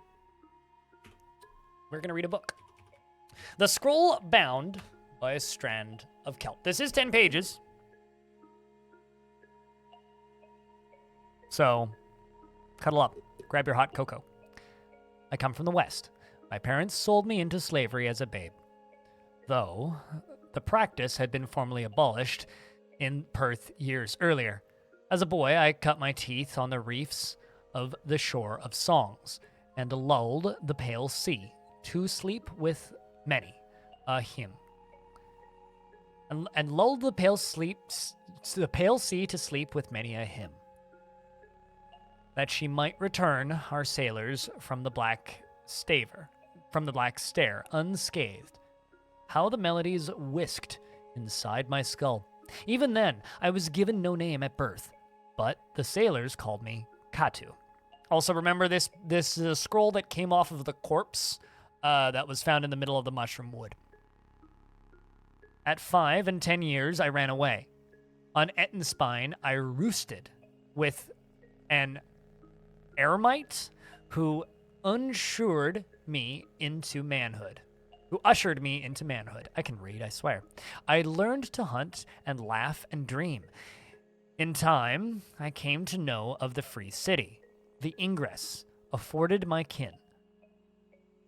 I shoved off from my stony nook and trekked to their high gate, and settled there.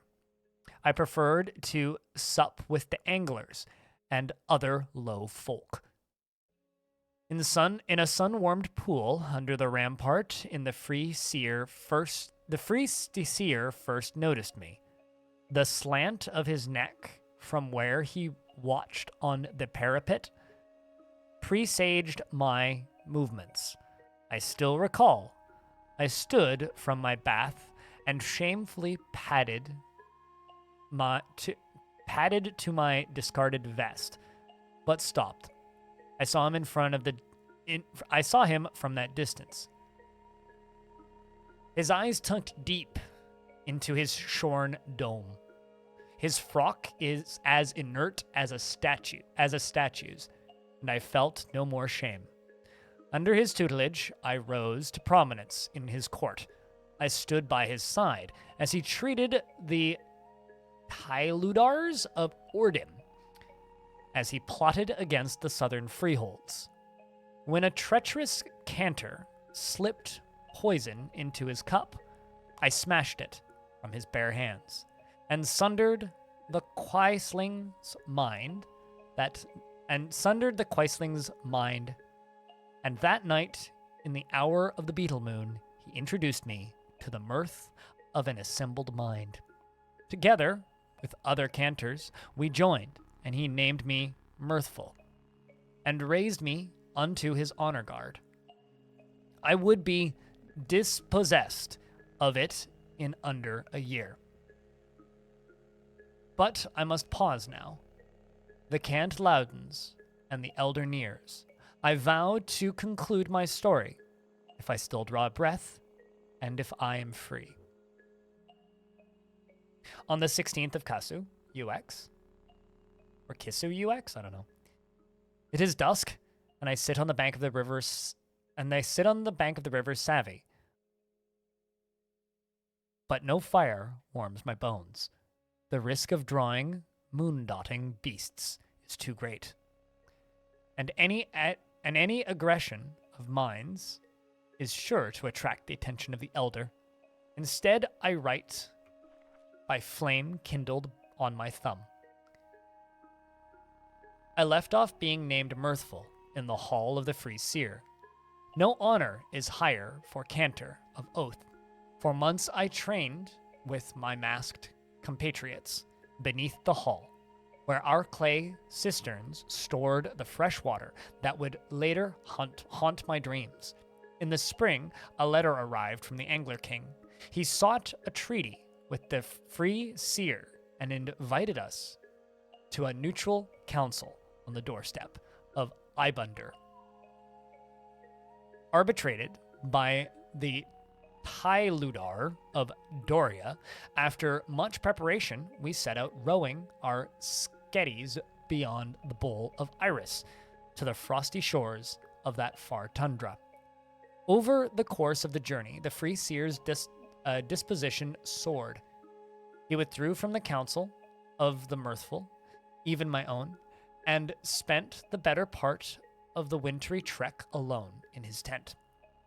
Oh, soured, not soared, my bad. At first, I attributed his mood to the fragility of our diplomatic high ground, but I soon learned the true tack. We arrived at the camp of Ibundr on the summer solstice. The twin banners of Athenreach and Doria thrashed in the wind, and the hymns of the Ustas Sutta carried as I remember, smiling the throaty crooning of their priests. As we studied the campground from the hillock, as the free seer ambled up to my side, I saw the jewel of hanging hills, Nisramet, the Angler King's wife. She who cemented peace between her father's fiefdoms and the Angler King's freehold. I saw her, and I immediately knew my own treachery. The free seer's gaze was acknowledgement enough. Also, damn, not bad. Little shinery.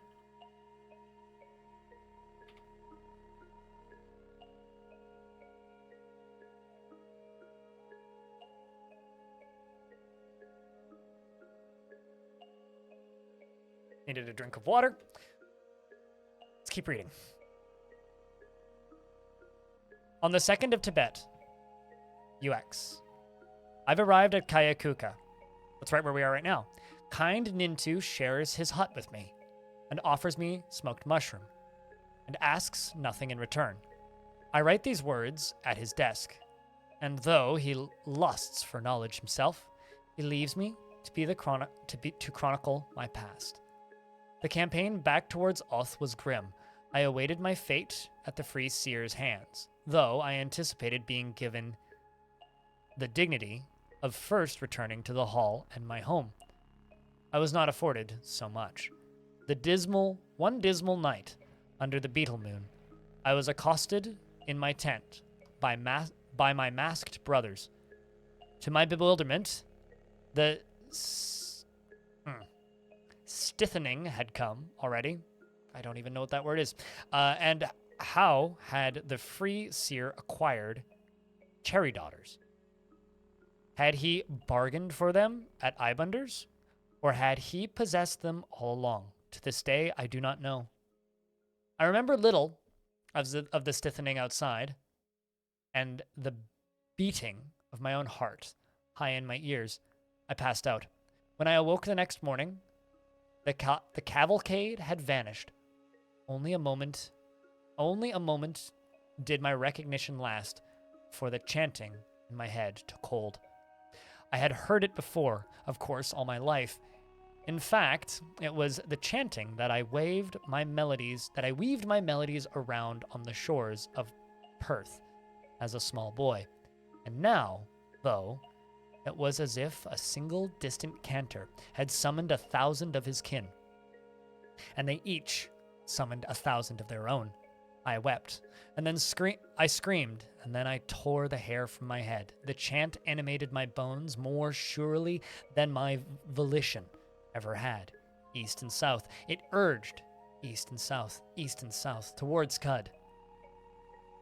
My recollection of the voyage to the great salt desert is fractured and fitful. I grew sicker by the day, but the chant grew louder, and so quickened the force that compelled me. This just sounds like, what's it called? Major amounts of mental illness. But it's actually, he's like speaking to the psychic ether, basically. Essentially becoming a powerful esper, I would assume. Surely I would die once I reached the moistureless plains of the Magora Yi, presumably, as had my predecessors before me. Finally, I did reach them, where a salt-churned rivulet dried under a golden arch. The arch seems a thing born of my dementia, but I recall it so vividly, and that I know it's the least of the secrets kept by the Magora Yi. On the 24th of Tibet, I edged closer to the grove of fungi. Its preposterous premise. Are the whispers true? Could it all be so simple? I can feel the moistness of the eater's flesh on my lips, though the memory is surely another's. If salvation awaits me, then I promise to take it, whether or not I deserve it. Tonight, though, the jungle shrouds me. I sit under a chrome belfry. a leech kneading my skin. I feel no compulsion to bar its work. The companionship is welcome. Now, to awaken the past once more, Magor Yi, oh, how the Dromads know. How did I survive the great desert? I cannot say for sure. I owe something to the songs I sang at Perth, to the falconry I learned on Ettenspine, to the honing of my sign under oath. The fractured dream that was my voyage offers little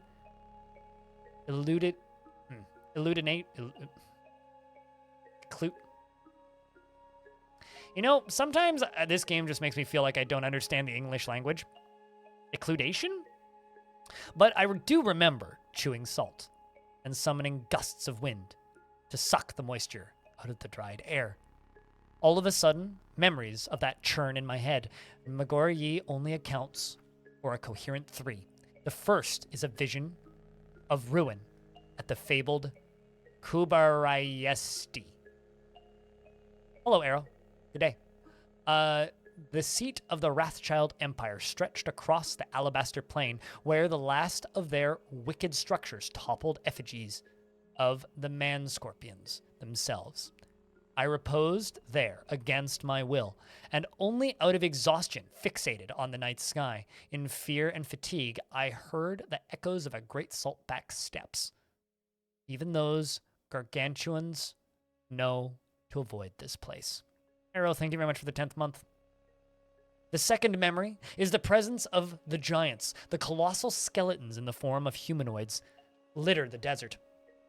I heard the accounts before, and indeed some of the specimens intended as far north as Ordrum. Their history is wholly unknown for us or anyone else, but their bones provide some of the only shade on the salt plains, or on the salt pans, so they grew to be a welcome sight. So it was with horror I discovered the truth. One night, while tucked into the ribcage of 3 cadavers, in a small proximity, you see, all the carcasses shared a commonality, their orientation, east and south, east and south. The third memory is rust hulls, and rusted spires. We're in an ad break, so I'm just going to wait for a second. Yeah, it's long. I mean, we're on 7 of 10. We're almost there.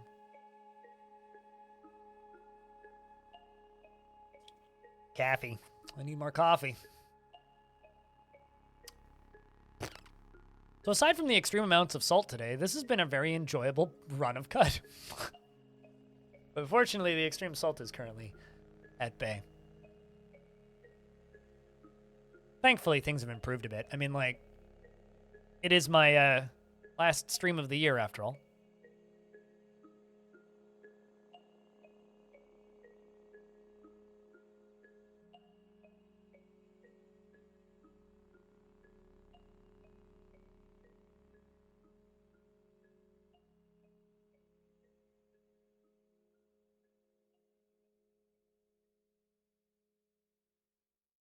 Weather's looking pretty good for the mountain view. Yeah, it's not terrible. I mean, it's supposed to be cloudy, but it's also supposed to periodically clear up, so it's not going to be the best view we'll ever have, but hopefully we'll get some evening clearness so we can see fireworks from the top of a mountain. Oh, trust me, I don't need reasons to hate them. I don't need reasons to hate them. They're a very easily hateable antagonist faction. Which is why when people get all obsessed with them, it perplexes me. Okay, where was I? The third memory is the rusted hulls and rusted spires. It took me weeks to realize what I beheld, for all my boyhood was rife with sketties and ships, but none of this size. I envisioned what the past must have looked like, as little sense as it made to me. Magor Yi, a vast sea, monstrous vessels mounting its waves. Markings and etches on their hulls had no resemblance for me. Later, though, I recognized the figure of the spindle. I glimpsed the importance it held for the seafaring eaters. When I lurched to the ground and was righted by a brown-skinned man with a knife, a glowing cat at his feet, I knew it was a dream. Must be a dream. The first of Shuat. I owe my life to the villagers of Ezra. In my haste to reach the fungal grove, I misstepped my wandering, and the buoyant mind blinded itself to the presence of a chosen one. She neared me, set on enveloping me into the freehold. But she was intercepted by the villagers of Ezra for what purpose they intercede, I do not know. But they have my thanks. So must they have the elders' ire. I come now to Cud and the seers and the seekers of the sightless way. The chanting compound in my skull into the final ecstasy, wherein I joined an aggregate mind the likes of which I hadn't fathomed. I was primed for it, though. From my first joining on Ettenspine, all those years ago, to the rite of mirth, chaperoned by the free seer, I knew that sight guides us no more than salt does. There is ecstasy in the aggregate. Indeed, and the elder is a powerful center, as I've known, but a center is it still? And where there is a center, there is a hierarchy.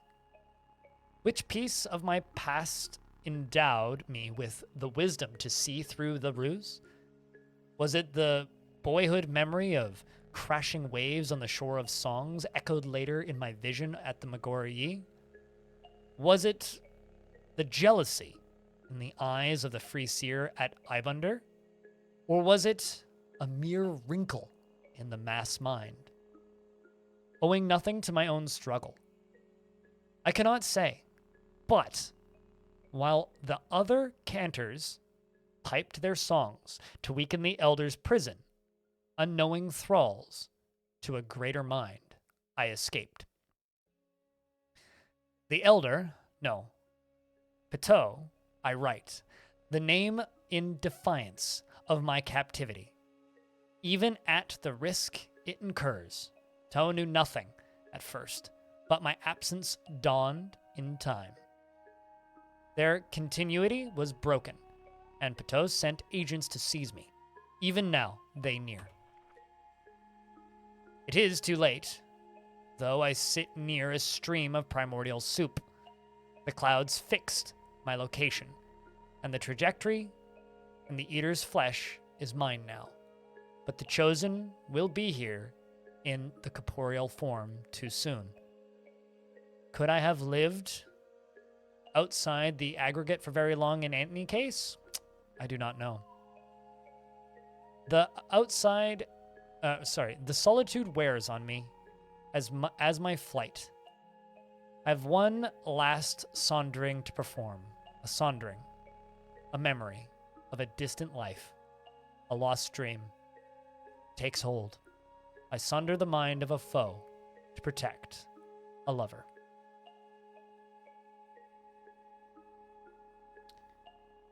All right, and that's why the writing in this game is great. Okay, so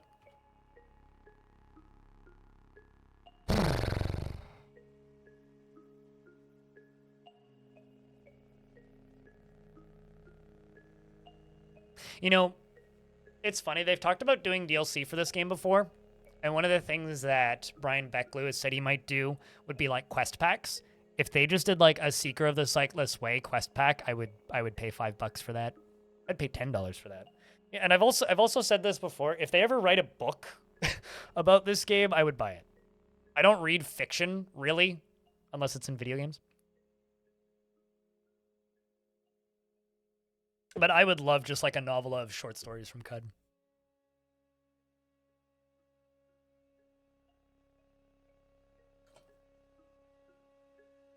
A story of an escape from a cult and a hive mind via the power of mushrooms. Yes. And also giving you reason to hate the cult that you're fighting with. Also, I just want to wiki something real quick. Curious.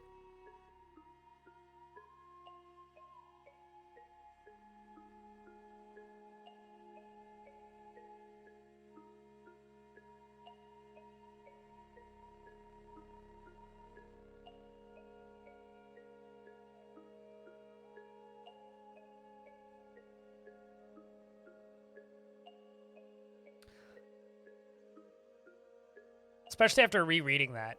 It makes me wonder. So, those guys that we had to deal with, there's nothing about this in the wiki. But, I'm wondering if you're supposed to encounter that group of Templars in the Rainbow Wood, but they're not necessarily supposed to be in the final tile. Because, like, I've played the Rainbow Wood quest now twice to completion on 2 different runs. One on a roleplay run and once on a classic run. Both time, or one of the 2 times, the roleplay run specifically, I ran into them, but not at the final square. Like, the last zone that you're in where Clank is, I've never seen them there before. But I have seen them in the Rainbow Wood. So after rereading that, I'm now wondering, excuse me, if I'm supposed to run into them, just not necessarily in the last tile. Right, so back to that quest.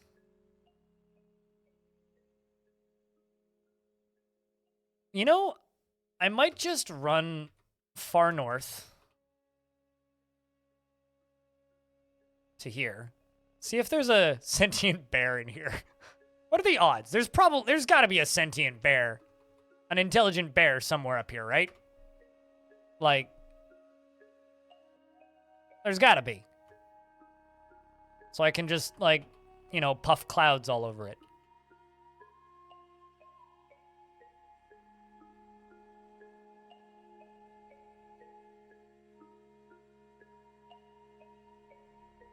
Because, like, I haven't found any legendary bears or anything, and there's, like, pretty good odds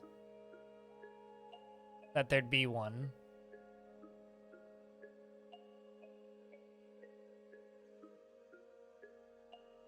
There was one time the librarian was a floating pyramid, and I couldn't talk to it unless I used, the whatever the thingy is to get through its shield.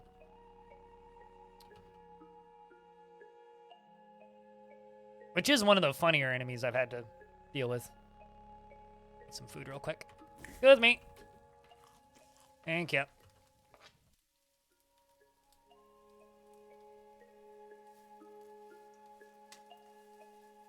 Because I wouldn't mind going down to layer -20, but crabs are like bears. Yeah, definitely. I'm sure they'd love it if you said that to them. Wait until time passes for it to be daytime so I can see a little better.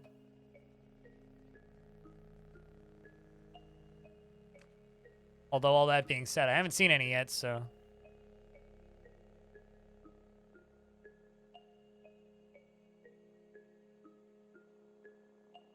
You know, if it was a sentient madpole, that would actually be easier. I really don't want to go intentionally looking for a madpole.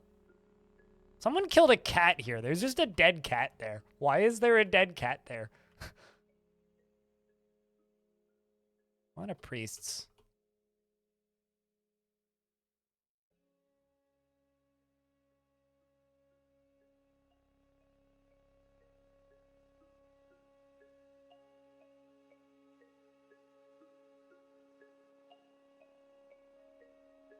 I said I don't read fiction.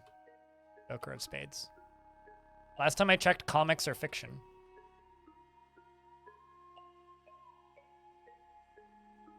I read some manga and some comics when I was younger, but I grew out of that long time ago. I'm not seeing any bears. Just stopped appealing at a point. Why is there just like bronze ingot on the ground? The heck?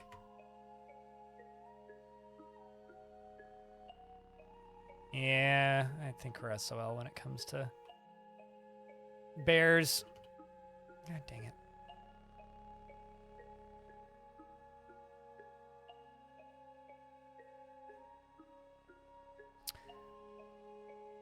Well, that's a shame. What are my options here then? Salt Dunes with Equimax. Set, I think this. It's just some random ruins. Sure. Let's clear some historic ruins. Okay, it's full of angry pigs.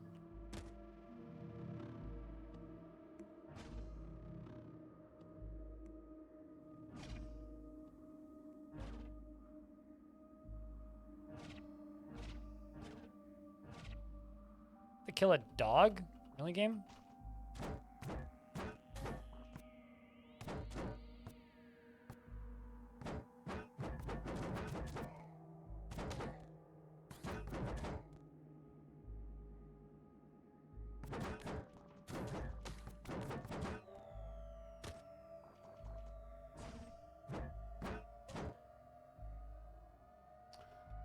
Angry pigs that are two-headed everywhere.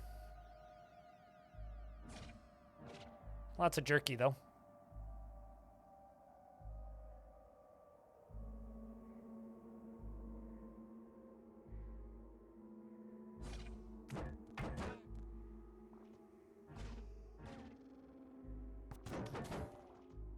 It's nice to be strong enough that these can't two-shot you, though. This would be a scary zone to end up early.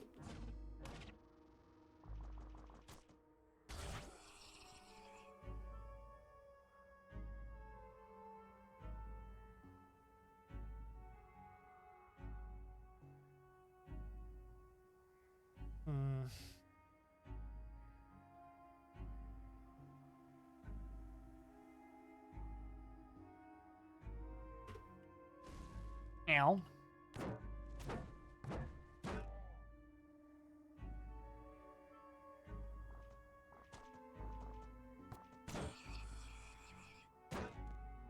I guess you get to have Clank on you.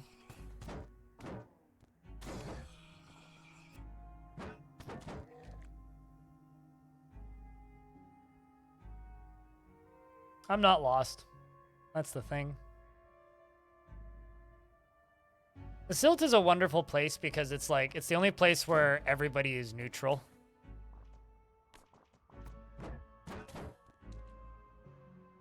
Why do I have to kill dogs? Mean game. I want to be friends with all dogs. And also, I figured out why I was teleporting. My helmet has an 11% chance to teleport me when I take damage. So I apologize.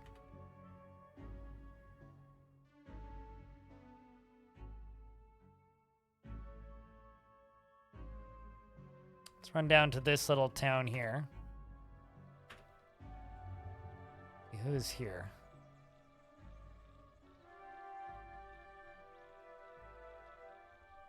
Low pads, okay. How about you?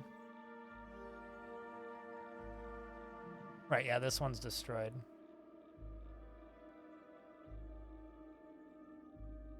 Yeah, I am currently infested with Clank. I got Clank on my back.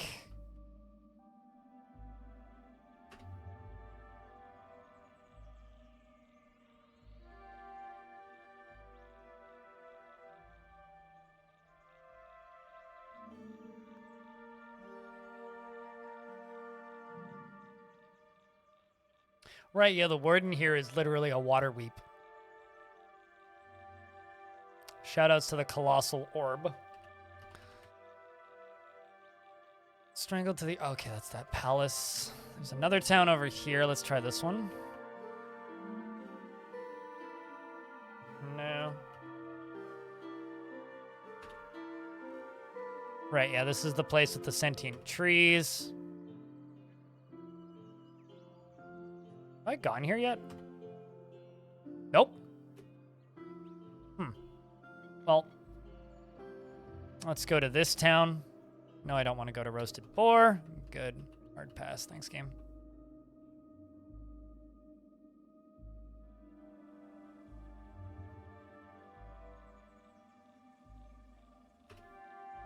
It was literally me hoping.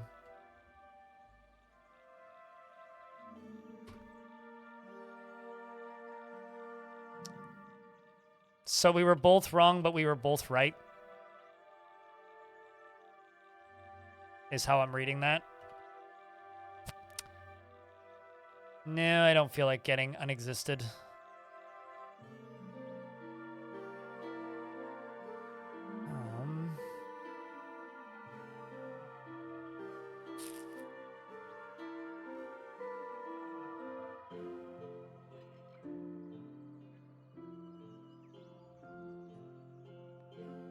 I could just go find a Madpole corpse.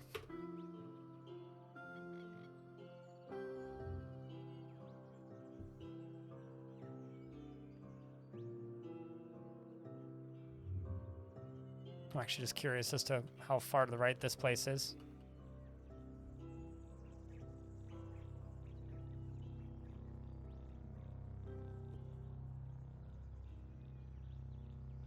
This could be tough.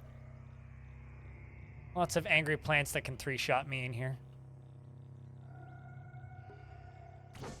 And also these guys.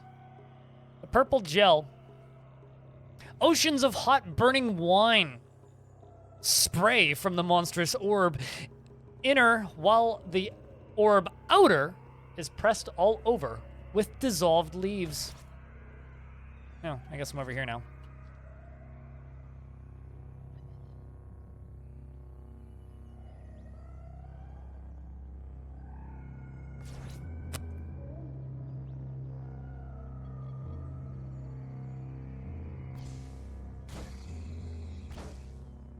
Yeah, no, this is danger. Shouldn't be here. I'm just gonna run away now. Fortunately, all these gelatin balls are slow. Oh, that's scary. All right. No, I do not want to investigate those ruins.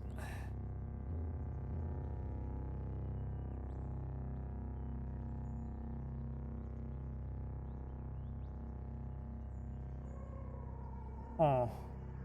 Wait, what? Why do I have a location in there? Excuse me?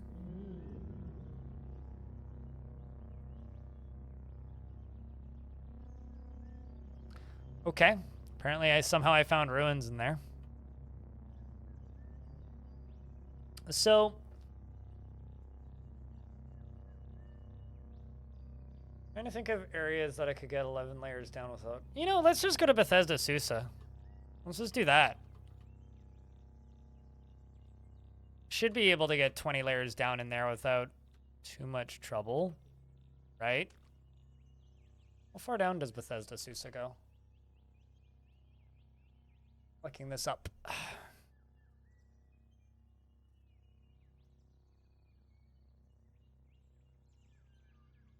Never mind, that only goes 16 down. 20 is tough.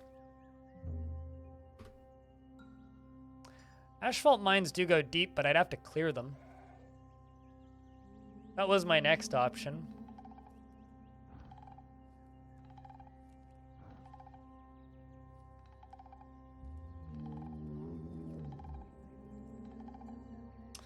All right, let's go to the asphalt mines then. I don't know if I can actually make it that deep in the asphalt mines, but we can try.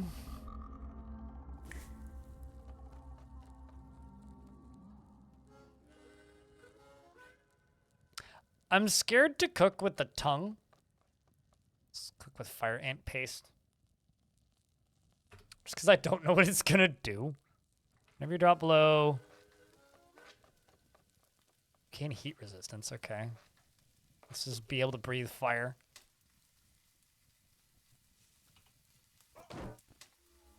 which is actually really bad here.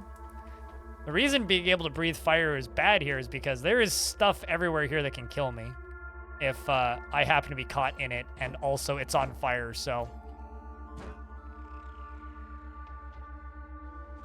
Let's just say setting this area on fire is bad idea.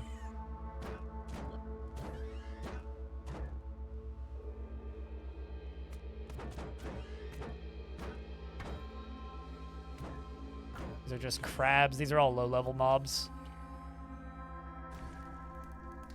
Remember how I said you don't want this area to catch fire? Anyway, there's a fire pig here, which is like Spider Pig except Bernie.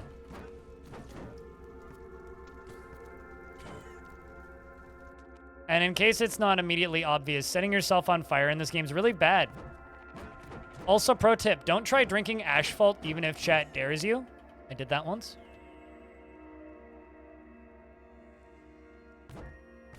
It generally just kind of kills you immediately. Ow. Can you not? If you find yourself on fire and are confused as to why, just press the wait button and you will no longer be on fire.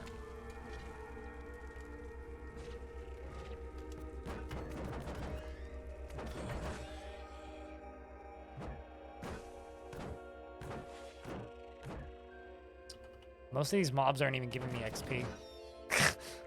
That's how low level they are compared to me.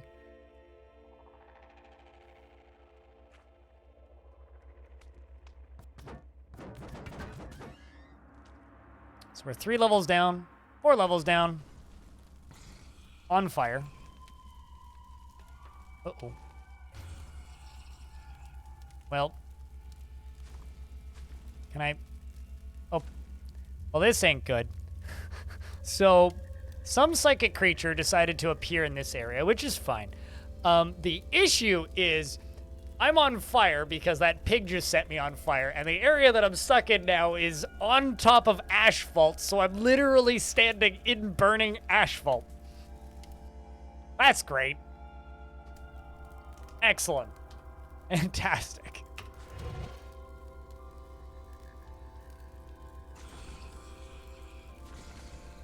All right, well, I managed to put the fire out, so that's good.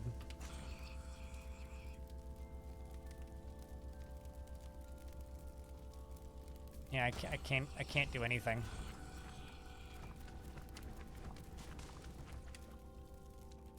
Okay. Get infested with Clank, whether you like it or not, piggy.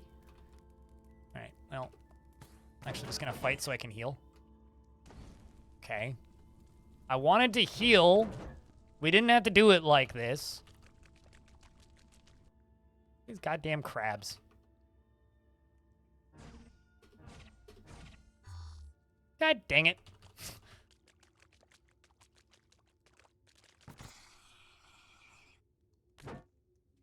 Okay, you're the scary thing.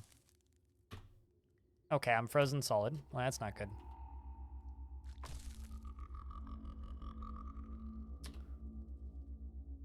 Also, that's the thing that we're up against, which is clearly the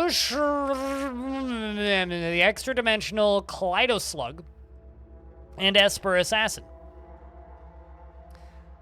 I really wish I could, like, successfully beguile one of these guys just once.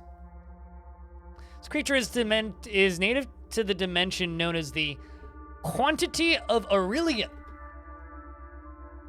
We now know of the existence of the Quantity of Aurelian. So I'm doubtful I can successfully do this, but damn it, I'm gonna try.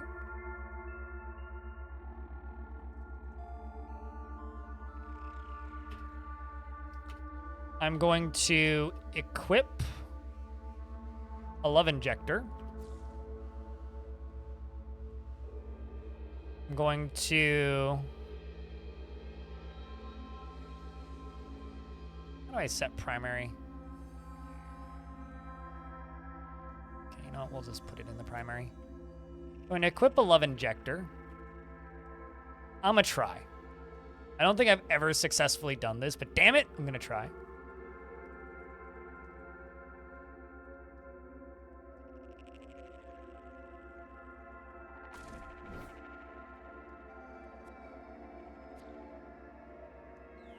I'd like to make interdimensional. Well, it's up to it, right? It has to decide to be my interdimensional friend.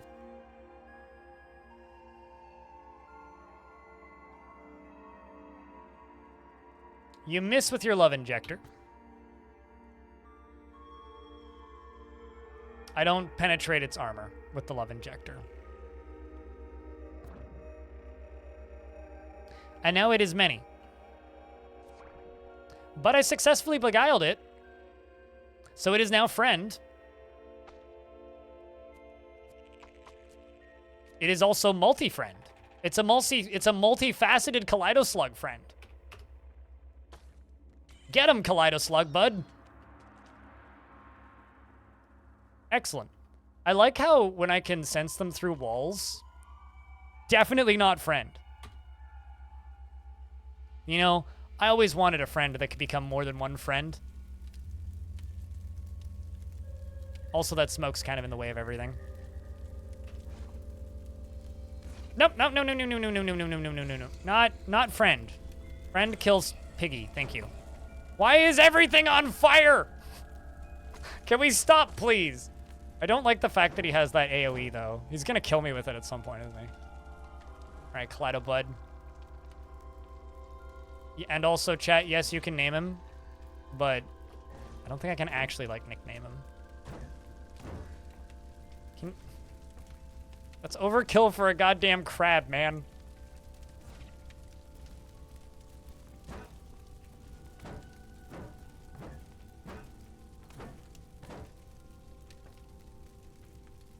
What, accidentally kill you? I mean, it's like giving a melee friend... I mean, the everything on fire actually isn't the slug. The everything on fire is the, what's the word? The everything on fire is the fault of the pigs, not actually the slug. Oops. And also just the fact that there's asphalt everywhere, which happens to burn like that.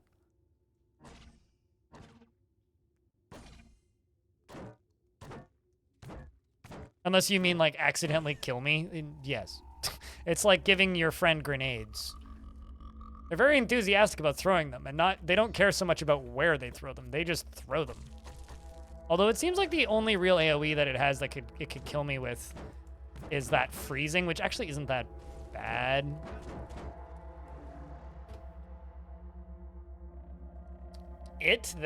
That slug.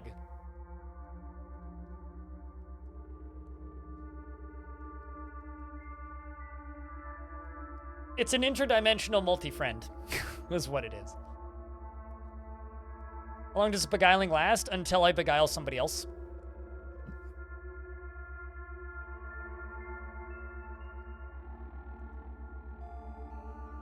So the audio description of what is happening is highly useful. Gotcha. This is one of those games where if you play it for like 90 minutes, it gets way easier to figure out.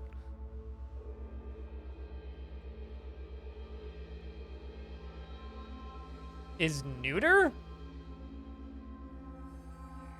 Not to lie, but aren't slugs just asexual in real life? I'm Googling slug, like, reproduction. This is bad.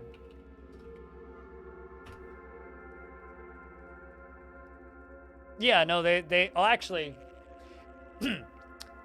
slugs are hermaphrodites. Thanks, Google. Every slug is born with both male and female reproductive parts, and any slug is capable of laying eggs through self-fertilization. Though self-fertilization can occur in the temperate climate of the Pacific Northwest, mating typically is observed in the fall and November.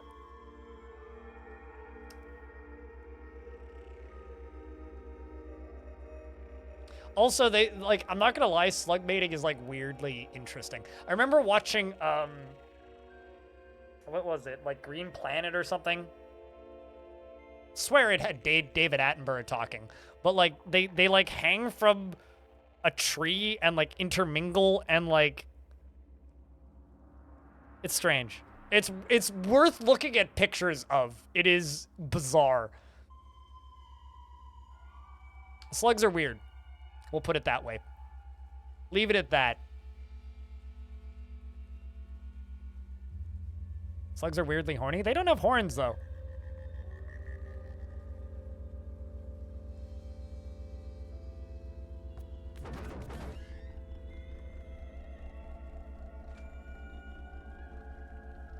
Okay.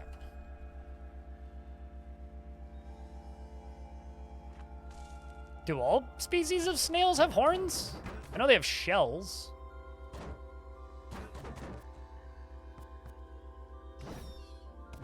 These are so weak now, I'm largely just ignoring them. 7 deep. We need to go 20 deep. Not gonna lie. Interdimensional slug friend. Kind of useful so far.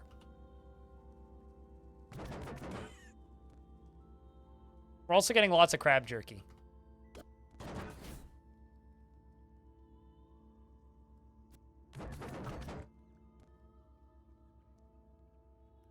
This game's on Steam. Yeah.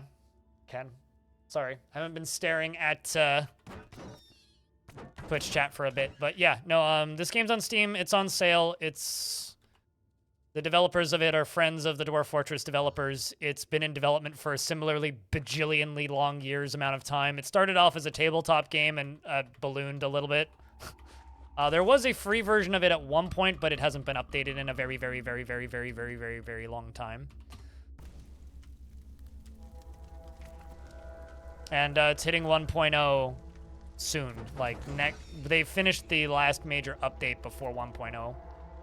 So they're currently just doing polish and such. I can't see shit. Can you stop setting things on fire, please?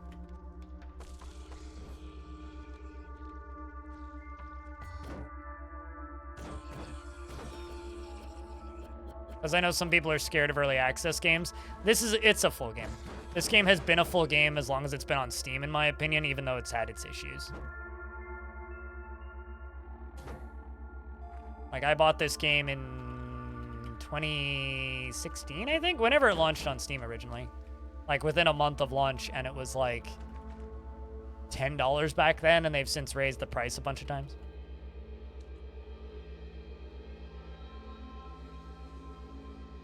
Yeah, I know they have little, like, blob hands. And a tongue with 100 teeth. We're talking about snails, right? The concept of snail teeth is mildly concerning for some reason. Sometimes when I get really bored, I go and watch videos of giant African snails eating carrots.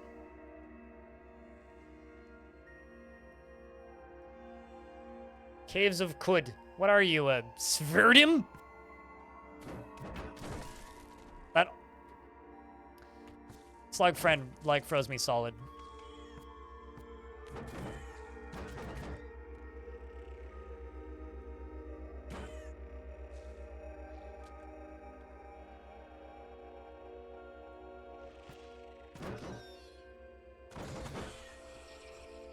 Normally I'd be playing a lot slower, but turns out this zone's pretty easy right now.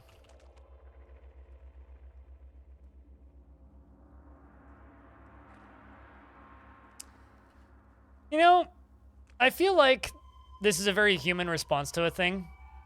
Nothing should be permitted in nature to have more teeth than a human.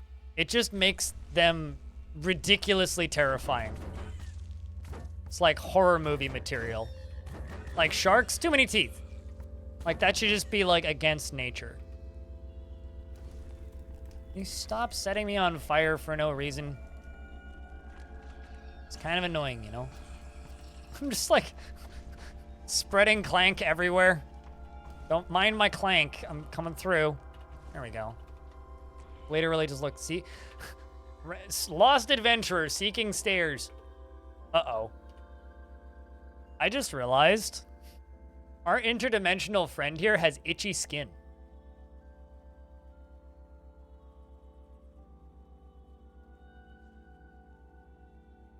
Did I infest you with clank? I must have infested you with clank. Huh. Can I give it some sort of lotion? I mean, it's equipped with clank. Which is fine. That's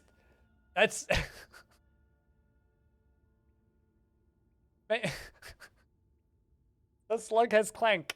So, for those of you who missed the last 30 minutes, I am infected with an interdimensional intelligent mushroom, and I'm doing a favor for the interdimensional intelligent mushroom by spreading it around to specific locations in the world, okay?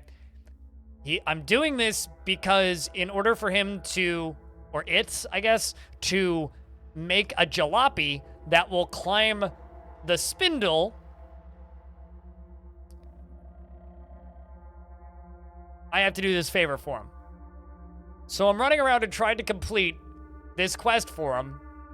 And in doing so, when I get hit, sometimes I just expel mushroom spores. Anything that gets touched by those spores can get infested with clank.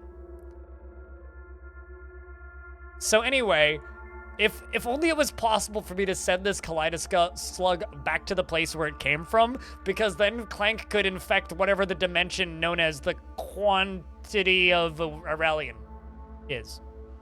What spindle? The spindle in the corner of the map. Sorry, slight quest spoilers.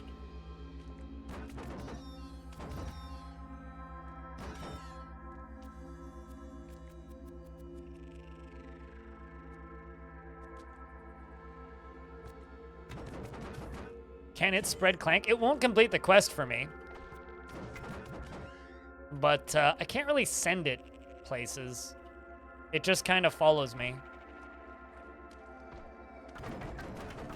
Okay, you are actually, like, kind of tough.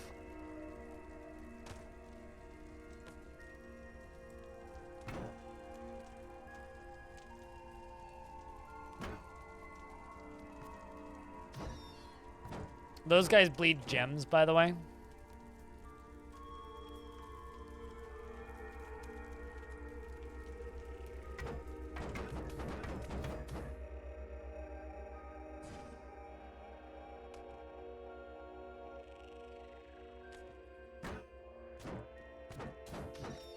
Please break boulder.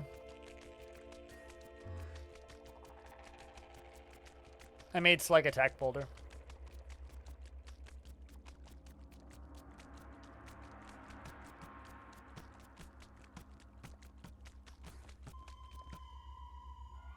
I love how even you can't hurt me. I was just kind of waiting for him to do damage to me, but he's just not. Well, money's kind of irrelevant at this point anyway. Monkey! Hello, monkey. You hurt. I will walk away.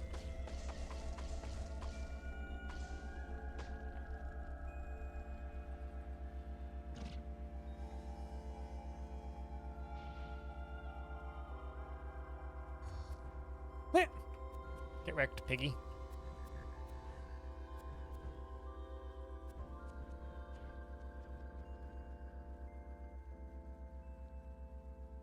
I wasn't sleeping. I was literally just hitting the wait button going, why haven't you hit me yet?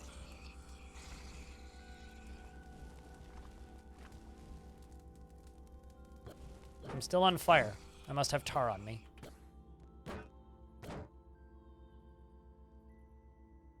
It's kind of funny in Caves of Qud when you severely outlevel a zone. For some reason, I thought that, like, I wasn't going to be outleveling this zone this much, but apparently I am. He says as he, like, loses half of his health all of a sudden.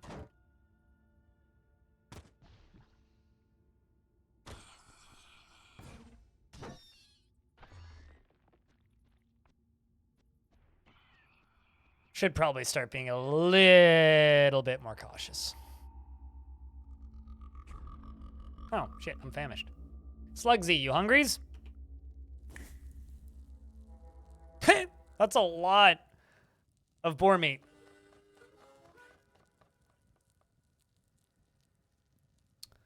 Let's cook with canned have it all and frog jerky and fire ant gaster paste. So canned have it all, fire ant gaster paste, and frog jerky. So I can now name this dish. Gain psychometry at level 1 to 2. If you already have psychometry, that's very useful. Whenever you identify an artifact, you gain a lot of heat resist. Can use psychometry, and it's enhanced for 3 by 4 levels if you already have it. Let's do this first one. Whenever you are set on fire, you gain 30 to 40% max HP for an hour. That's weirdly useful for right here.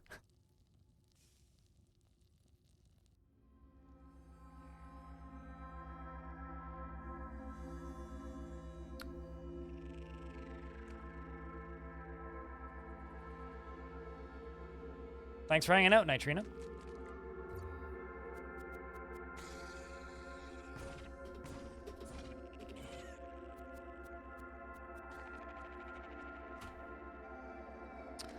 "14 stratas deep. I'm stuck in asphalt." There we go. I really wish I had, like, disintegration or something.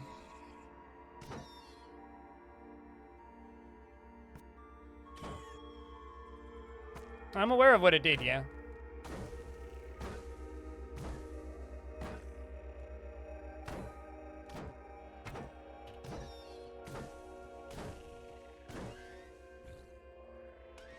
Bananas are a fun thing to cook with. Considering they try to kill me in real life, it's interesting.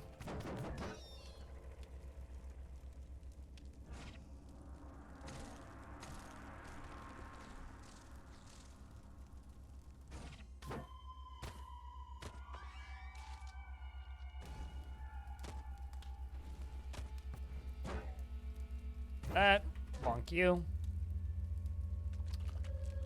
You know, ironically, if I do end up in this is a free teleport. You can teleport out of those for free. Because there's no, it considers the game to have no hostiles around you. If I ever get stuck inside of that thing, I can literally use it to leave map immediately.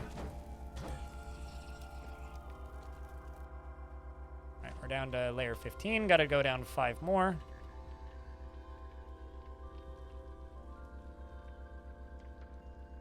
I am still just literally just looking for some stairs.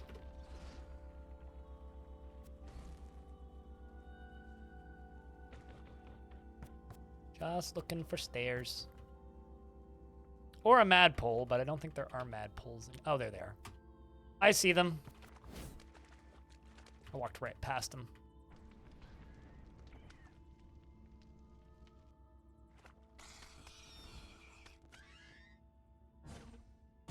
Bonk. Yeah, I don't know. Multi-dimensional slug friend is kind of useful so far, so shoutouts to multi-dimensional slug friend.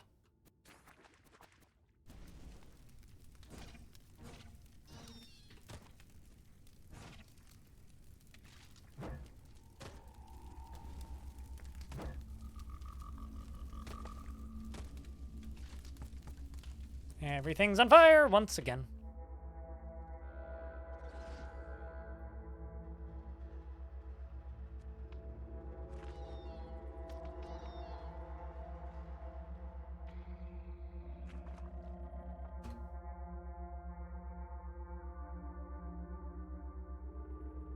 Just spam from my phone provider. Nothing of value.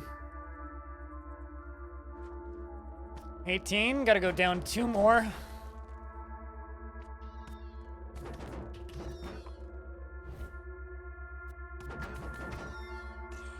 Wondering if I'm even strong enough for the Tomb of the Eaters. Interdimensional slug friend, probably. Me, cautious, maybe. Uh-oh. You can die.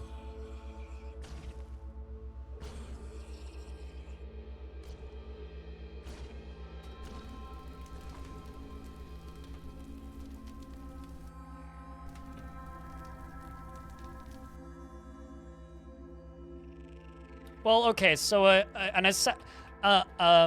psychic assassin from a different dimension who just happens to be a Kaleidoslug teleported in to murder me, and I successfully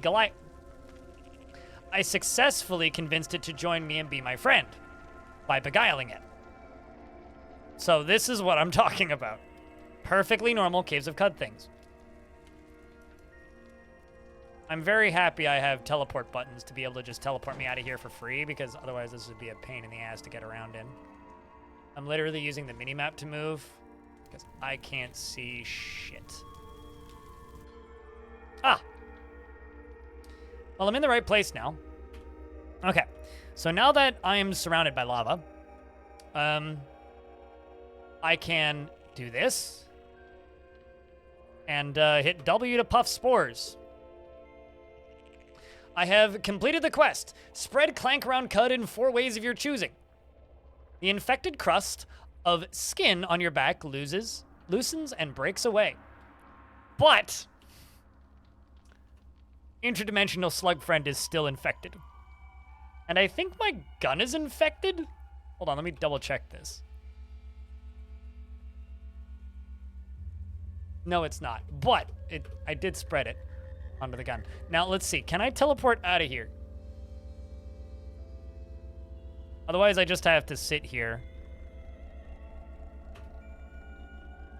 Ah, hostiles nearby. Well, time to fight hostiles.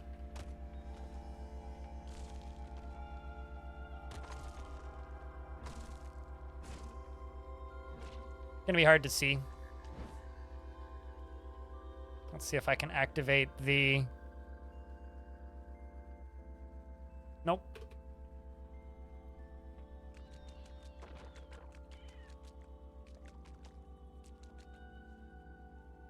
I just want to get out of here. I don't have any reason to keep going deeper. Not currently, anyway. Still hostiles nearby.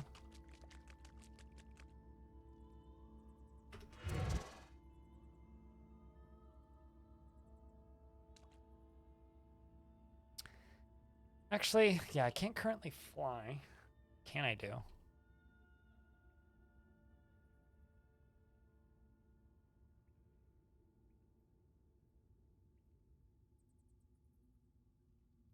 Only I could ask my friend here to just, like, put a shield around me. Because I can't remember if I can walk through lava safely or not.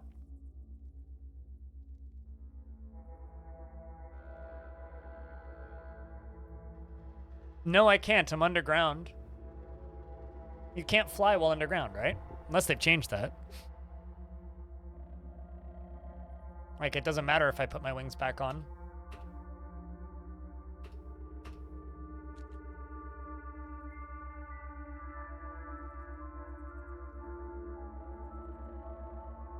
Yeah, see?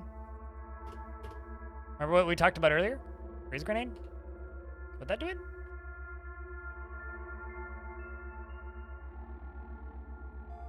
I might have to make one.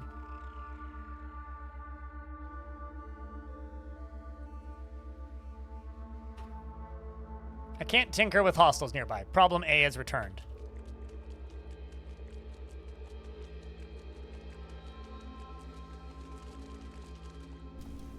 That or I can just go back up to here and we can just fight through all this stuff.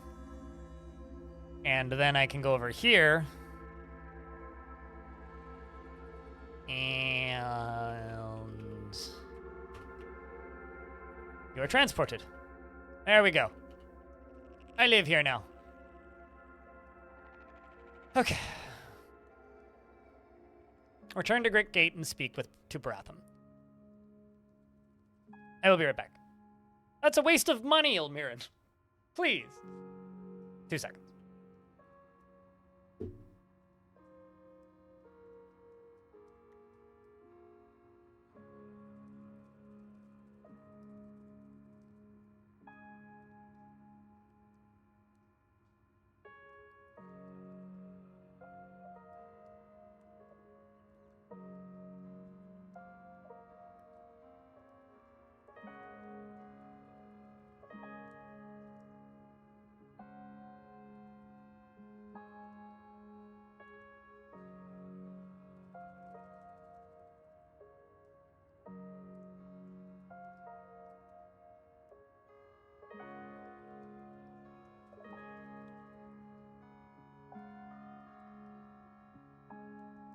Yeah, see, the difference between this and DF to the person in YouTube chat is DF is an obtuse game that isn't very difficult once you get past the obtuseness. This is an obtuse game that is extremely difficult.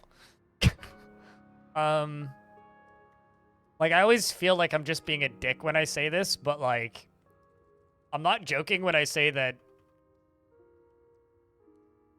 people who talk about Dark Souls being hard should try CUD.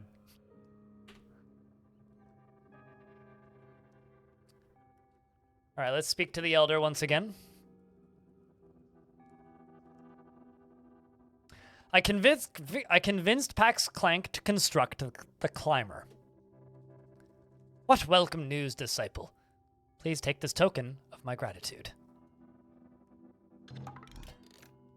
Your reputation with the Barathamites increased by 100. You are now loved by the Barathamites.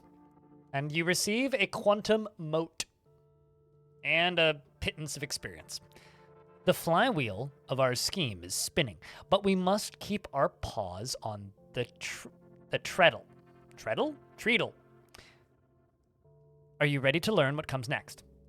Yes. The Climber design relies on the use of electromagnets to interfere with the planet's magnetic field and generate torque. Unfortunately, the spindle generates its own interfering field, and perhaps as a mechanism to prevent unwanted ascension. Our aim is to access the spindle's control unit and disable the field. How we accomplish this, however, is an enigma.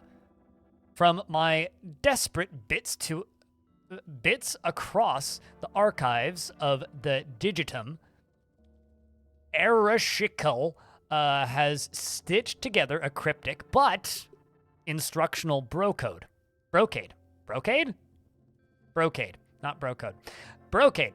And she's learned the field can be turned off from a place called Brightshul, located in the Thin World and accessible only through Resef's tomb, inside the Tomb of the Eaters. It's my second favorite quest in the game. Strange, this, and imprecise. But as tinkers, we know a crude blueprint is better than no blueprint. You must return to Omenporch and enter the Tomb of the Eaters. Once inside, trace the errant paths cut into the mausoleum by the robbers and vandals, and ascend to Resef's burial chamber. I need to tattoo myself, don't I? I need a tattoo gun. As for gaining entrance to the Tomb of the Eaters, Resef sealed the gates 1,000 years ago, but there's a flaw in the seal. The ancient mark of death has been lost to time, but if you were to recover it and incise the mark on your body, the death gate would open for you, as it did for countless Eater cadavers in the long blurred pass. There's a lot of, like, real life myth in this game, Ilmirin, which some I know already, and then some I've encountered after playing this game for a bit. Recover the Mark of Death, enter the Tomb of the Eaters, and cross into Brightshul. Place your paws once again on the dial and drum. I will enter the Tomb of the Eaters as you asked, and as I had hoped you would. Take this disc with the signal encoded just in case, and take this tattoo gun for when you recover the Mark of Death. Oh, interesting. I didn't know they give you one. I think I already had one the last time. You'll want to bring a pickaxe too, and some other instrument for digging through stone. And beware, the tomb is a vast and ancient space, and scared to many. I cannot speak to what you will experience there. We get a tattoo gun and a new quest. Time to go seek out the Tomb of the Eaters.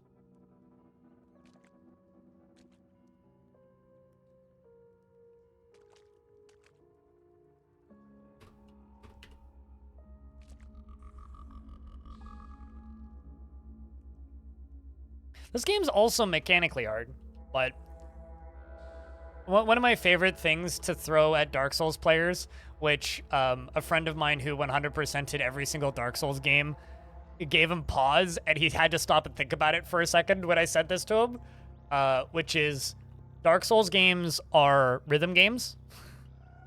Or more specifically, Dark Souls boss fights are rhythm games.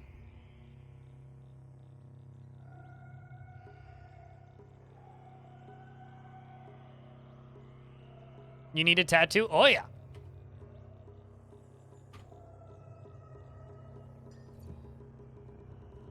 I'm not sure why there's an angry murder fly there, but there is. Okay, so we can see the Barathamites have set up a computer of some sort here. So what I need is I need the Mark of Death, because I cannot get into the gates. And also, for reference, this is the spindle. No, not that's a banana grove. This is the spindle.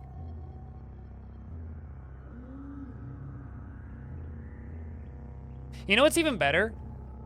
I didn't know that.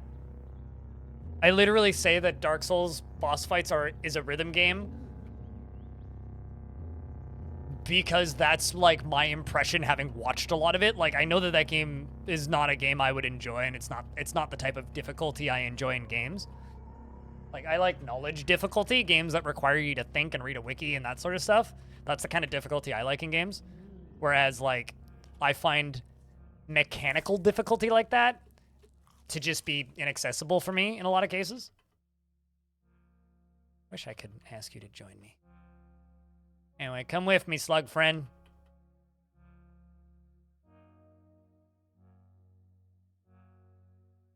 I love the fighter, guys. Oh, joy, another meat being. Please tell me you're here to buy something. They're just great. Actually, I do need some water, so.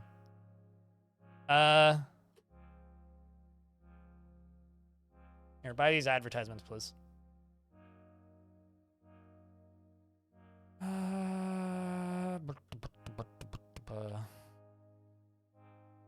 Wait.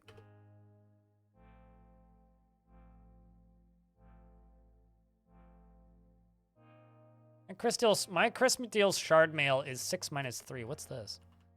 Because it's flawless? This one's 7 minus 3. It's flawless. It's expensive, though. Instead, just gonna buy a bunch of herberries.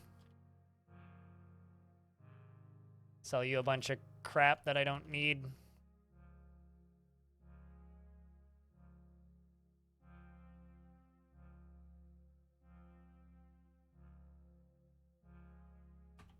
How many cybernetics credits wedges do I have?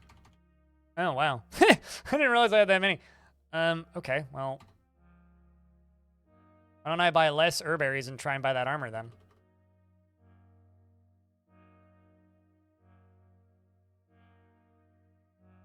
I'm just going to strip my armor off first.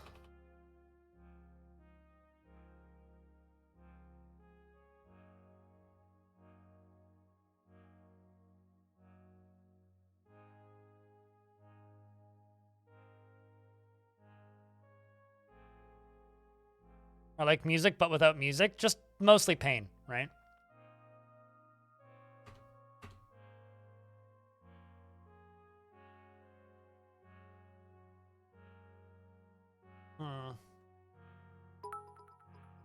Hey, Nori, thanks for the 10 bucks. Crypt beer. Also gonna sell you these too, because I don't want them. Okay, so...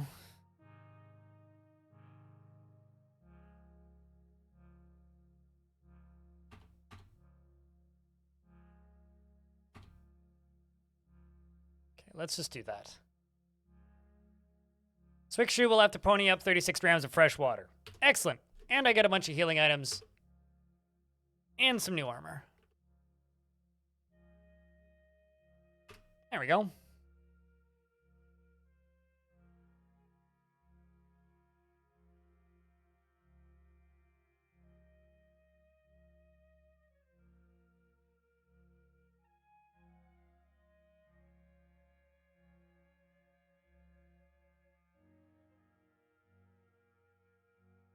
All right, so this is the person I need to talk with now.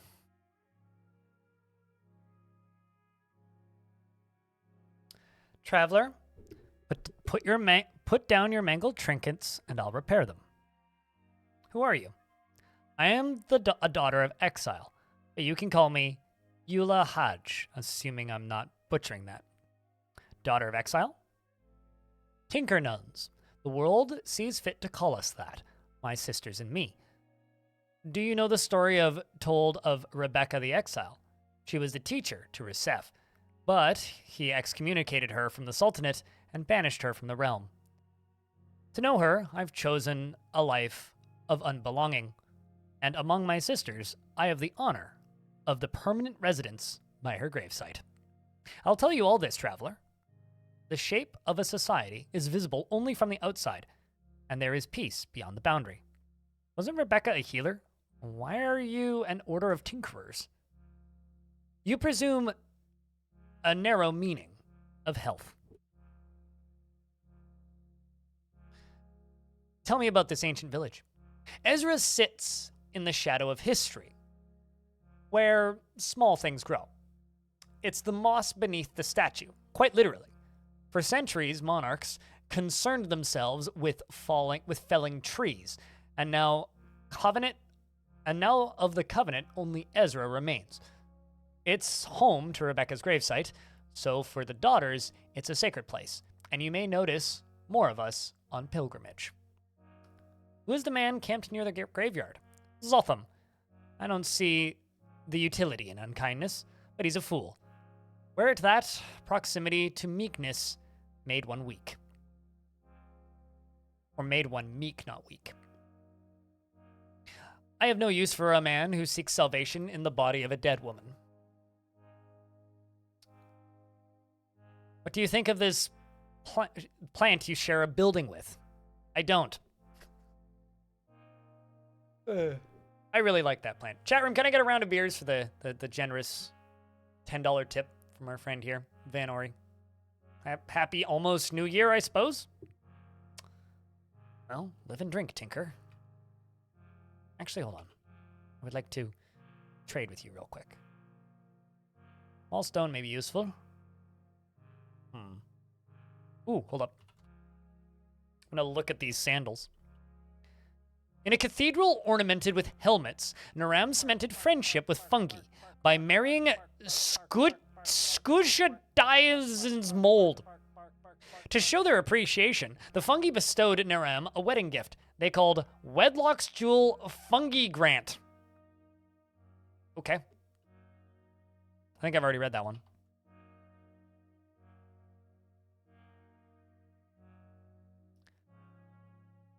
I kind of want that small stone.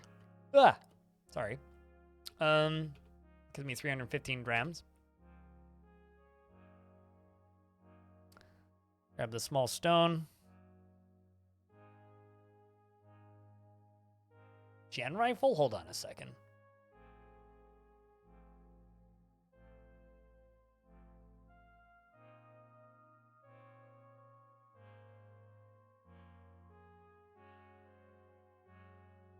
How much damage does this thing do?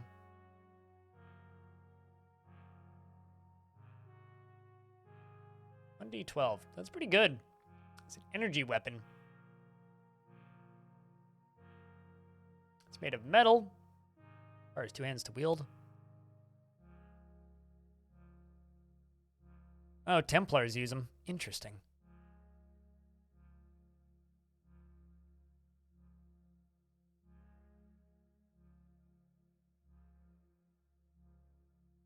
To adjust adjacent rust bogs close to Yappa. You've gotten so much text. Really? There was one time I walked one tile to the right of Yappa, and it was completely filled. Friend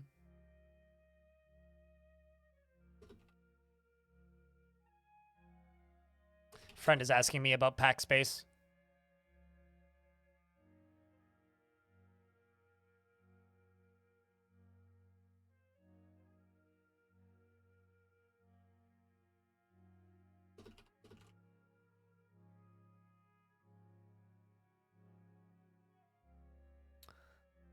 But anyway, it was completely filled with books.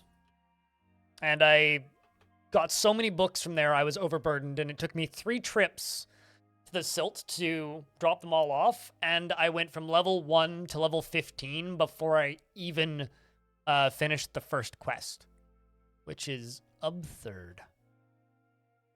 All right, I kind of want to learn to make that rifle. It's Tinker Tier 2? Can't remember if I have that.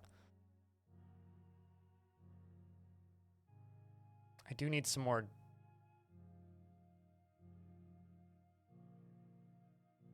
stuff to sell, though.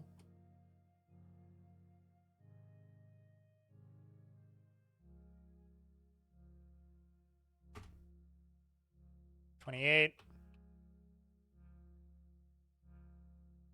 Sell some chem cells. Nope, never mind. That'll work. Trade complete. All right. Got some more drams in my inventory.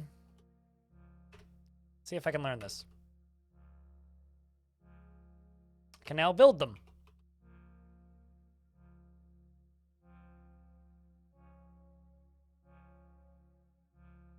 So I can now make Aegean pistols and Aegean rifles. You know, I think I'm actually just gonna make 2 of these pistols, which I already knew how to make apparently. I'm gonna go into my inventory, and I'm going to disassemble this and disassemble that. Grab 2 of these. I'm also going to... I can't mod these? Oh, that sucks. Install cells.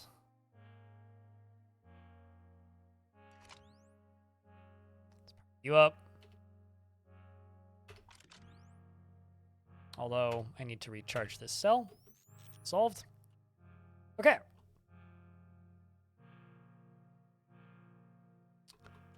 That's what you were expecting the legendary gunsmith to have? I feel like I've seen them before. My brain is a sieve for, yeah, then I'll keep the linear cannon as my backup. What does a quantum mote do again? My brain is a sieve for names in this game because they're all so nonsensical. Line phosphorescent globe that glows with light and aurora is absorbed eons ago and it floats perpetually. Oh, so it's like a better floating glow sphere. Got it.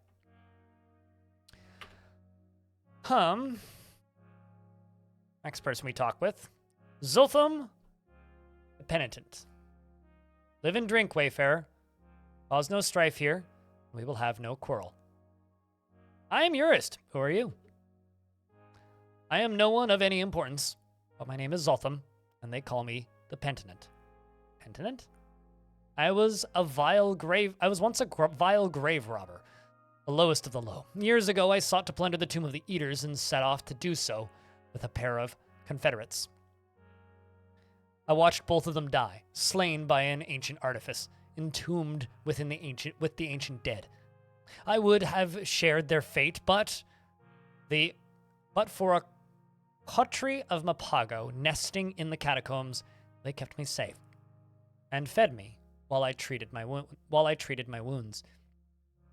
It is in their honor that I seek Credo now. Credo? Yes, the rite of passage for the Mapago people. It is a sentiment that inspires contemplation and discussion and thought. An ideal credo has no single explanation or interpretation, and is meant to inspire contemplation in those who hear it. For this reason, it is considered rude among the Mapago to ask the meaning of credo. Someday I will find mine.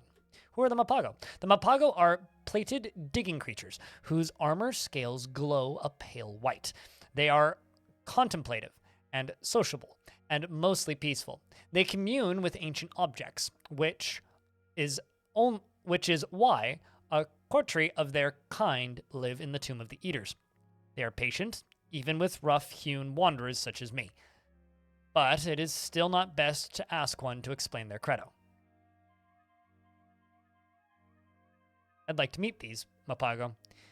If you do find yourself in the tomb, the Mapago settlement is nestled in the wall of the northeast of the catacombs. Their entrance is guarded by a chain turret named Vivira, brightly painted to distinguish M from Air Brethren.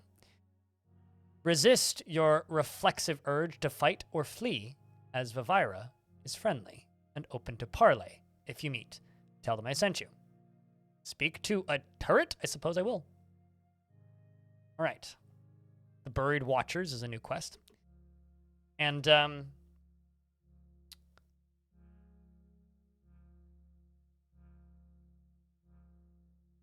now,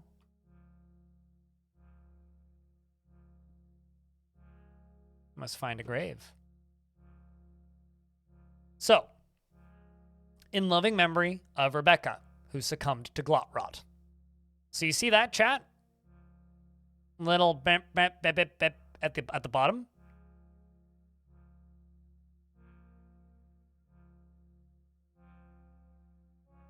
You see that? You know what that is?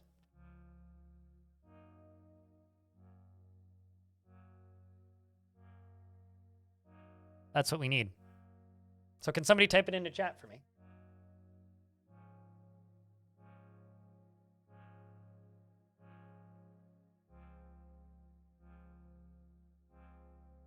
Just for the fun of it, really.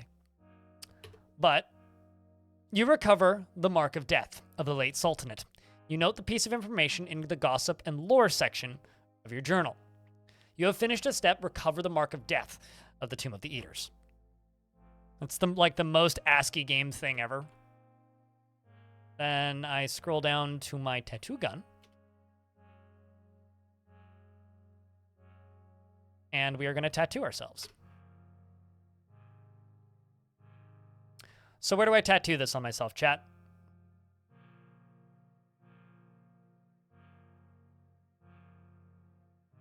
Body, head, face, back. Right arm, right hand. Left arm, left hand.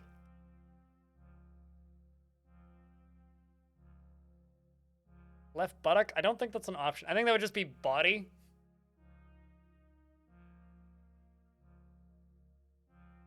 That would be face. Feet? Chat just likes saying feet, I think.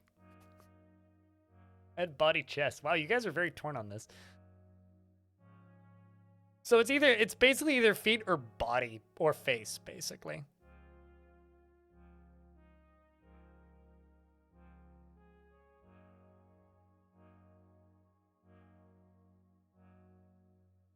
I think we'll just go with body. So that $, two of these, that, and that.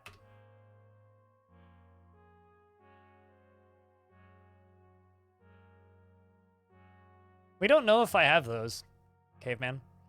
There is actually a, I think it's a wish command that tells you what your character's gender is. Otherwise, it's just unknown. Let's go with black, because that just makes sense. You tattoo the Mark of Death on your body, and you finished a step. Inscribe the Mark of Death. Request for the Tomb of the Eaters. That's funny. I didn't realize it would do that. My character is black now. That's actually a little annoying.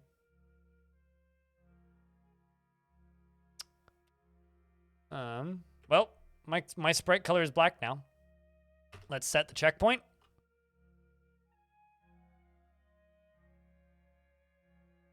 Remember how I said 1 billion times so far this stream? I don't want you to tell me things are going to happen before they happen, because you don't know what I know, and I don't know what you know. We've talked about this like 12 times so far today. I don't want to keep repeating myself. All right, let's move forward. The gates swing wide. You finish a step in the Tomb of the Eaters. Welcome to the Great Tomb.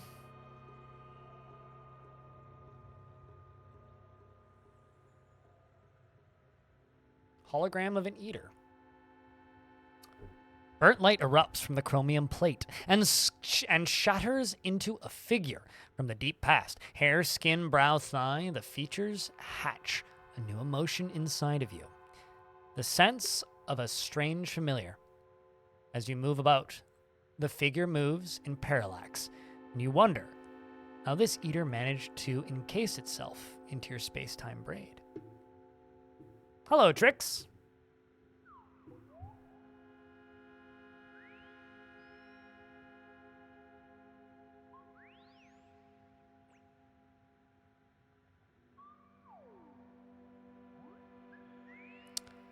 Welcome to a horrible place.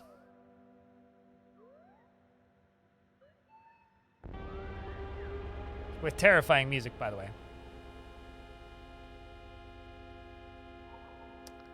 Ruined mural of Melisp, the famed meteorite.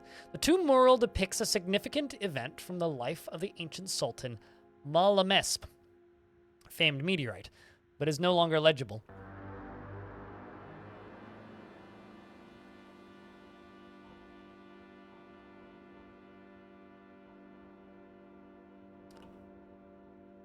Sultanate of Zurshid, precious stone was dragged from the reaches of the dreaming earth and stacked in the Cyclopean designs and carved to the splendor of 1,000 blooming florets. Moistureless air preserves the gilding, but time has softened its edges. Burnt light erupts in the chromium plate. Another hologram of an eater. So we have to break into the Tomb of the Eaters.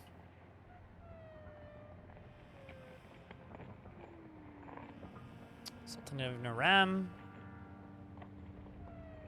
Lots of graffiti as well. All right, well, let's grab a pickaxe.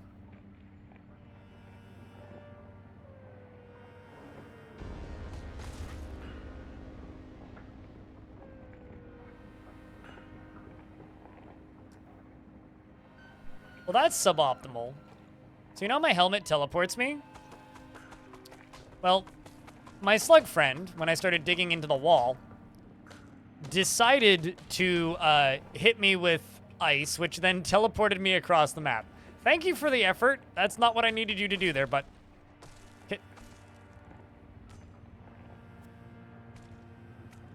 can't see myself. I need to give myself another tattoo on my body and see if I can change my color again. Tattoo. Me. Body. Chat, you know what? This is for Laya.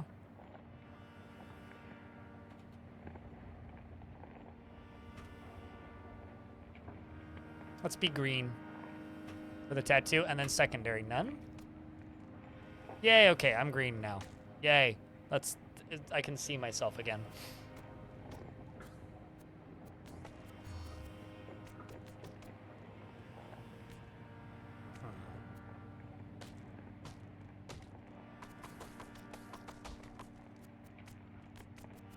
Well, I can't break the full crete.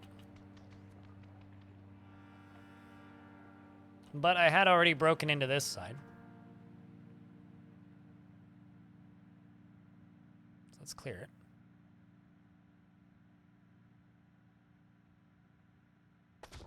I always start in Yappa, the default village. Wait, hold on, what?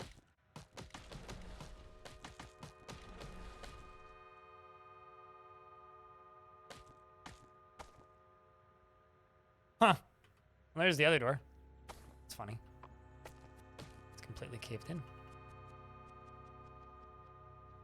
Can I break through this?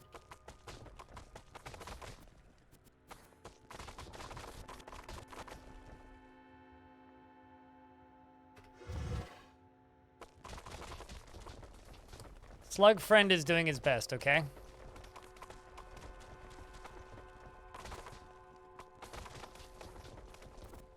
Digging in the Tomb of the Eaters is ain't much, but it's honest work.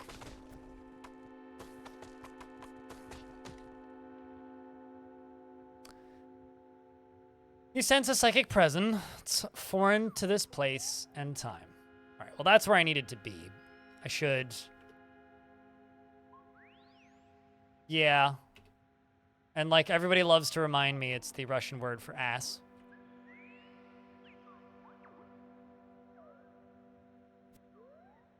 No. Yeah, I always start in the starter village because I like the characters in the starting village, and I don't like not having them around, so I always start in the starting village.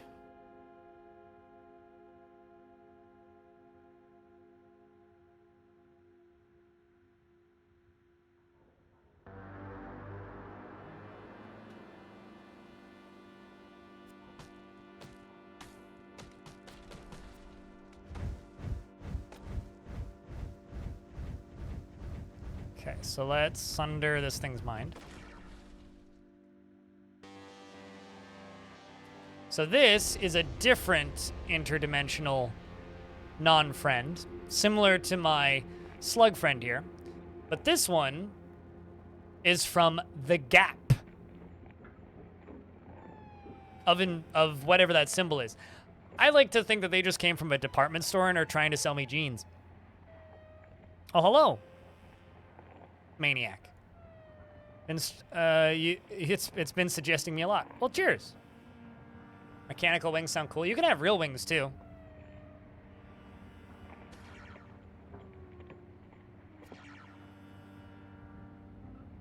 My dad is texting me. A lot of planning for tomorrow going on.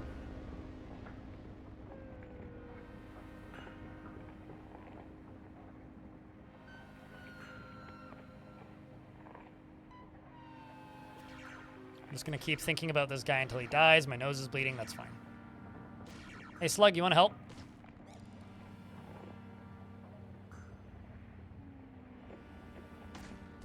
Turns out that was enough to wound him. And then I kill him with my guns. Pick up the corpse, and I'm now overburdened.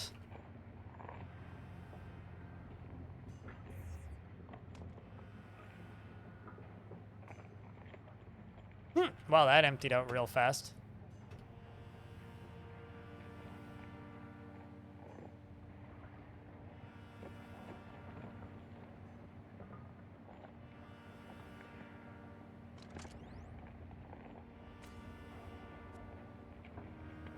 So there's holograms everywhere in here. They're all just holograms of different eaters.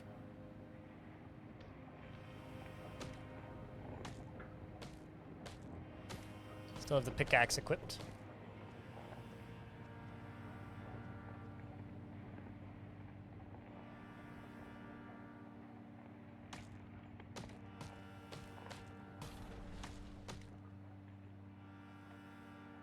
Let's just auto-explore. Purchase psychic genes. I don't want to psychically think about genes.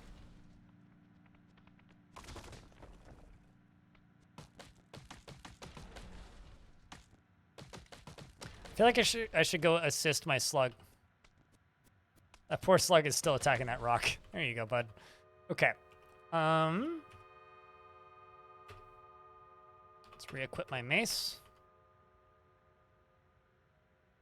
And then over here is the fun hole. What is an eater? What are we doing to our planet right now? At least, this is my theory.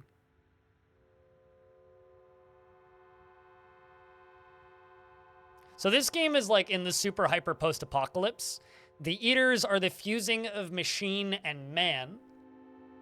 So if we are in the post-apocalypse in this game, of a world that could be Earth or Earth-like,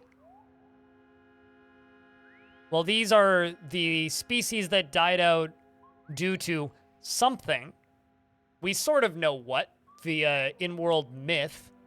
We don't know exactly, but the game gives you enough information to figure out that they were spacefaring and their society collapsed due to being cut off from the rest of the intergalactic world due to greed, amongst other things.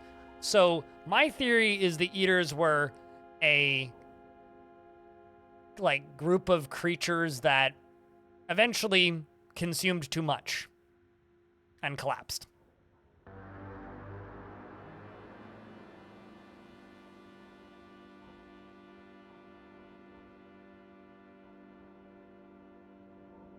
I feel like they start off weaker than you, like significantly weaker than you, and eventually get to be around the same strength as you. But let's jump into the hole. Fell down a deep shaft. Begin the Tomb of the Eaters.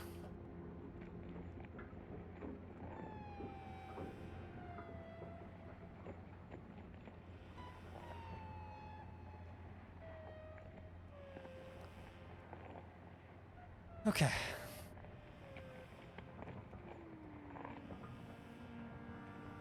Oh, do I have to dig through more stuff?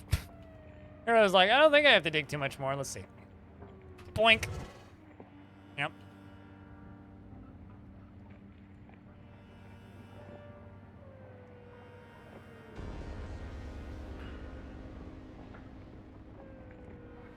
Makes me wish that this game had multiple loadouts.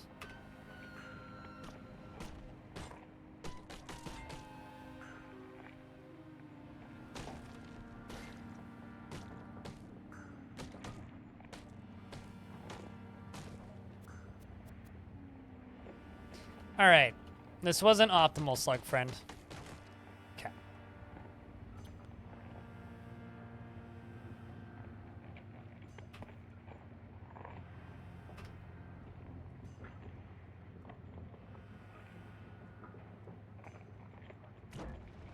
So this is a gelatinous creature. It's currently on top of me and trying to dissolve me. But I teleported out of it.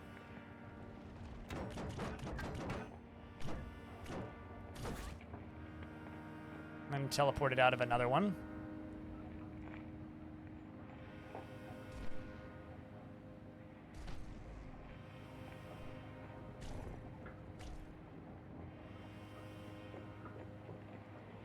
I'm just going to real quick eat a berry.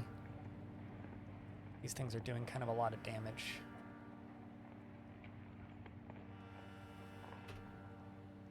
So in an ad, so I will wait for a second. Nice.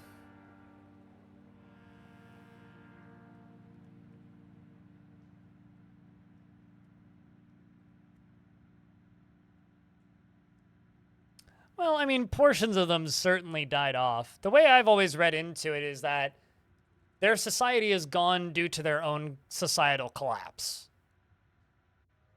So it doesn't really matter if the remainders of them evolved into something grotesque like we are now, or if they're all dead. What matters is that they were once and they are no longer, right?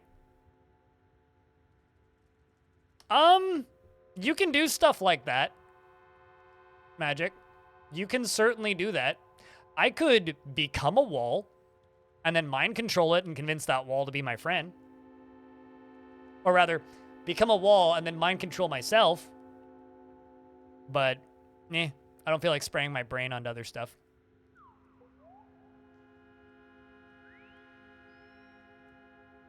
Also there are abilities that let you phase through walls.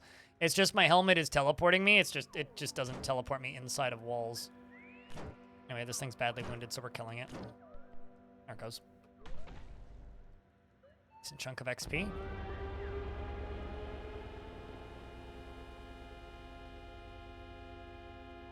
Grave robbers. How strong are the grave robbers?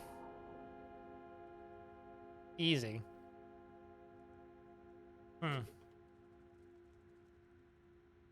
Dude's got decent stuff. I should kill the grave robbers.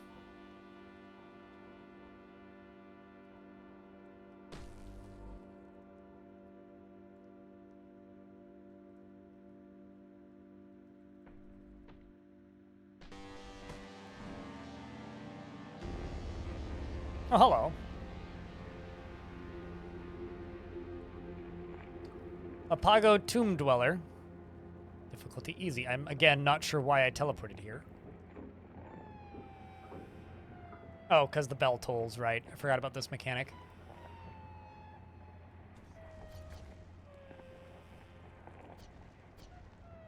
In a while. 3AR Resef cleansed the marshlands of the plagues of Gear and taught Abram to sow water vine along its fertile tracks.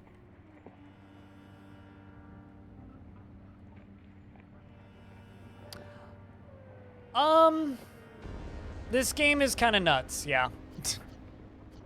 It has quite the learning curve and can be quite difficult. But it's not impossible. Alright, let's just hang out here.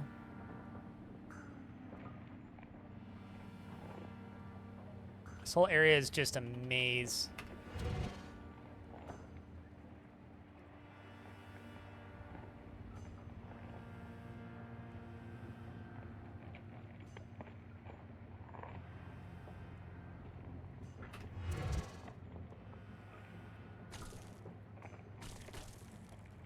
This whole zone, this whole area is like a weird, not reconstructing maze. It doesn't like change its layout, but it moves you around into areas that you have to get out of to go through the zone in a particular pattern, and I can never remember what that pattern is.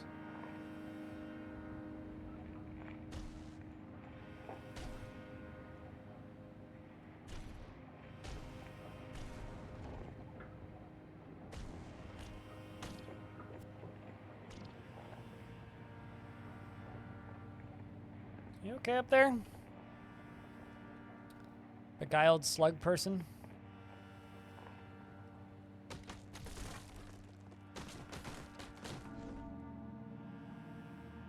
Where the heck are we now? Oh. Why'd you look at that? Oh, come on. You have to do that? Do you have to mass confuse me?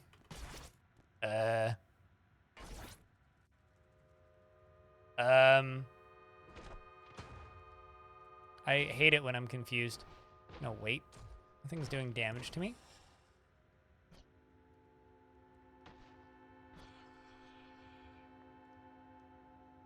Okay. What an inconvenient time for that to happen. Why? Oh. Okay. That makes sense. Well, you're not super strong, so... Oh, come on. Can you stop doing that? It's real annoying. It's also very hard to shoot guns at things when I can't see what I'm shooting at. Okay, how about you? You a problem?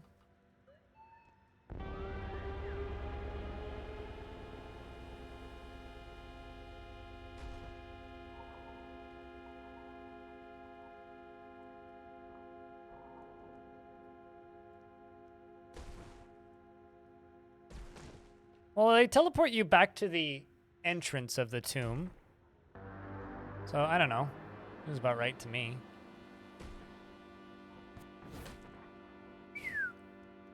What? Where'd he go?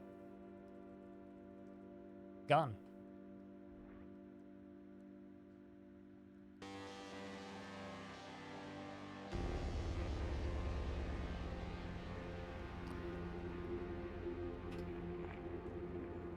Okay.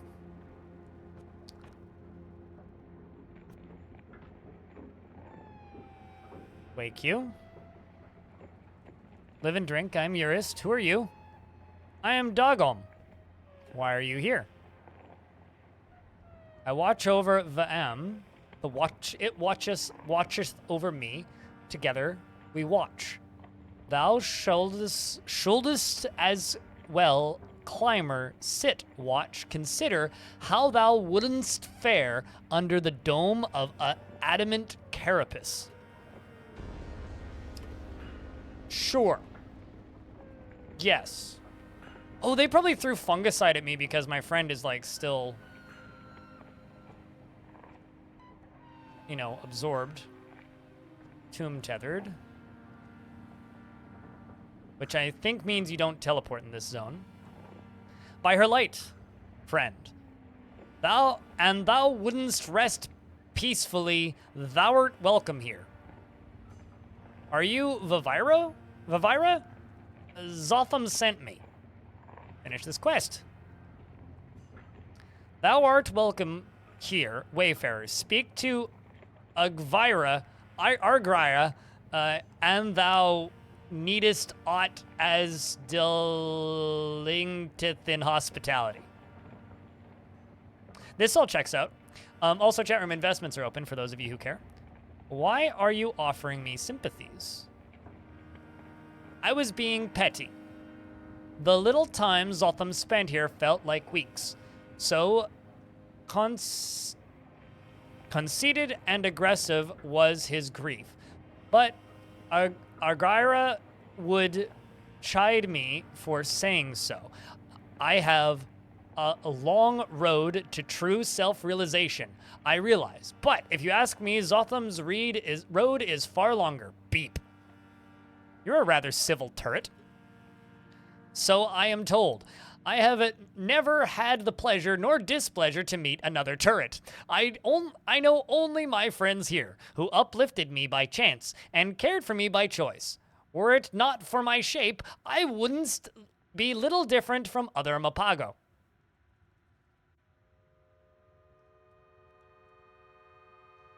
The wiki says this is a roguelike, your character dies same. So there's 3 modes. There's 2 more forgiving modes. We're playing one of the more forgiving modes. Although, honestly, the only death I've had today was due to a very unfair situation.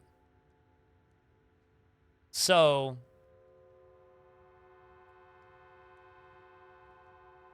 most of the deaths I've had in this run actually are largely because I know that I have saves, and I've done dumb shit. Like, I died at level 5 of fall damage because I tried to skip an early dungeon. But, you know, I got shot, okay? I was flying down through the Rust Wells, and I got shot on the first level and fell 2 levels and died. I took 200 damage and died.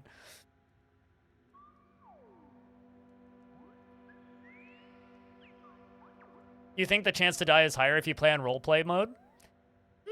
I don't know.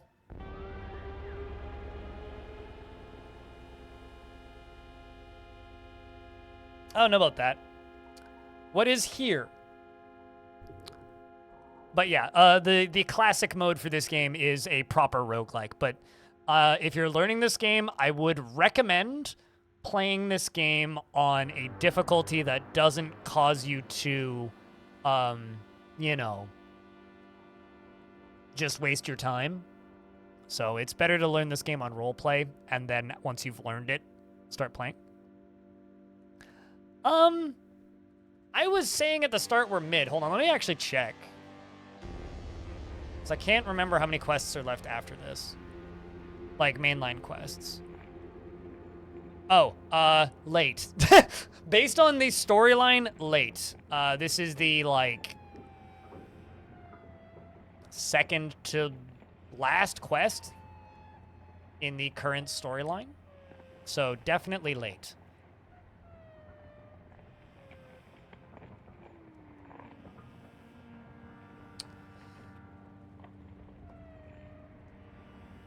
Thou wouldn't know more of the settlement, thou must ask the watcher named Argraya, residing within, a loveth sharing of knowledge. Okay. I see. Farewell. Why am I getting shot? Oh, because of those fucks.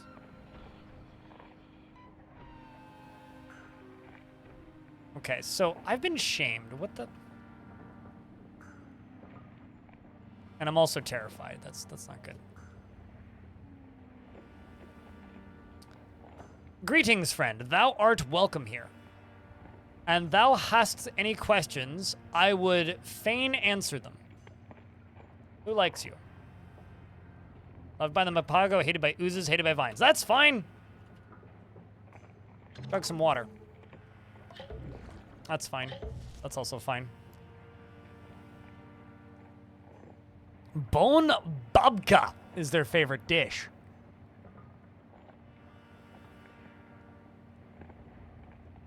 I have a secret to share with you.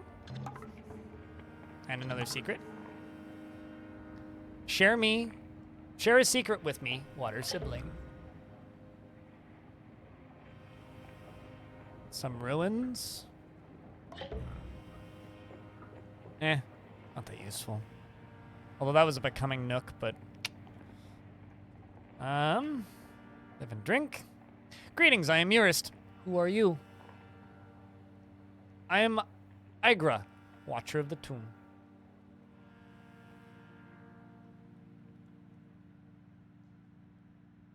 You just had a roller coaster, bought an Ultimate Edition of a Yes album at a local record store in your town, only to immediately be greeted by a set of CDs when I pulled it open, when you expected a vinyl.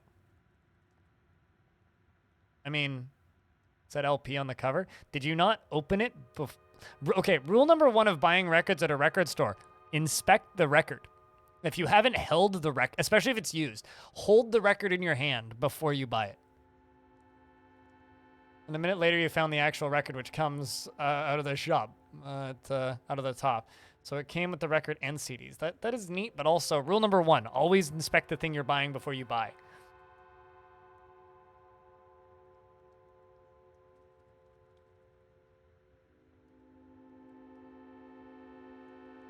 To me, if you don't die immediately in the jungle, you're in mid-game.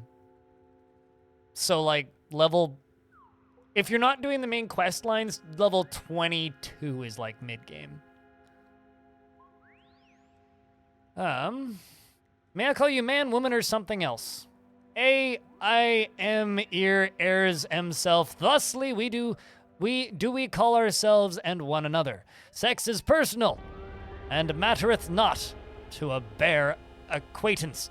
Gender is a societal relic, in which we see no current utility. And that is why some strange people hate this game.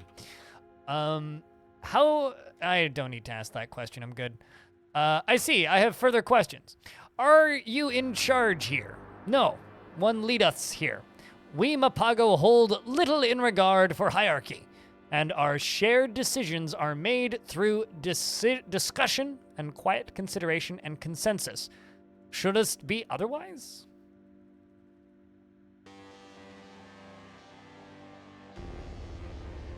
I think one of my pyramid hunters died to a banana when I didn't pay attention.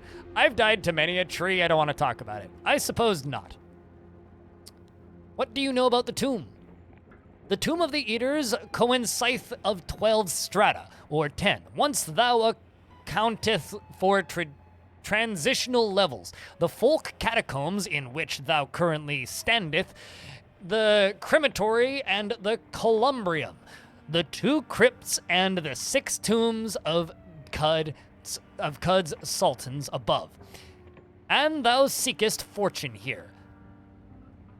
Gird thyself for disappointment. The tomb playeth host to objects and wondrous profane alike, but little of what surface dwellers considereth treasure.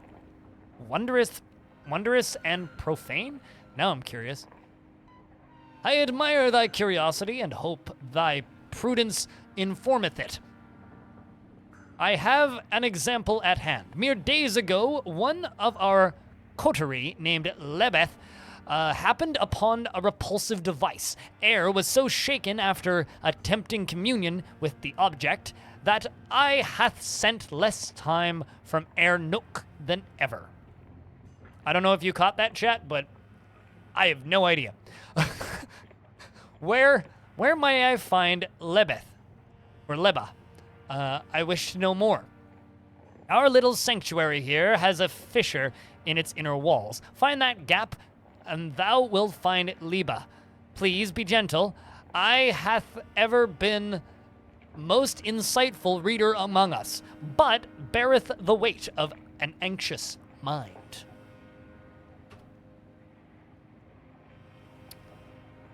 Tell me about your people. We are Mapago.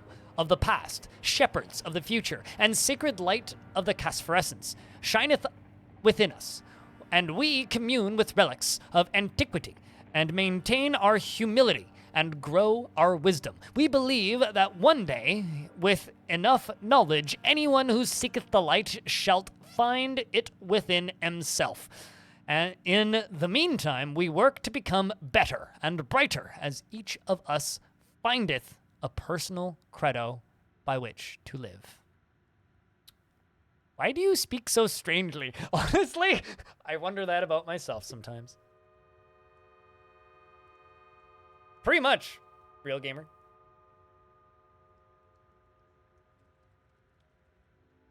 Ugh.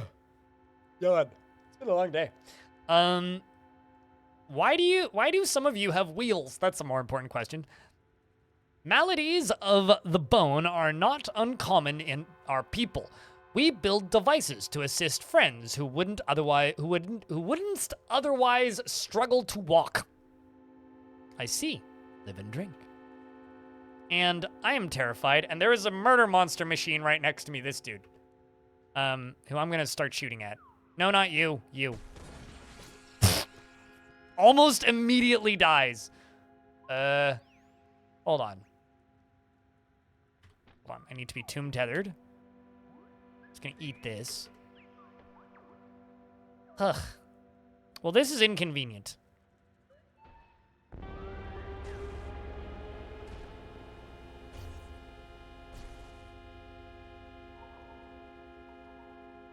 Let's see if I can see this. Let's sunder mind. It just simply must sunder the correct mind. I don't see the dude that just tried to kill me. Maybe he died? Well, I can sunder you. Or no, I can't, apparently. I love that my slug friend is still spreading spores. Something happened? Really now? Jeez, man. What was your first clue that something happened? Yeah, so I mean, there's a bunch of cultists in here that are trying to kill me.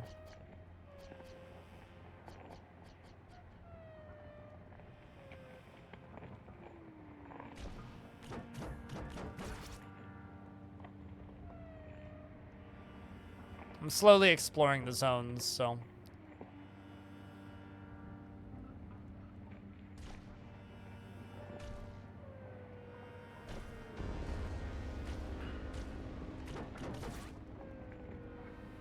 My hat's a little annoying in this place.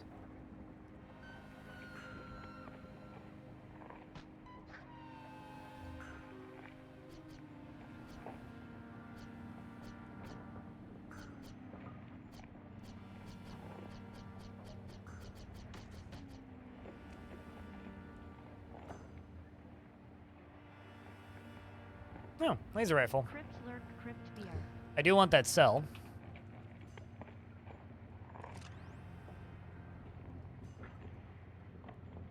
Brander, buddy, what up? There's also Big Robot. Am. Oh, god dang it. Just want to speak with you.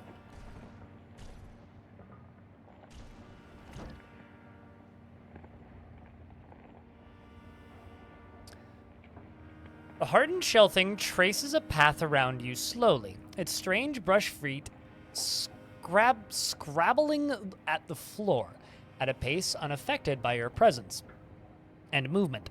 Behind the hissing of those feet on the ground is strains of a faint voice. Someone is speaking from inside a distant cave. Audible, but not understandable. Am is nothing to trade. Overlapping arches of a glossy shell huddle into an impenetrable hemi-ovoid, traveling slowly at inadequate series of brush-shaped appendages. The surest way to tell which this simple body faces is by the cross of light shining faintly from its front plate. Faint voices speak from within the dome being, too distant sounding to comprehend.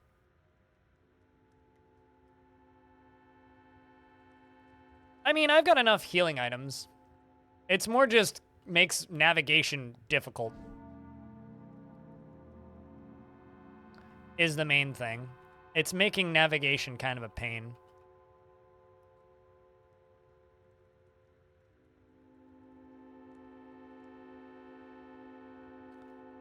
But, you know, we are also slowly finding the different zones, so it's mostly just a matter of time at this point. Because I've killed several of those slimes. They get me down to about half health before I kill them. Buddy, if you could stop doing that, that'd be great.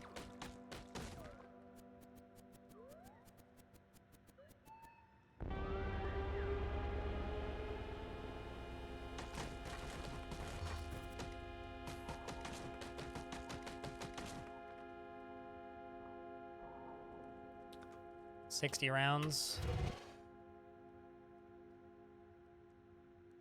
What in the fuck are you?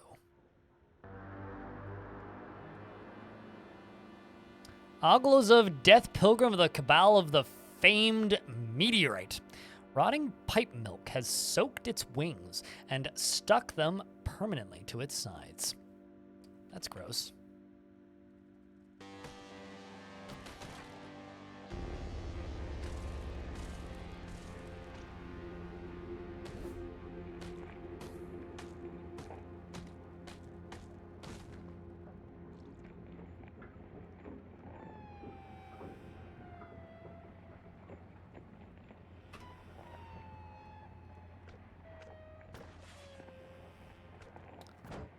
Just whack you. Enough.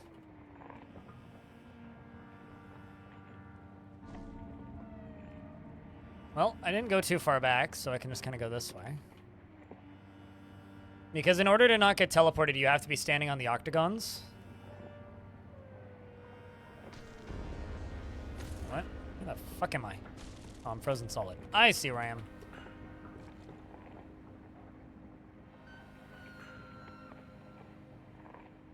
120 rounds. So I have to be standing here.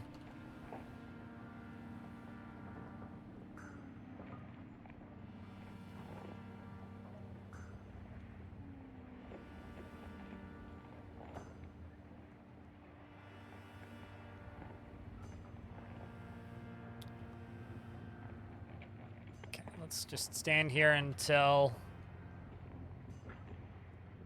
the bell tolls. Welcome back, Elfie. Oh, someone sundered my brain.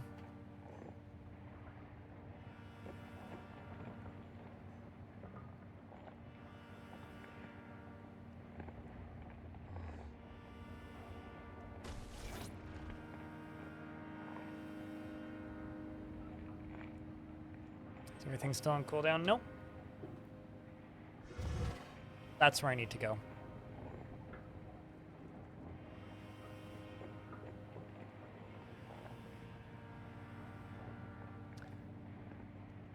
In 1BR, the gear widened the final plague afflicted it on the land.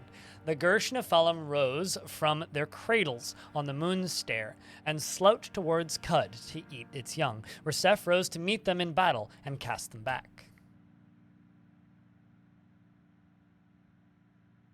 There.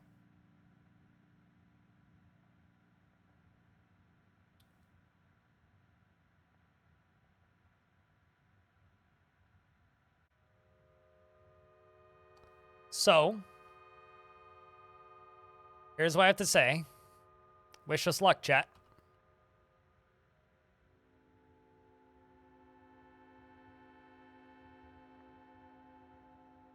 So, we are now surrounded by flying creatures. These are strip flies, which are wispy. Chat, actually, I have a question. Cam on or cam off?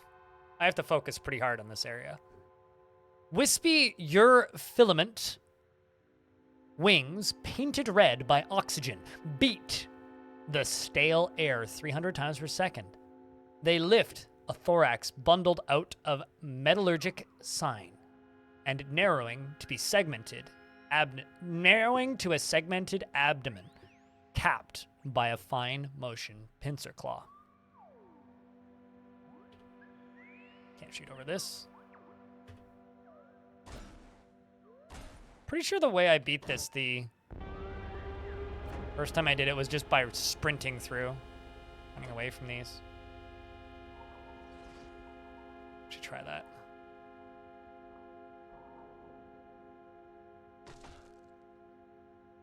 Stay on the conveyor.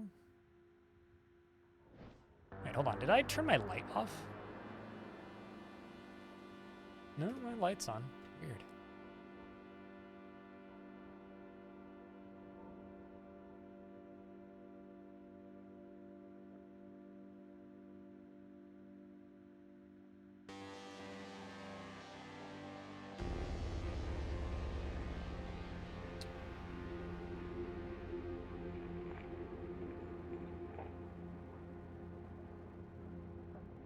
How many turns do I have left? 280 rounds.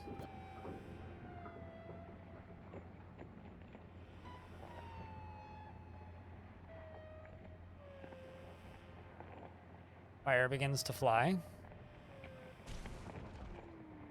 that kill it? Oh no, I see it's on me now.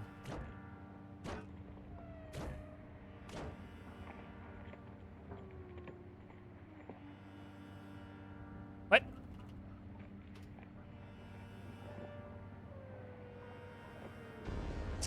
I have to recraft my guns. They stole them. Well, fortunately, they put me all the way back here, so that's nice. Because those creatures, those turret things, they can steal your weapons, if I remember right. Okay, I can just remake my pistols.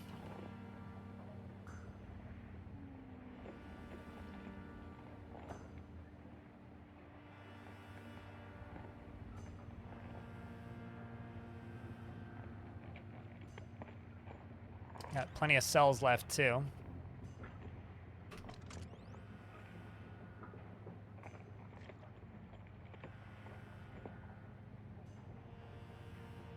Also, there's an ad break running, so we're just gonna wait. Just gonna check something.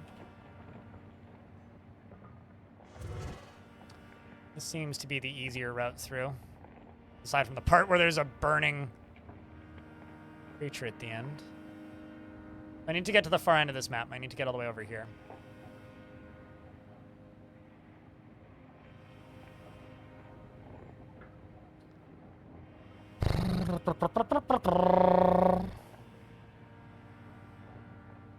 They can steal my guns, but I don't think they can take my ability to make more. I don't think they can take my crafting mats. But we're just waiting for the ad break to end. Boy.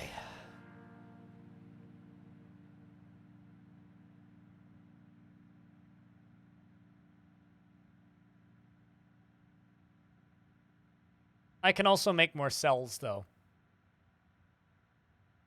Which isn't that big of a deal. And I also have stuff to power the ones I can make. I also have, like, 30 cells, so I just need to not get too close to them.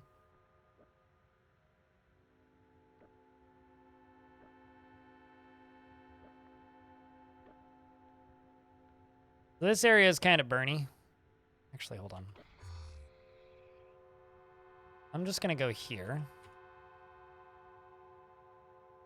Grab a pickaxe.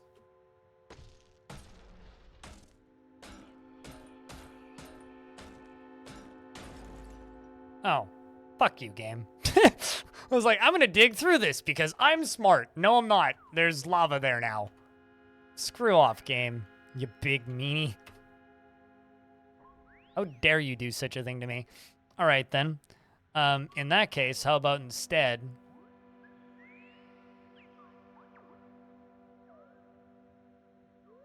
give myself a shade oil injector.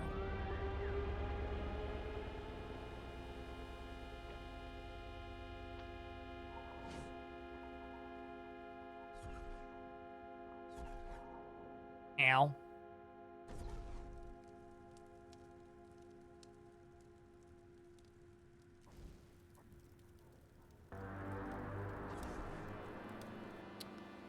lot of damage.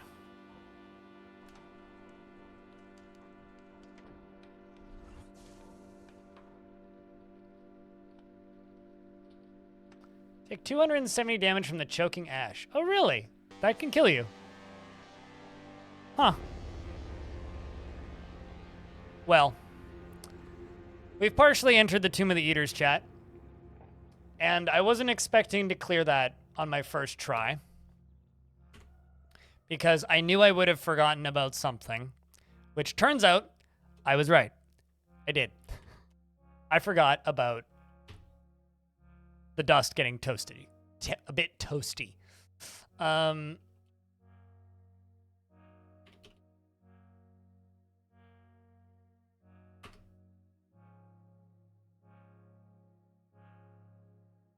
Oh, I guess I do have to select a secondary color.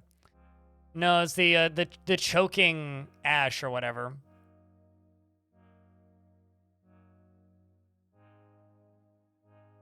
But that's why I'm playing this in a mode where I can save. So I'll be honest, I was planning on trying to finish that on my first run through. But I think we're going to call it here.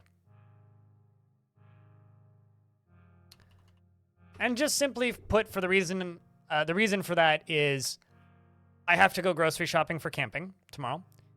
I have 2 videos I need to finish editing, and I have some other stuff I really should work on today.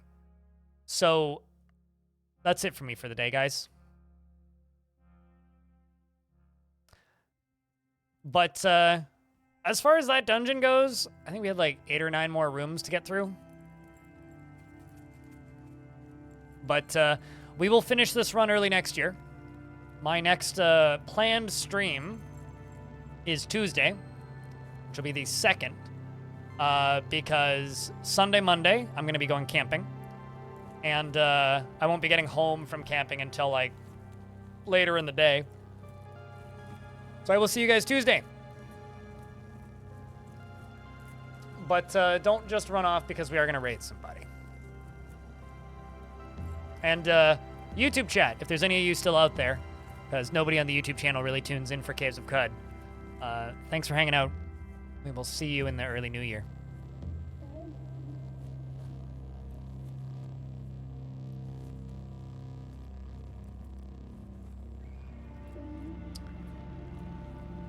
And for the rest of you lovelies,